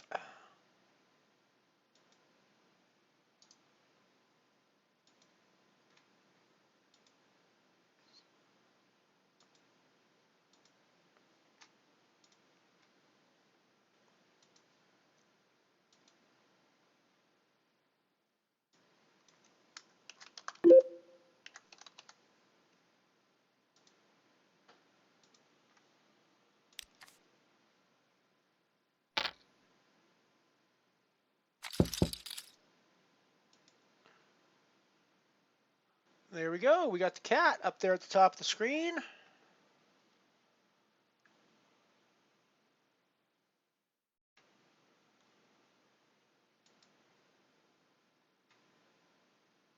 And looks like Shopper's on another table.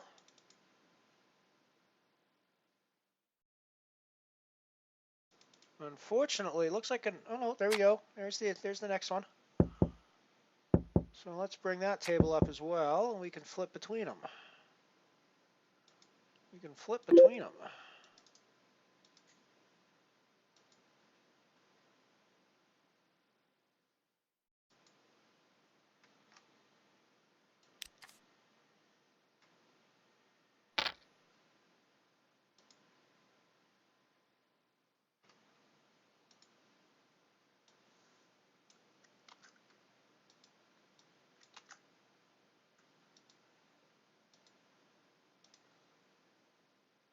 Alrighty, so we got Piano Cat on this table, and we've got Night Shopper down there in the bottom left on this table.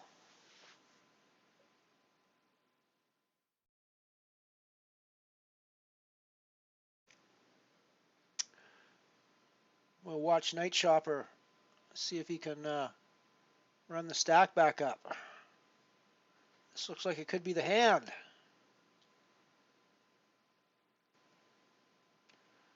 Builds a bit of a stack, that's always nice.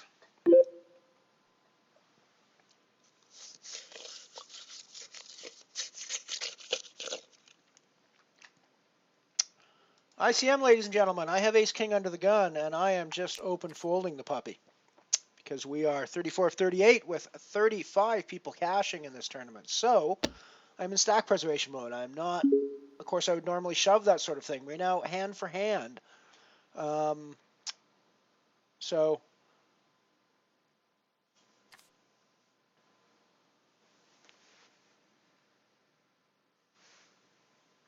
So that's an ICM fold.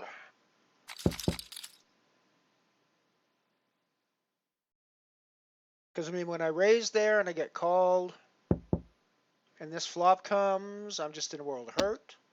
And when I shove there and I get called and this flop comes, you know, maybe I'm not in a world of hurt, but it's not, you know, I don't want to see 5 cards there. So I think just get out of the way. Let's go back to Night Shopper. Although Piano Cat's in a hand 4 ways here, so let's have a quick look at that.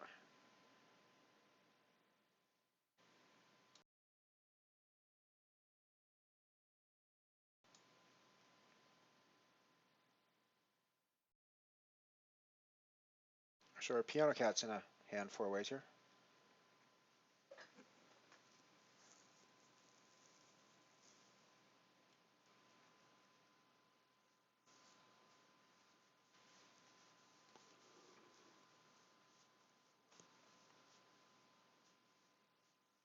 Nice one, Mike. Good to hear it. Yeah, it hasn't been all bad for me either. I've cashed in a few tournaments, and we are now in the money in the black hole. So I am all in with 9s.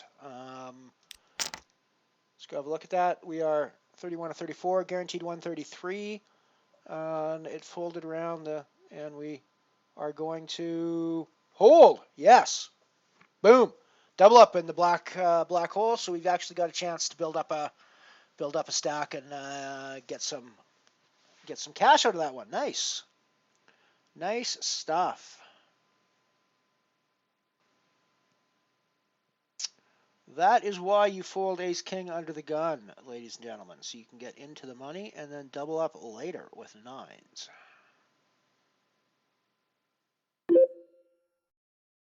Alrighty, Mike, you have a good night. We will catch you again soon, I hope.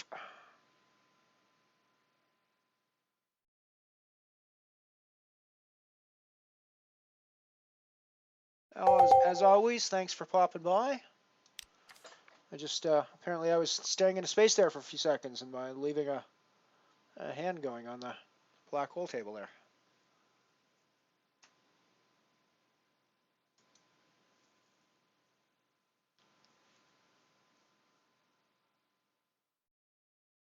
Oh no, looks like Piano Cat lost some chips. Dope.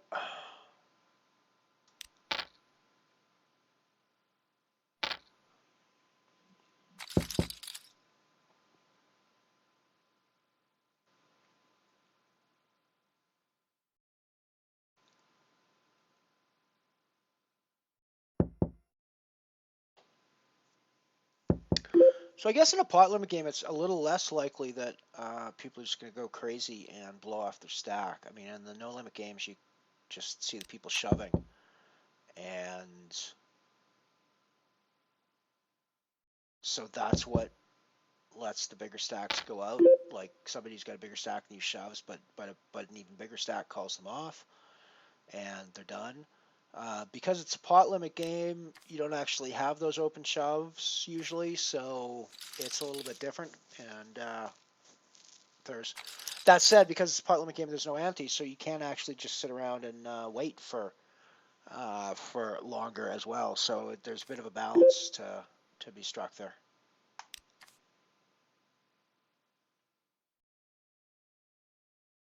Yeah, you think Ant-Man? You think the Ace King is a shove there? I mean, I suppose you're right. Yeah, okay. I suppose you're right. I was looking at ensuring I got into the money, and ensuring I didn't put my stack at risk in a spot like that. And I'm probably not folding aces or kings there, but I think that the ace king offsuit. Yeah, I don't know. I'll go with your expertise. I'm happy to say I made the wrong call there, and I probably should have shoved.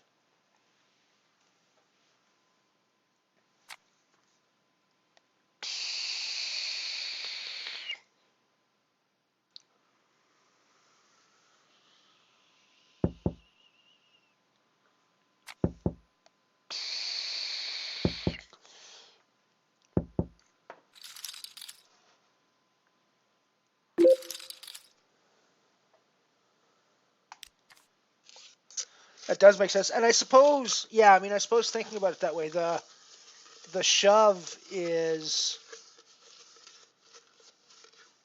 putting the ICM pressure on the rest of the table, whereas you wouldn't call off with that hand necessarily for your stack or a significant portion of it because of the ICM pressure and because it's calling instead of the shoving. So yeah, no, yeah, I get that. I can see where you're coming from, and I could see why I was thinking the wrong way that way.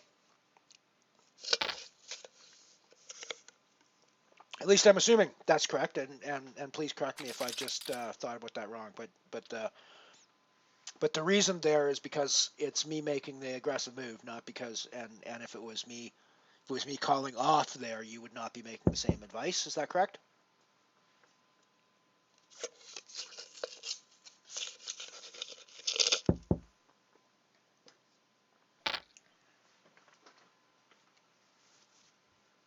Oh no! Piano Cat has just become the bubble girl, I think, in the clips. Or was it? Or were they already in the money? Because that didn't look like it was hand for hand. Oh yes, good. So Piano Cat min cashed. Awesome. I obviously I didn't see who the I didn't see Fredad go out on the bubble. So cool. Congratulations on the min cash, Piano Cat. We'll flip over to catch what happens with Night Shopper now, who is now the bottom stack.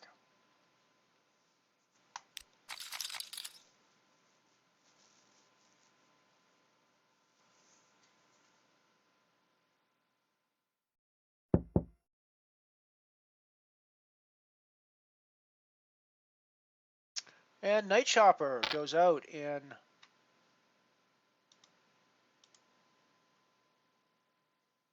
eighth place for 148. So Piano Cat, ninth place for 124. Night Shopper, eighth place for 148. Good job, guys. Good job. You did better than I was able to do in that tournament. I was 13th place in that one for €0 and 0 cents. So, however, I am now guaranteed 133 in the black hole nano, and we got chips to play with, and we can go deeper. So let's focus on that for the rest of the evening, shall we?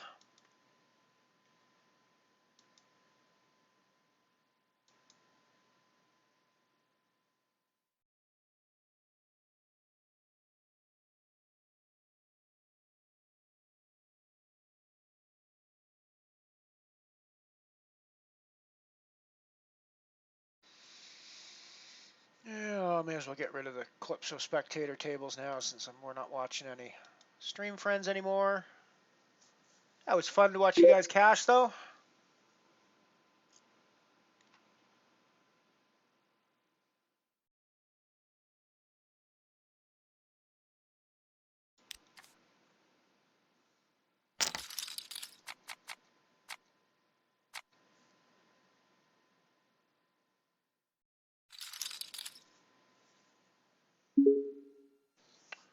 Getting a table move in the black hole. Let's have a quick look at the payouts on that one. So there's 3 more spots paying out at 133. And then the next pay jump is 149.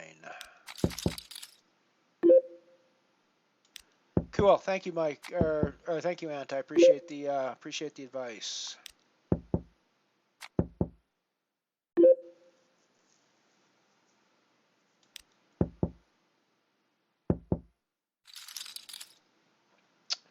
Right. So I should be less worried about making aggressive action and more worried about the calling off side of things. Makes sense. Makes good sense. I do appreciate the advice and the discussions in the chat for sure. It's always great to see. And I'm absolutely not an expert at this game by any stretch of the imagination, so I definitely have room for improvement in my game.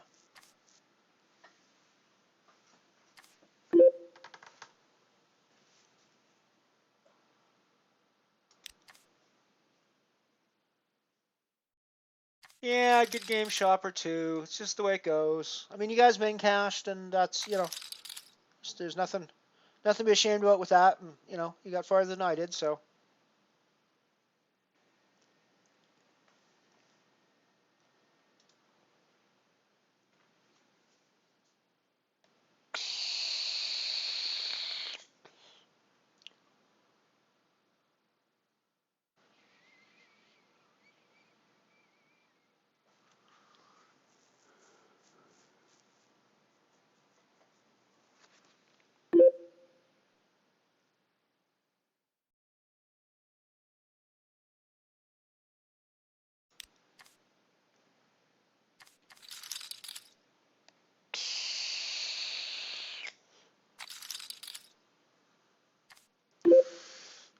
Hey, 17 cents is 17 cents. Not that you could buy anything with 17 cents these days, but still 17 more cents than you had when you started playing sit and goes today, so, you know, can't be too upset with that. This was a weird hand that I'm just watching on stream now. It's I had the sixes in the small blind, and I just open folded them to the. I mean, it was just a 2x raise, but I just had a feeling that I was just in really bad shape there. And sure enough, it turns out I was.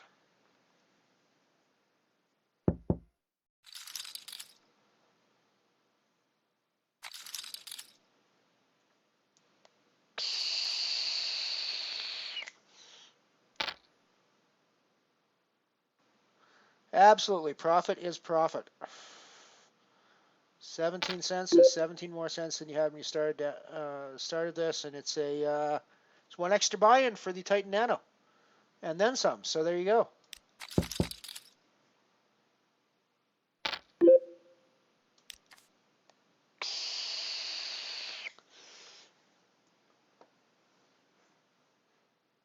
haven't played Titan in a while.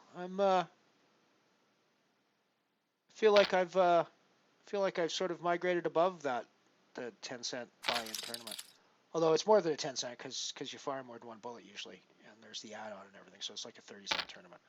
But still, yeah, I'm not playing that one quite as much. Of course, I'm actually busy with other tournaments when that one starts, so I usually already have a full schedule, so a full slate, so I'm not. Whereas before, I wasn't registering in as many of the bigger nanos.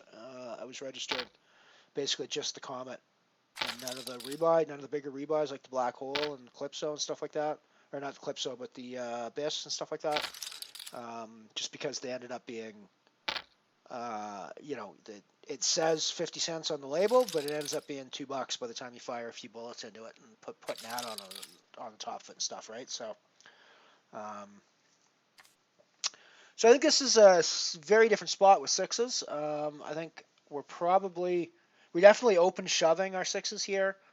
And it's pretty likely, I think, that we call off to action as well, given the spot that we're in. We're guaranteed 149 now. We don't really have a ladder up spot very close to us, I don't think. Let me have a quick look at that. Yeah, our next ladder up's only 150, so yeah, at this point I'm looking to pick up chips. I'm not looking to ladder in any sort of significant way. So we're gonna shove that, and we just run in, and we just fly, and they just and it's just like up and down and up and down and up and down. They get it in ahead of us. We flop the set. They turn the flush, and unfortunately, we do not river the boat. So we're done in the Black Hole for 149. So let's add that to our bankroll tracker.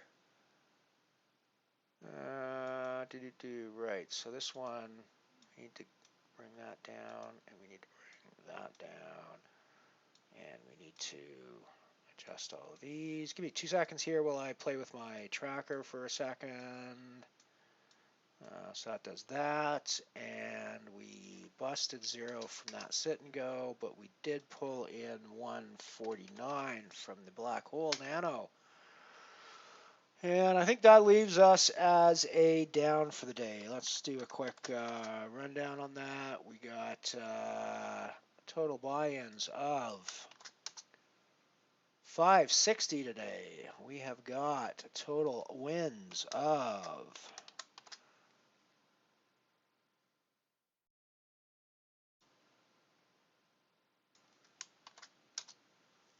418 today, which means we have booked a 142 loss for the day. So not a wonderful day, but not a terrible one either. I mean, you know, we didn't come away with more money than we sat down with, but we've been coming away with more money than we sat down with on a lot of days over the past little while. So we're going to have to just happily accept these negative days from time to time, and minus 142 isn't so bad when you're playing 560 in buy-ins for the day. You could be 560. You could be 560 down when you're playing 560 in buy-ins for the day. So 142 down is not such a terrible day in the end. So I think I'm gonna probably call it a day. I'm gonna actually have a quick look at who else is on. We might raid somebody. Let's see who we're gonna raid. Let's see who we can raid. Let's see who's out there that we can raid.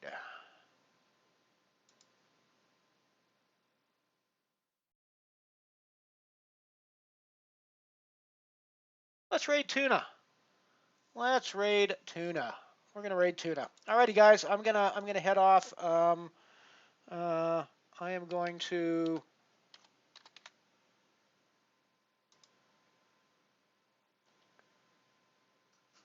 say goodnight to y'all, and I'm gonna send the raid over to Tuna. So let's have some fun. For more vintage poker content from MotherShip Poker, click the subscribe button and check out the playlists for all of our old archived content, as well as the ads only cut from some of the early streams.